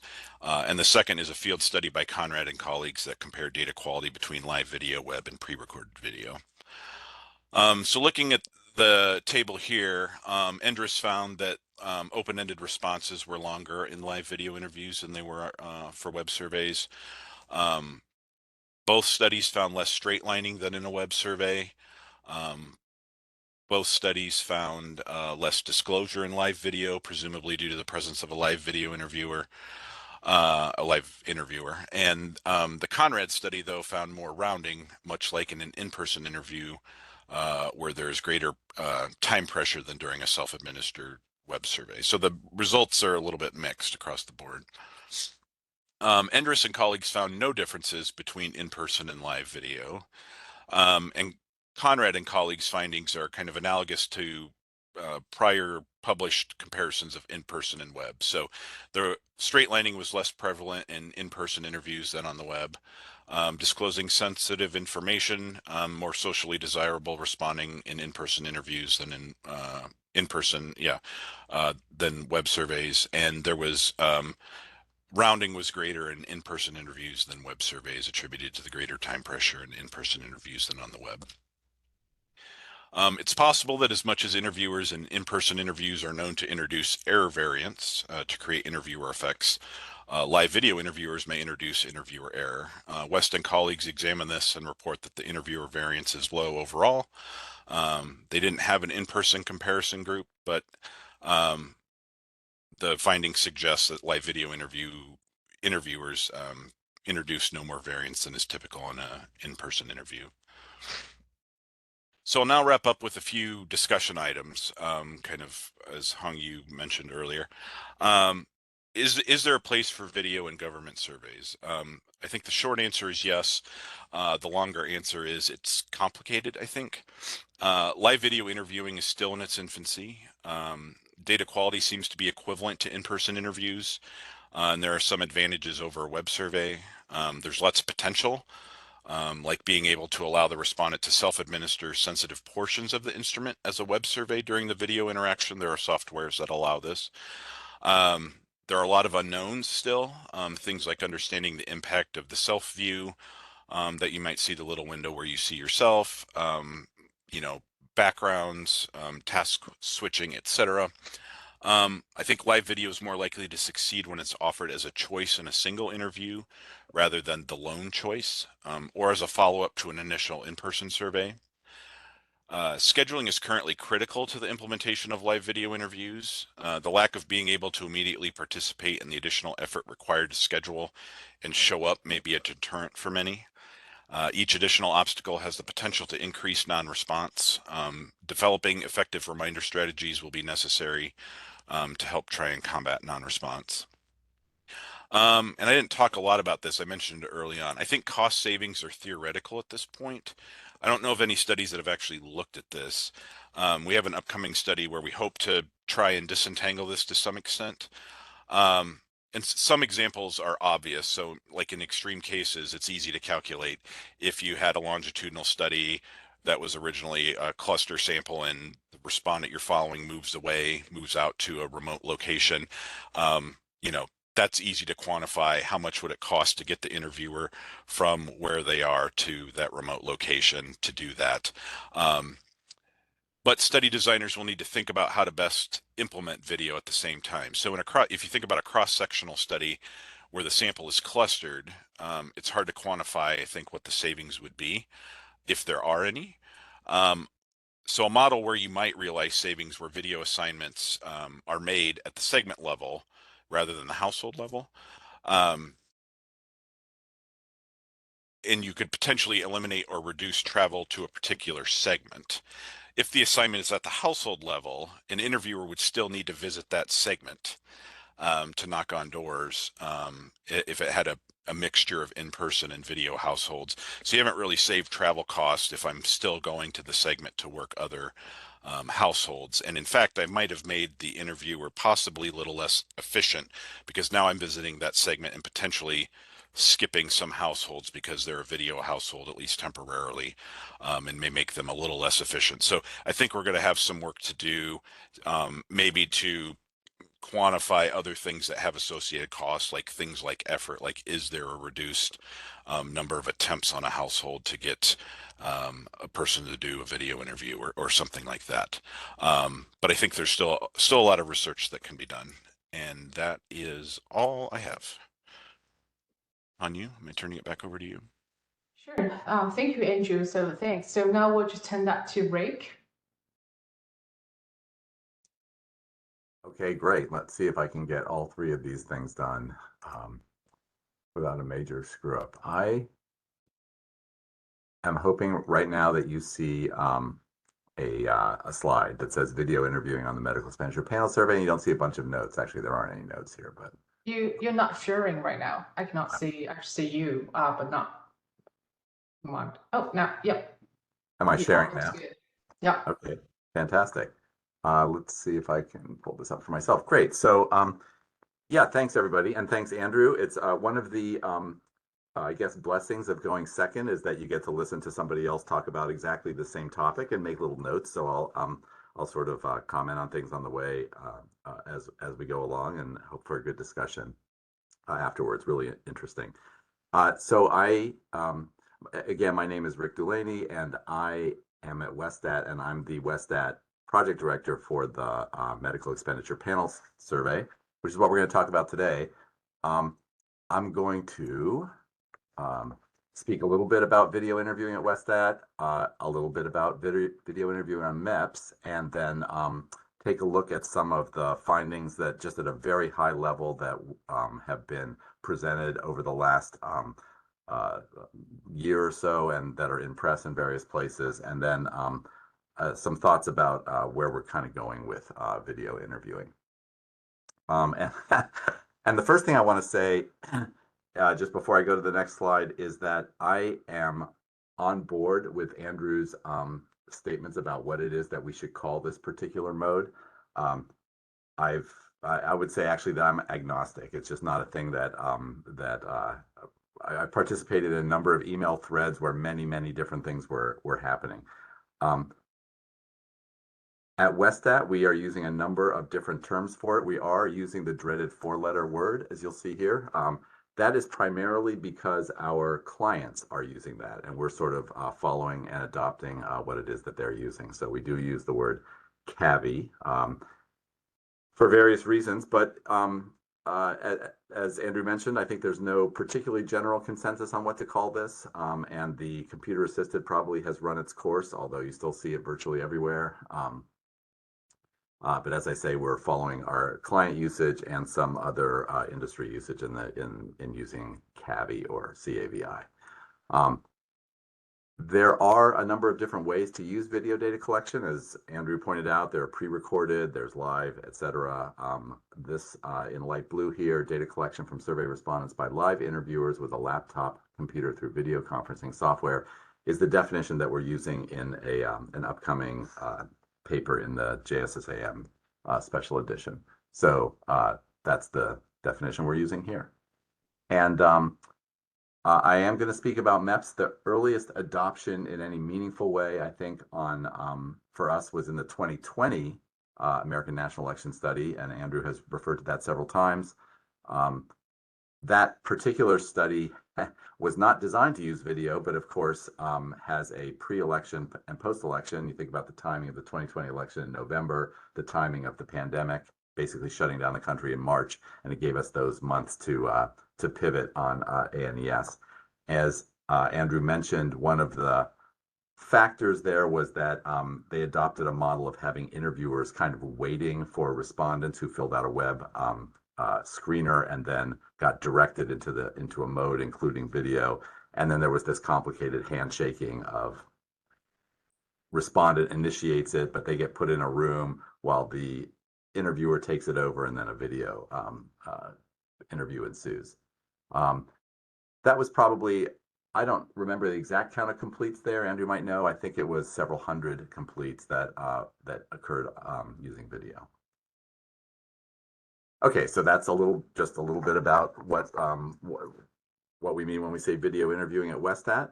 And now just an introduction to the medical expenditure panel study.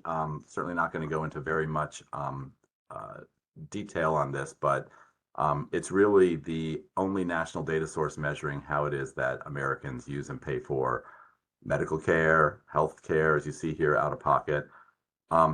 The key thing is that we drop an annual panel every year of about 10,000 households, and it's been in continuous interviewing since 1996. So it's a great big study. It rolls on for quite a while. I won't read you these slides, but the last bullet is the key one. For all these years, this has been an in-person study. There's a sliver of cases that get done by telephone for very specific reasons, have to do with following household members. But generally speaking, it's an in-person study. Just to give you a sense of this, we'll kind of come back to this, maybe not in more detail, but it has some bearing on the way we've decided to deploy video interviewing. But this is an overlapping panel design. As you can see, as I mentioned, we dropped each one of these panels. It represents 10,000 households. The interview itself collects the healthcare data on everybody in the household and follows them as they move over the next 2 years. We interview twice per year, which leads to 5 interviews. That 5th interview sort of cleans up anything at the end of the 2nd year. So you can see we have about 30,000 completed interviews per year. It's a pretty lengthy interview. Runs over an hour and covers a lot of ground. And as I say, it has traditionally been in person, but there are a number of other activities that occur related to the interview. That is, we ask people to sign an authorization form so we can go talk to their medical providers. We often leave a supplement. Typically, that's been paper, more recently multimode. And there are a number of other things that are a little bit different from just asking questions and getting answers. So, video interviewing on MEPS, as like everybody else, the pandemic shut everybody down in 2020, and those of us who make our living in organizations that depend on face-to-face interviewing in homes and schools and nursing homes and places like that, probably wondering how this was possibly going to continue. For MEPS, it continued by shifting immediately to computer-assisted telephone interviewing. And there are those 4-letter acronyms again. But recognizing quickly that this was not particularly a place that we wanted to be, or that we wanted to be for a long time. We had a lot of concerns about the potential effects of the telephone mode, about data quality. Those concerns ran the gamut from show cards. That's probably the single largest thing. We use a lot of show cards because a lot of the questions have long, sets of response options. But we also ask respondents to keep records, and we ask them to return to those records in our subsequent interviews, and so that we feel as though we have a better sense there of the fact that they're actually tracking their medical expenses, we're getting the proper reporting. And this use of records is a key indicator of quality on this particular survey. So with telephone, of course, you just don't really have that same sense of whether or not respondents are using those records. You can't really help them with the records, etc. We also noted that on the phone, we felt that there was more of an opportunity for respondents to multitask and be distracted in other ways. And of course, as it's the case with many surveys, we had response rate issues during the pandemic. So we needed a better solution, and we weren't ready to go back out into the field. We were back out into the field as quickly as possible, kind of around the country in different places with the appropriate, safety gear that protected respondents and interviewers alike. But as you know, it was a long time coming. So we introduced video interviewing while we were in production. So that meant we needed to develop the approach, and we needed to test that approach, and then we needed to bring all of these interviewers, as you can see, around 300 field data collectors on board. It was really kind of a MacGyver-style operation for us. That is to say, hey, they're out in the field. Hey, they've got a phone and they've got a laptop. Like, how can we make this work? And we, we figured it out, and we got it in place. I say that to say that there wasn't like a huge amount of experimental design. There wasn't like a lot of pilot testing. We obviously we tested our approach, but we didn't. If you had come to us and said, hey, we'd like to introduce a new mode in a year or so, let's, how would we go about that? There's a way that we would go about that was not followed here. We did have some things in our favor. As I mentioned, all the field staff had phones as part of just our mobile field management and our ability to have interviewers, have those devices to help them out. Second, video, as Andrew mentioned, the prevalence of video, just sort of spiked at that time. It's sort of all of a sudden, grandparents are having video conferences, FaceTime, whatever, with their grandchildren. And so there was just a bigger social adoption of video, and so that worked in our favor as well. The survey itself is in Blaze, and we needed to continue to maintain a Blaze data collection capability. And of course, we wanted a good experience for the respondent and the field interviewer. Here is what we came up with at that time. Just gonna, couple quick pictures here. The interviewer experience is the one that you see on the left. That's a laptop there, of course, on a little stand with getting prepared to go into an interview, and then the phone is mounted on the side. So we retained the laptop that they traditionally had for in-person interviewing with exactly the same software that they traditionally had for field interviewing, and are still running Blaze to, you know, manage the survey, take the responses, skip to the right places, etc. And then we needed to sort out the show card issue. By the way, we had a number of different solutions to the show card issue that, you know, kind of on day one of the pandemic. We had like a website that respondents could go to and view the show cards while we were talking to them on the phone. And we had other, you know, solutions along those lines. But we were hoping for something better. And so we used the phone to conduct the interview, of course, and to have that visual relationship with the respondent, between the respondent and the interviewer. But we also used it to display the show cards. I've shown here the sort of what that looks like for the respondent based on the 3 different technologies that we wound up testing. I should mention that we did not look at FaceTime or the Android equivalent, which I can't quite recall right now. Mostly FaceTime is just not secure. These are federal studies, and whenever you're using FaceTime, the data are kind of going via Apple, and they're not encrypted. So since we're collecting personally identifying information and personally identifying health information, we didn't feel that it was that we could. In fact, we know we could not use FaceTime. The respondents can join on pretty much any device, a phone, tablet, laptop, whatever. But you see these 3 ways of looking at the show cards here, and you can see that the Zoom interface sort of worked best for somebody who was trying to look at the responses on a video device.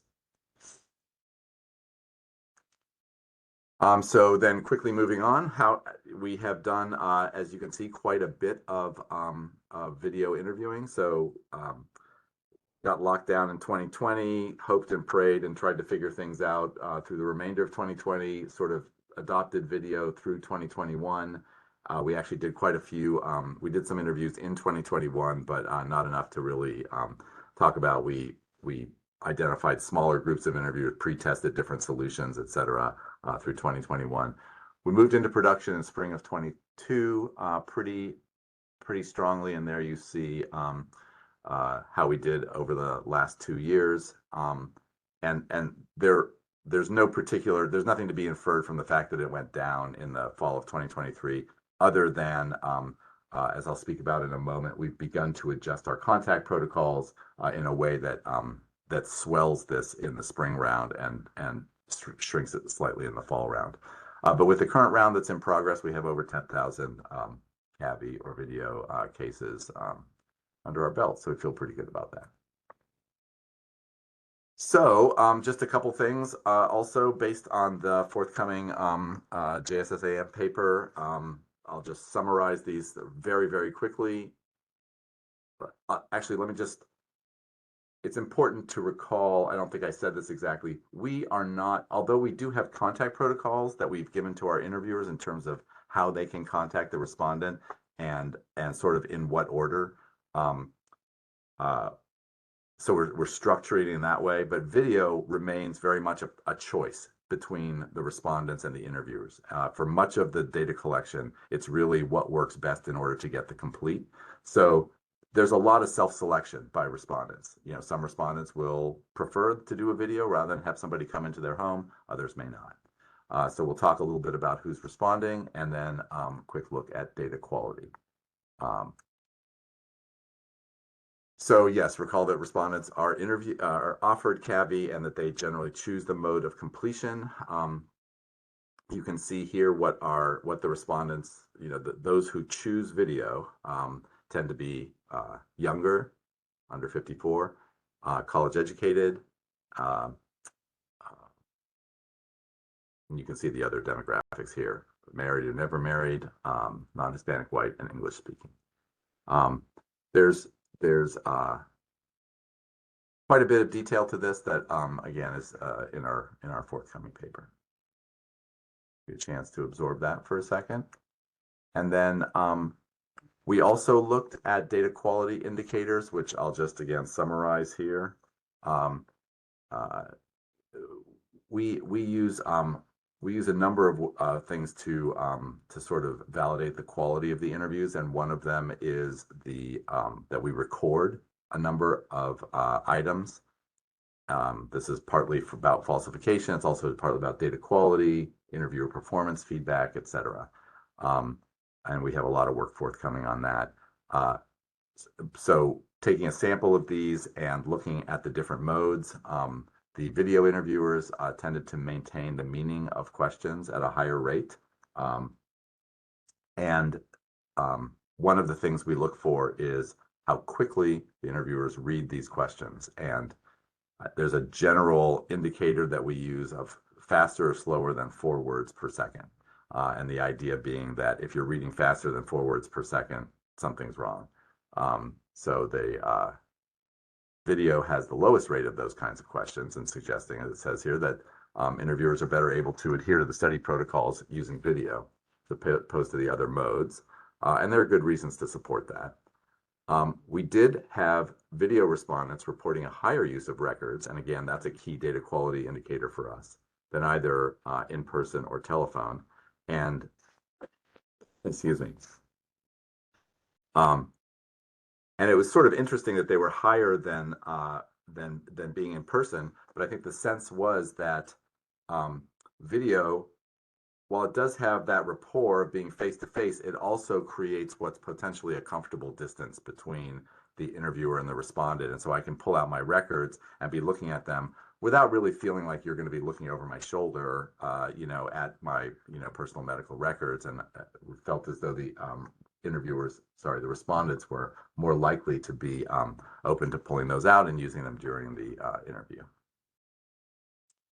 You see a couple other items here. The CAVI interviews tended to be slightly longer than CAPI. I think that probably aligns with the sorts of data quality indicators that Andrew was showing with regard to timing as well.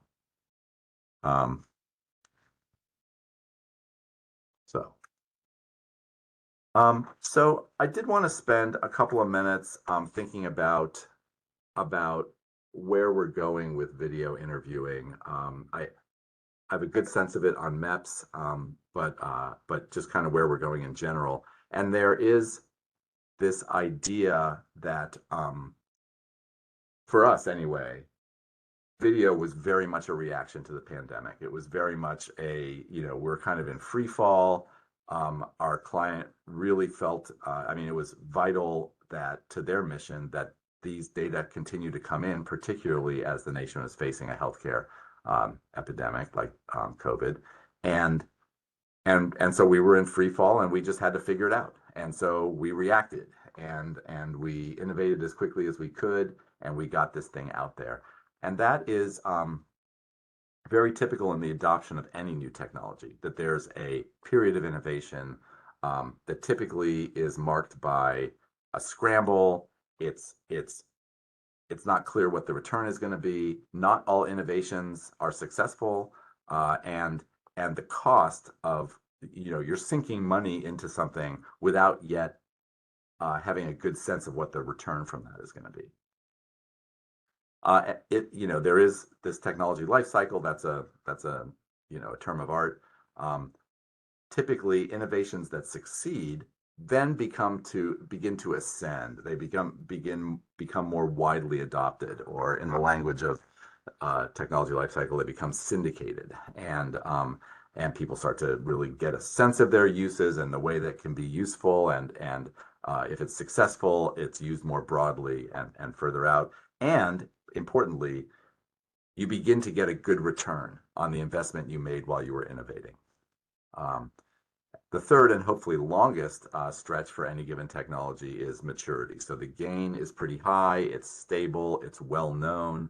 At some point, the market, if there is one, becomes kind of saturated for that, and you're in a place of stability. And then almost always technologies decline and are substituted by some later or follow-on technology. The utility is reduced, etc.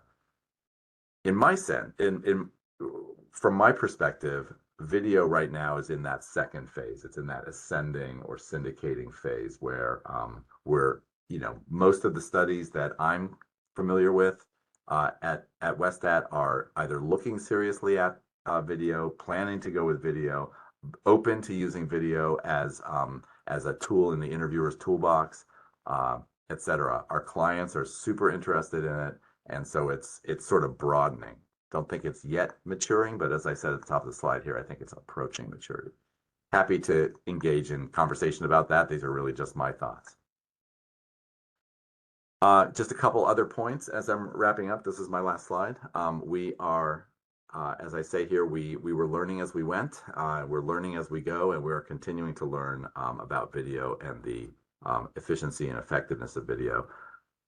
For us, CAVI or video is most useful, in that sort of more longitudinal context. It's probably important to say, Andrew spent quite a bit of time, I completely agree, said it really well about how there's this relationship between how it is that you contact and how it is that you do the interview. And that is certainly true for us. There's no really such thing as a video contact. We got to get out there and gain cooperation from these respondents using a number of means. Video becomes effective for us in subsequent rounds, in the out rounds, if you will, of a 5-round experience that a household is having. Those out round interviews, rounds 3, 4, and 5, are much more easily done on video. You can easily set up an appointment, or more easily set up an appointment, offer them video, and people are, just as likely to do it. So in that context, we have a really good take-up rate. Over 75% of those that we offer video will do video. But that's, again, in the context of a relationship that the interviewer or the project already has with the respondent, and there's an expectation of these interviews. I also wanted to mention a little bit, and this is something that Andrew touched on as well, the idea of scheduling. So we're really starting to think of this as specialization. We, of our 300 interviewers, have a couple dozen of them who have really taken to this, who really like it, and who do well at it. And we're able to see that in the other kinds of data quality reviews that we've done. And so we're sort of building that team, that video team, and they're functioning as a sort of specialized unit, much the way travelers or language proficient interviewers or refusal converters or something would function kind of as a specialty unit. And we're able to, as we sort of identify them and as we move more into this this maturity, we're beginning to support them in different ways. So for instance, we're not equipping them with that sort of laptop on a stand with a phone next to it. We're giving them something that's more appropriate for video interviewers: 2 big monitors and a better headset, and appropriate, some different training on what can be in your background, what can't be, what's appropriate, what's not, etc. We're also supporting them with different technologies. So instead of a field management system, as we have now, that allows supervisors and interviewers to manage the assignment that is made for them, and then to help them manage their routes and that kind of thing, we are supporting them with more like scheduling software that works best for respondents. And again, these are respondents who are already cooperating. Respondents and interviewers: when are people available, when is it a good time for you, etc. So we're working into that type of scheduling software. So I think those are a number of thoughts on CAVI, and I appreciate the opportunity to share them with you. Here's my contact information. I was happy to follow up. Thank you, Rick. Now we have our last presenters of the session. Dina, would you please turn on your video and the microphones and share your desktop, and please say a few words about yourself at the very beginning of the presentation. Thank you. Morning. 5:30 a.m. Australian time, so my apologies for showing up late. Daylight saving, got a little confused on both ends. And I apologize for not hearing the earlier talk, so please feel free to interrupt or follow up questions for me. I work at the Social Research Centre in Melbourne, Australia, and we're part of the Australian, or owned by the Australian National University, obviously also in Australia. We are a social research organization working primarily for government and academic institutions, full service data collection, data evaluation, etc. My role is chief statistician within the organization. My background also includes official statistics at the Australian Bureau of Statistics, and the study I was going to talk today we did in collaboration with the Australian Bureau of Statistics, and there are references at the end of my talk where you can get more information and more detail on the study and the results, and also papers that were written from the study from different aspects, both from the sort of from the experimental analysis, but also from the context of official statistics. So, Hanya, will you open my slides? Oh, sure. Just give me 1 second. Let me bring out slides quickly.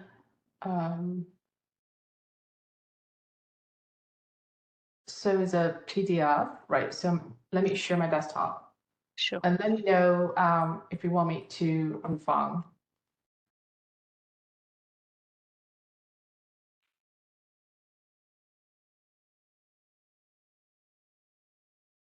Oh, is it better that I don't know? Can I open share screen? Oh, it's showing fine. Yeah, that's totally fine. No, that was fine. That worked, I think. Apologies.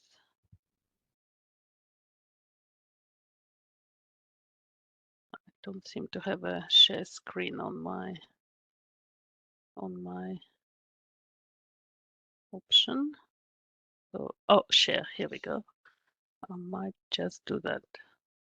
Just 1 sec. Sorry about that. Take your time. Okay. Okay.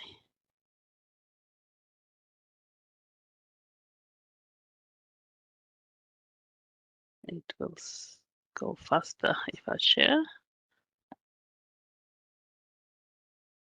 Okay. Here we go. Share.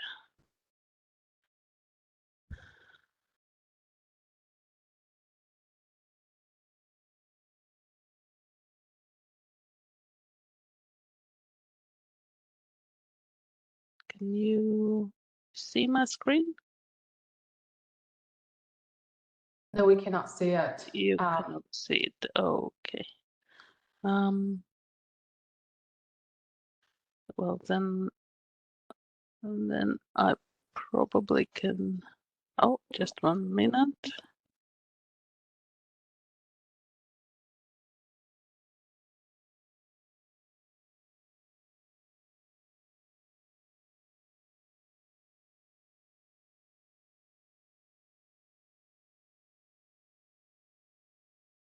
Aha.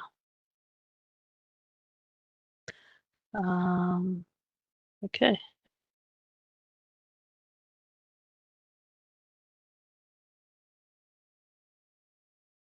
I cannot share it without quitting the webinar, so I'm sorry, you will have to no share. problem. I'll just share. I only have the PDF version, so let me know. That should be fine.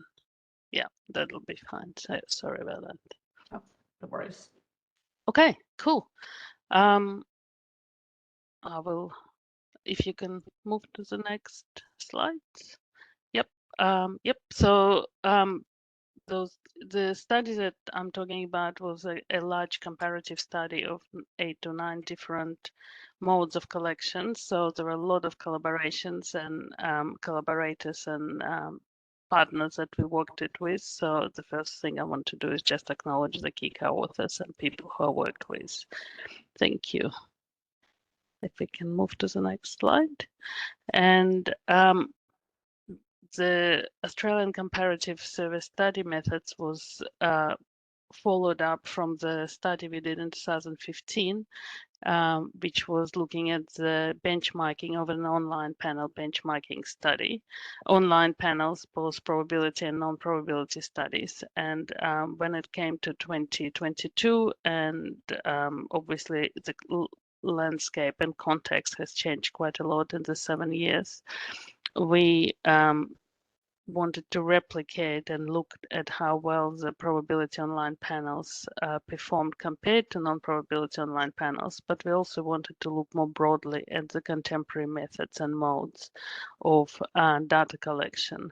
And similar to, I think, what Rick was saying, it was at the end of COVID, video interviewing became a go-to method for our official statistics agency and others, as it was impossible to do face-to-face interviewing, which was the traditional mode of data collection. And there was interest from the ABS to look at video in the context of how it behaved within the online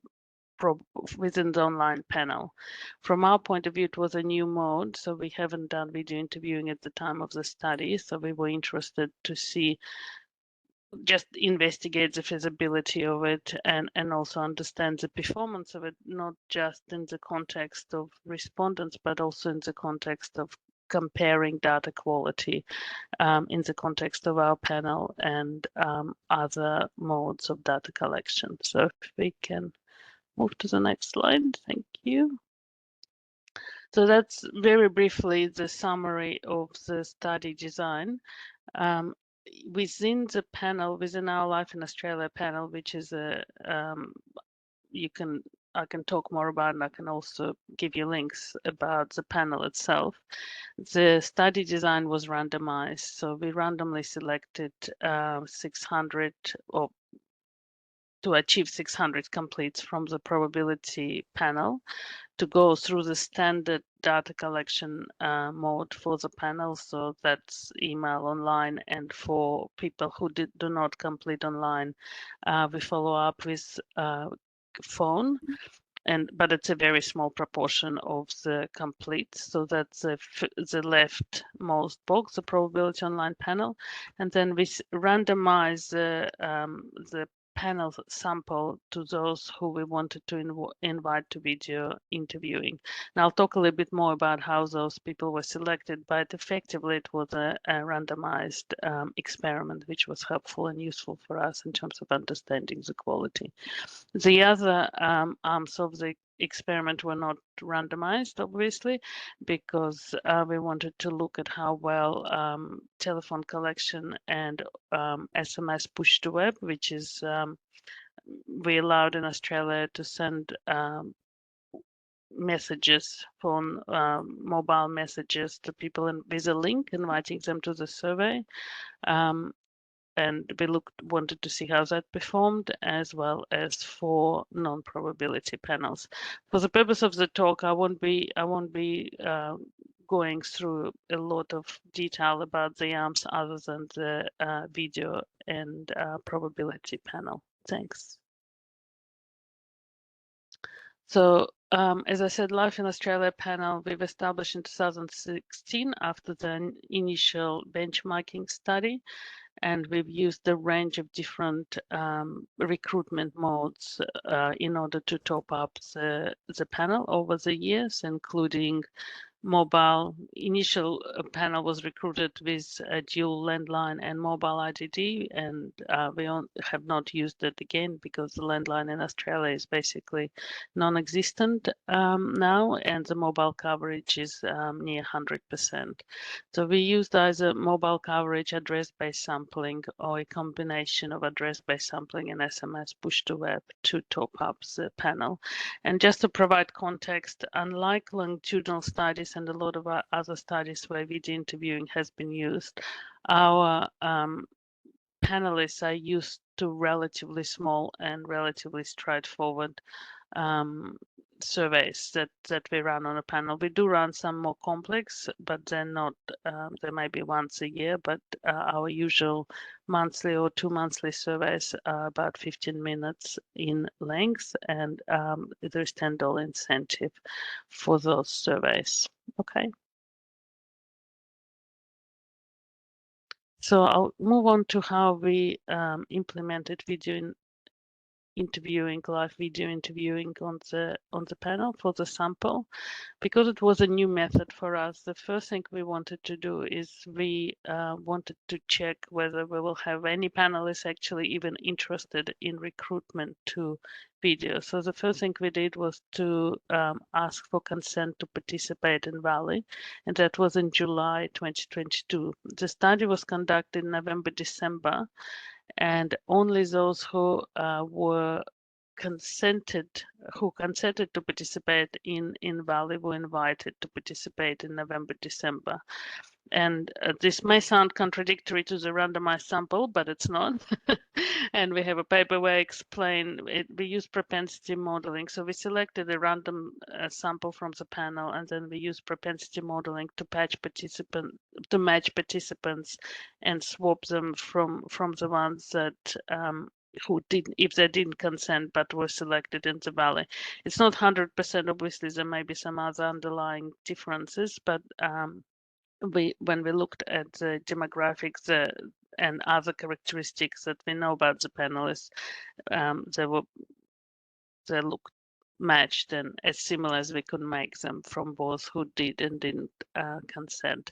And there was some consenters to Valley or video assisted live interviewing. I apologize for the abbreviation. I know that's a whole other conversation what we call it, but there were some people who participated, who consented to video interviewing, who were also part of the non-video interviewing arm. So once we invited the participants to the survey, we then did standard reminders and email Catty kind of process that we go through.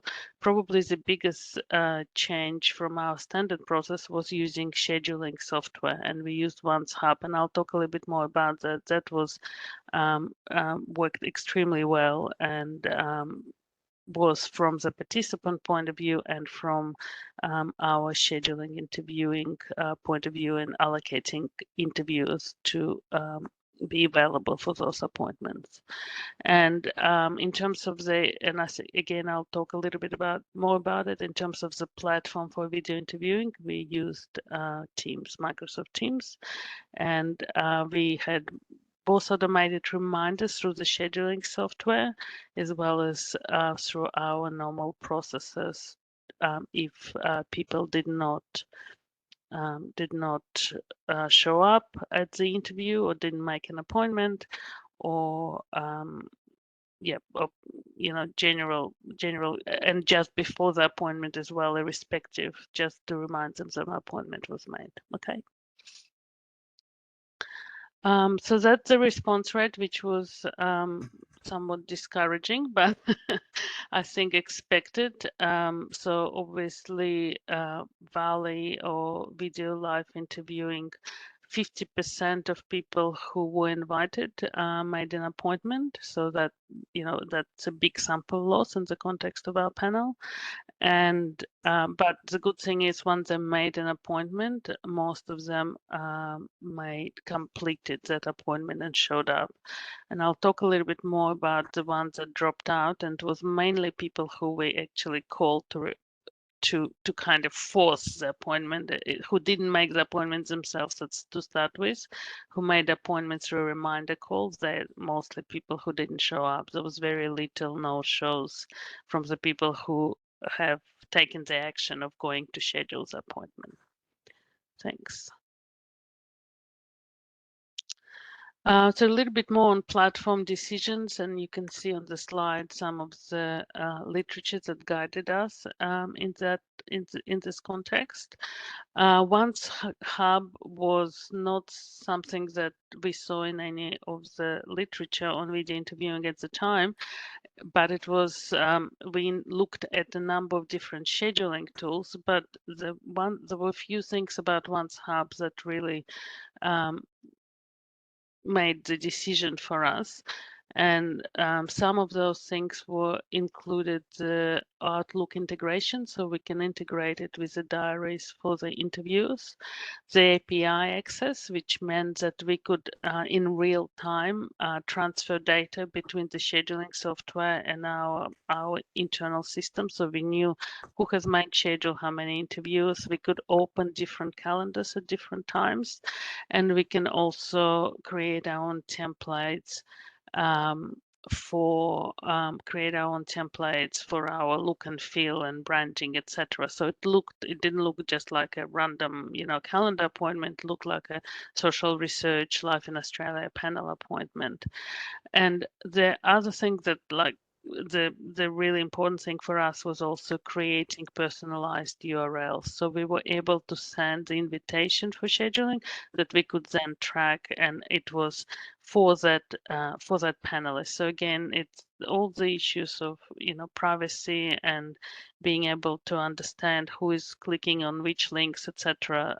Is very well set up within Once Hub, and the usability was also good. So that's kind of was one of the big gains for us in terms of understanding the software and how to use it. Microsoft Teams, we were not particularly concerned about which platform to use, but Microsoft Teams, we already had a license. It doesn't need any setup or any kind of, it's agnostic in terms of the platform.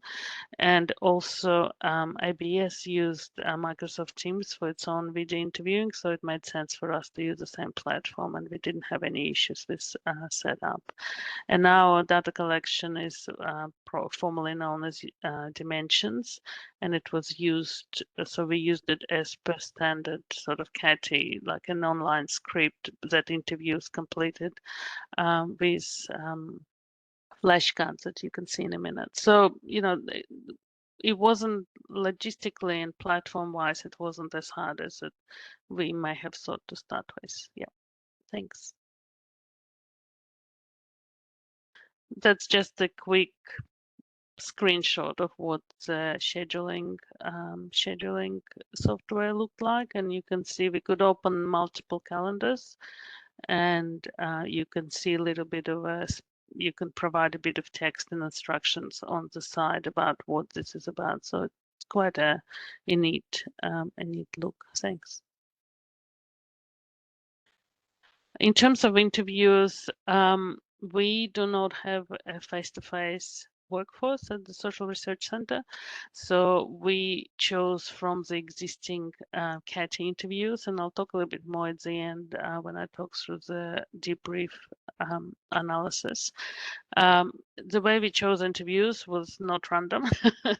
We chose them from people who firstly were good performers already on the telephone, but also technically literate and interested in doing this mode. So we did try and optimize the choice of interviews. And even then, I think I could really relate to what Rick was saying at the end of his presentation, is it's a different mode, needs a different interviewer, and it's a different skill set. But, we live and learn. But in addition to sort of being purposive about who we chose, we also provided extensive training. So it was a full day training for the interviews with rehearsals and sort of exercises and all that kind of stuff, but and motivational talks. And in addition to that, our call center, it was still sort of, we still had on and off shutdowns at the time. So our call center was remote. but the first week of interviews were done in the office, so we could, monitor and troubleshoot in real time. But then after the first week, interviews felt comfortable to do it at home, and some continue coming into the office, but most moved to their working from home interviewing. Thanks.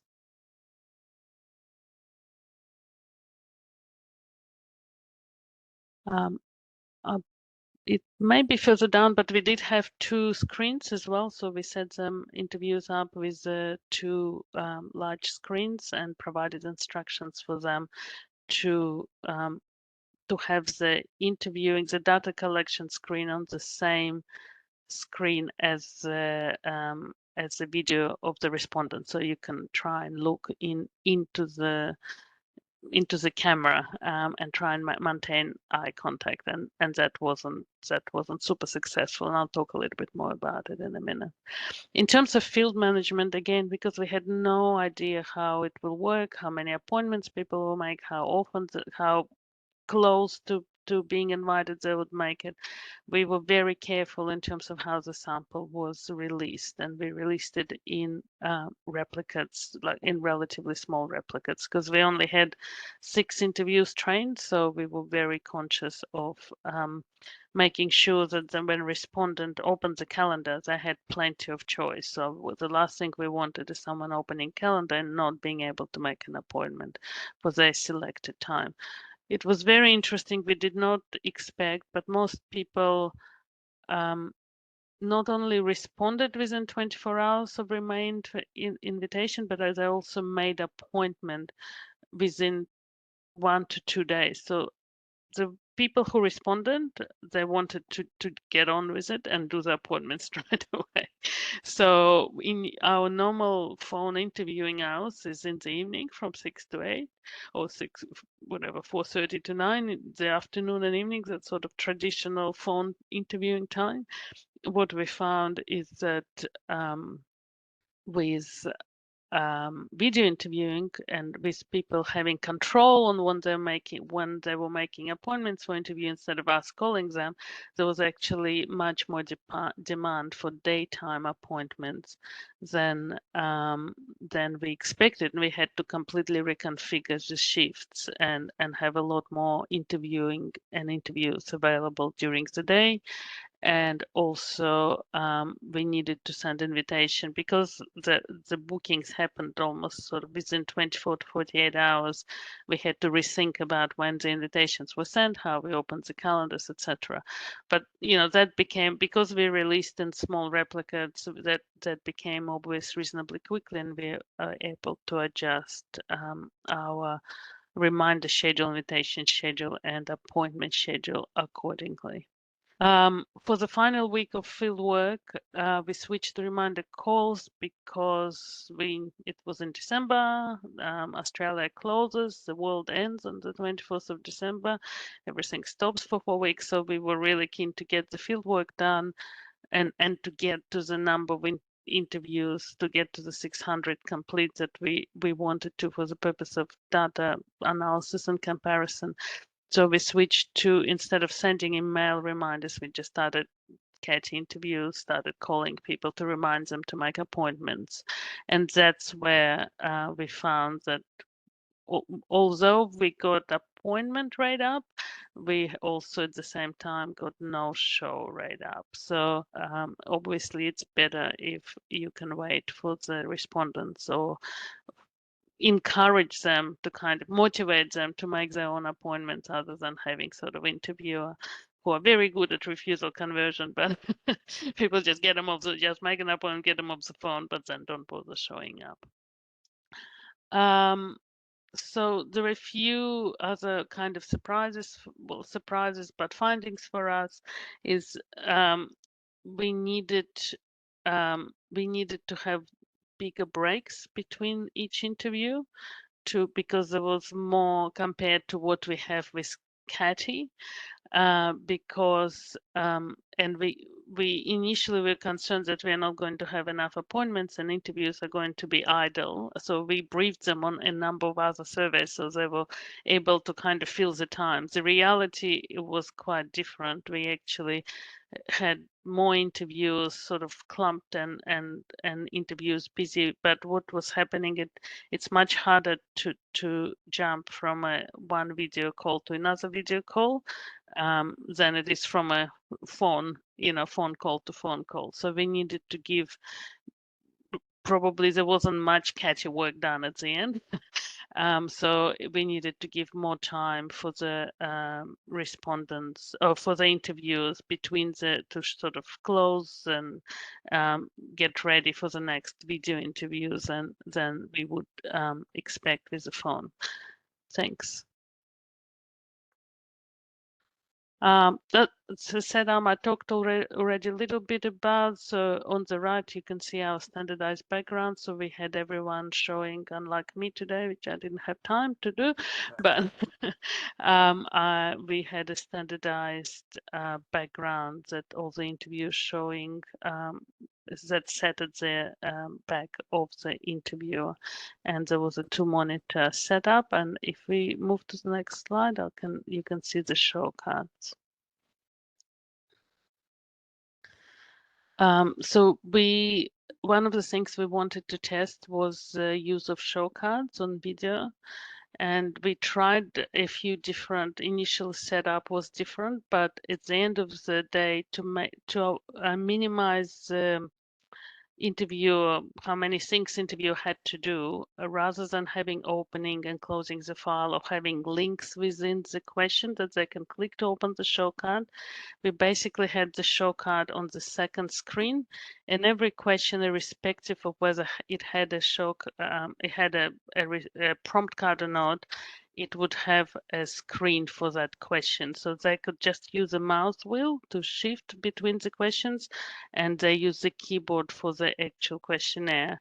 And that proved to be easier for the interviewers to use rather than having to kind of navigate or open another file or have some other setup. So the simplest way was just to create a prompt card for every question, whether it needed it or not. Thanks. That is an interesting find. We found that the interview itself on live in Australia actually was shorter than phone, or almost not much longer than the online self-complete, but you can see that the total minutes were obviously doubled. So the setup, how are you going today? Do you have any difficulties? Is it okay to finish now? Do you mind if I record you, etc.? Does take much longer on video interviewing, and you expect that. And obviously, we did not have a face-to-face comparator, but I expect that it will be shorter than face-to-face, but still that whole setup is obviously longer than in other modes. So just a little bit of a taste, and there's more information, various papers on the qualitative debrief, both with interviews. We did a qualitative post field study, both with interviews and with respondents. And generally interviews were positive, but I guess you'd expect that because they volunteered. It gave them something different to do compared to their sort of normal. So they were more, they were engaged with the mode, and it was exciting. It was an experimental study. Yeah, so they were generally positive. If we move on to the respondents, the story is a bit different. It again, it's echoing what Rick was saying, I think, at the end of the presentation.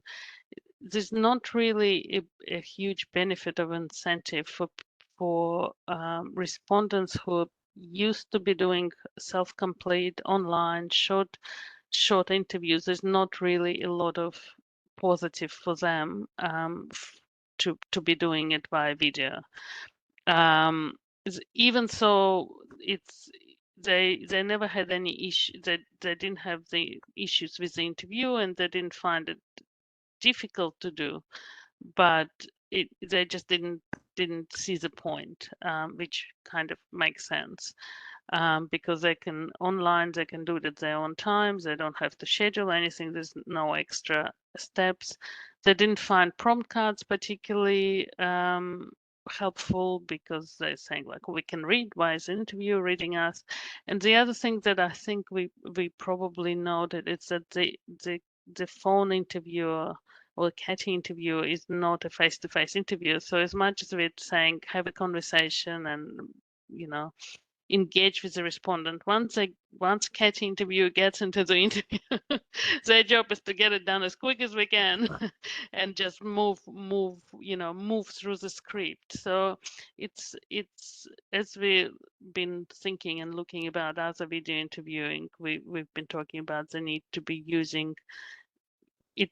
Having CAT interviewing doing video is not probably sort of ideal. We need to find people who are more suited to that mode of communication. Yep. I think we're nearly done. Just a little bit on the data. What we found is that through many different steps of selection, all our sort of biases that we normally see in the panel were exaggerated in video interviewing. So we lost respondents and we lost the kind of respondents that are difficult to find generally. So it became older. If you move to the next slide, I think you'll see it became more male. That's a bit of a fluke, I reckon. Oh, maybe not. I'm not sure. Maybe it's something to do with being on video. Hard to know. I don't think this can be, but yeah. Education is expected, so more highly educated people and higher low education had worse respondents. Yeah. And really briefly, the bias, so because it was a benchmarking study, we collected a lot of different variables that had independent, as a high quality official statistics benchmark, so we could compare how well the different modes performed. And if you move to the next slide, you will see that the video interviewing hasn't done super well. So definitely it's done, almost as just a bit better than the non-probability online panels, but definitely nowhere near as good as a probability online panel or CAT. Again, not surprising given and this is weighted data, standard weight, the same weighting for all the different arms. Not surprising given the various self-selection and non-response biases. Thanks. And yeah, more of the same. That's just taking into account variance. Thanks. So just very briefly, in summary, I think I've talked through most of those things. High degree of non-response. Yeah, don't know what's going on with gender. May or may not be a consistent finding with other studies. Very encouraged in terms of setup and logistics. It was very, it wasn't a big deal in setting it up and something that we're comfortable doing again in the right context. But I think the tricky part is the right context. Is when is it beneficial? Why do you want to do video versus another mode? You still have to, it creates the second step. So you need to, as Rick was saying, you can't recruit via video, so you need to recruit some other way, and then you need to invite to video. So you need to have a reason why video is better than another mode, because you'll be losing sample. Yep. And that's my contact details. Thanks. Thank you, Dina. So I think now all the speakers has been presented. let me check if we have any questions from anyone.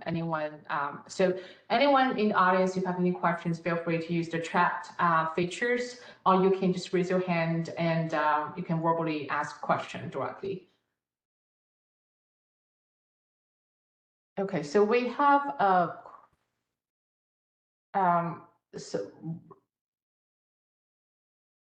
so there's one question. Let me pull it out so I can see it. Let me see. Sorry about that.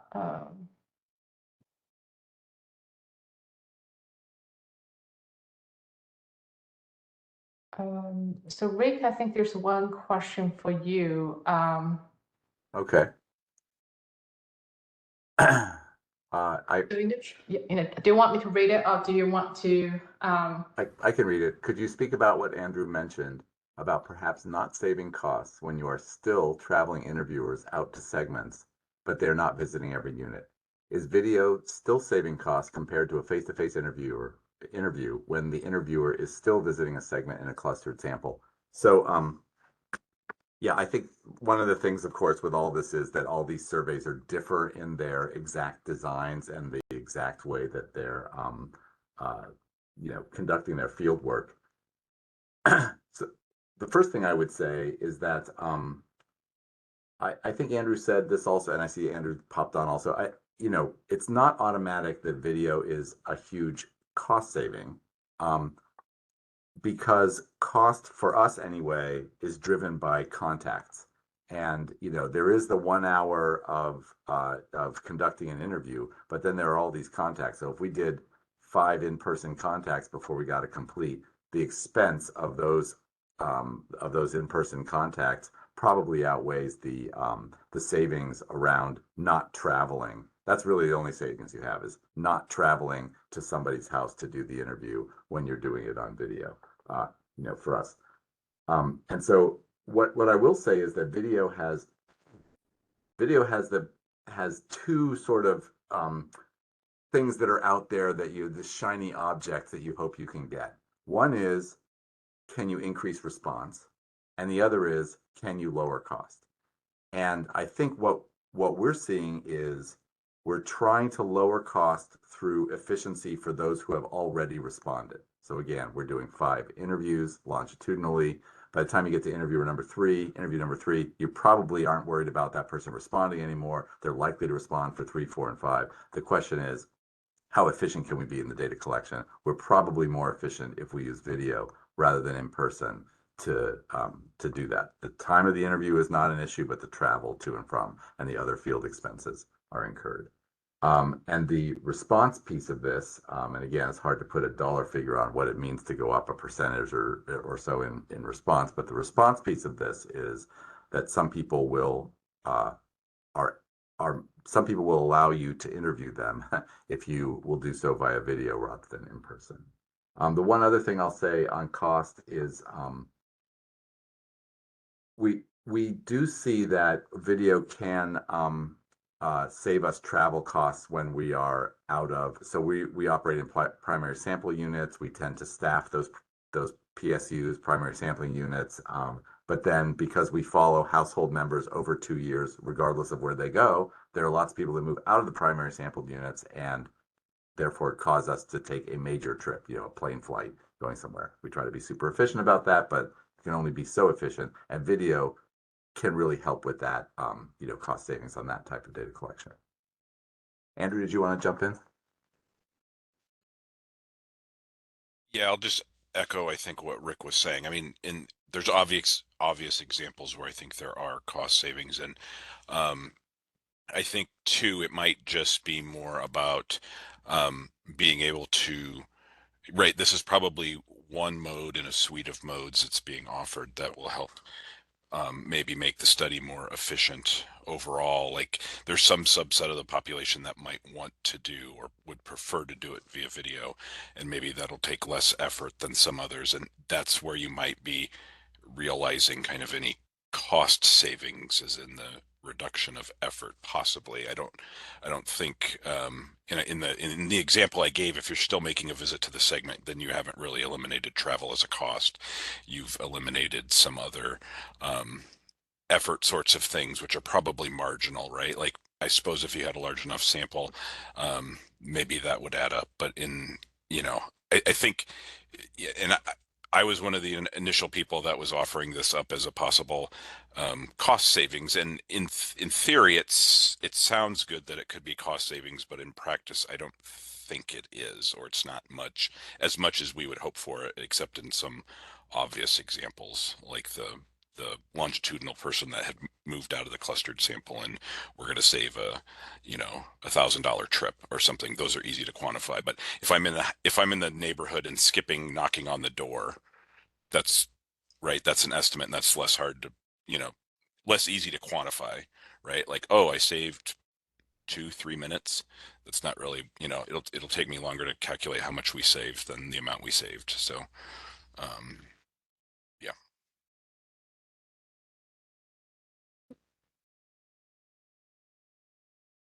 Rick, you're on mute.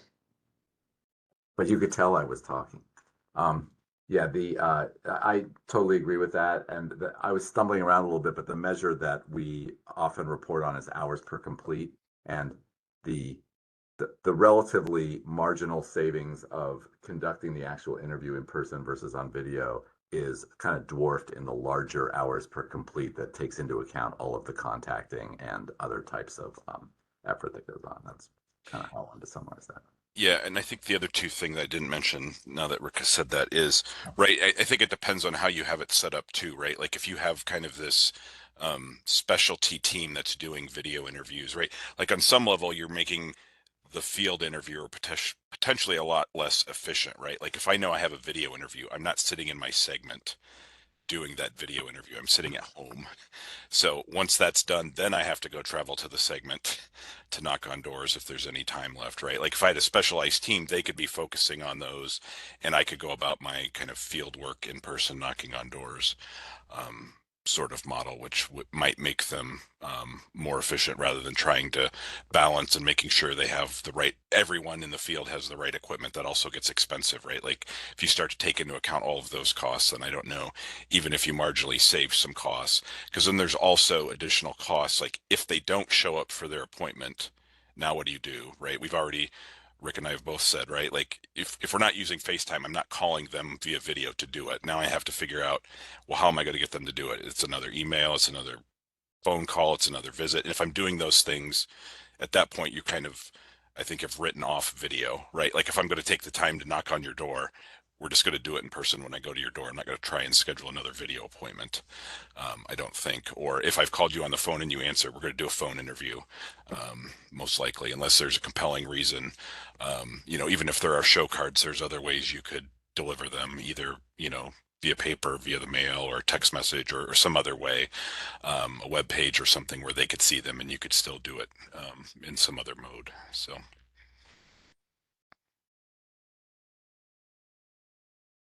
So I'm saying we're running out of time now. I just want to thank you to our speakers for all the very interesting presentations and our studies, and thank you everyone for attending the session. And hopefully you had a good time at FedCASIC. And especially Dina for getting up, so early. I know, Dina, thank you so much. I'm That sorry. was accidental. I nearly didn't make it. And I'm sorry I missed your calls. Is a video, has it been recorded? So I believe so. They will become available later on. great, cool. Yes. Thanks very much. Thank you.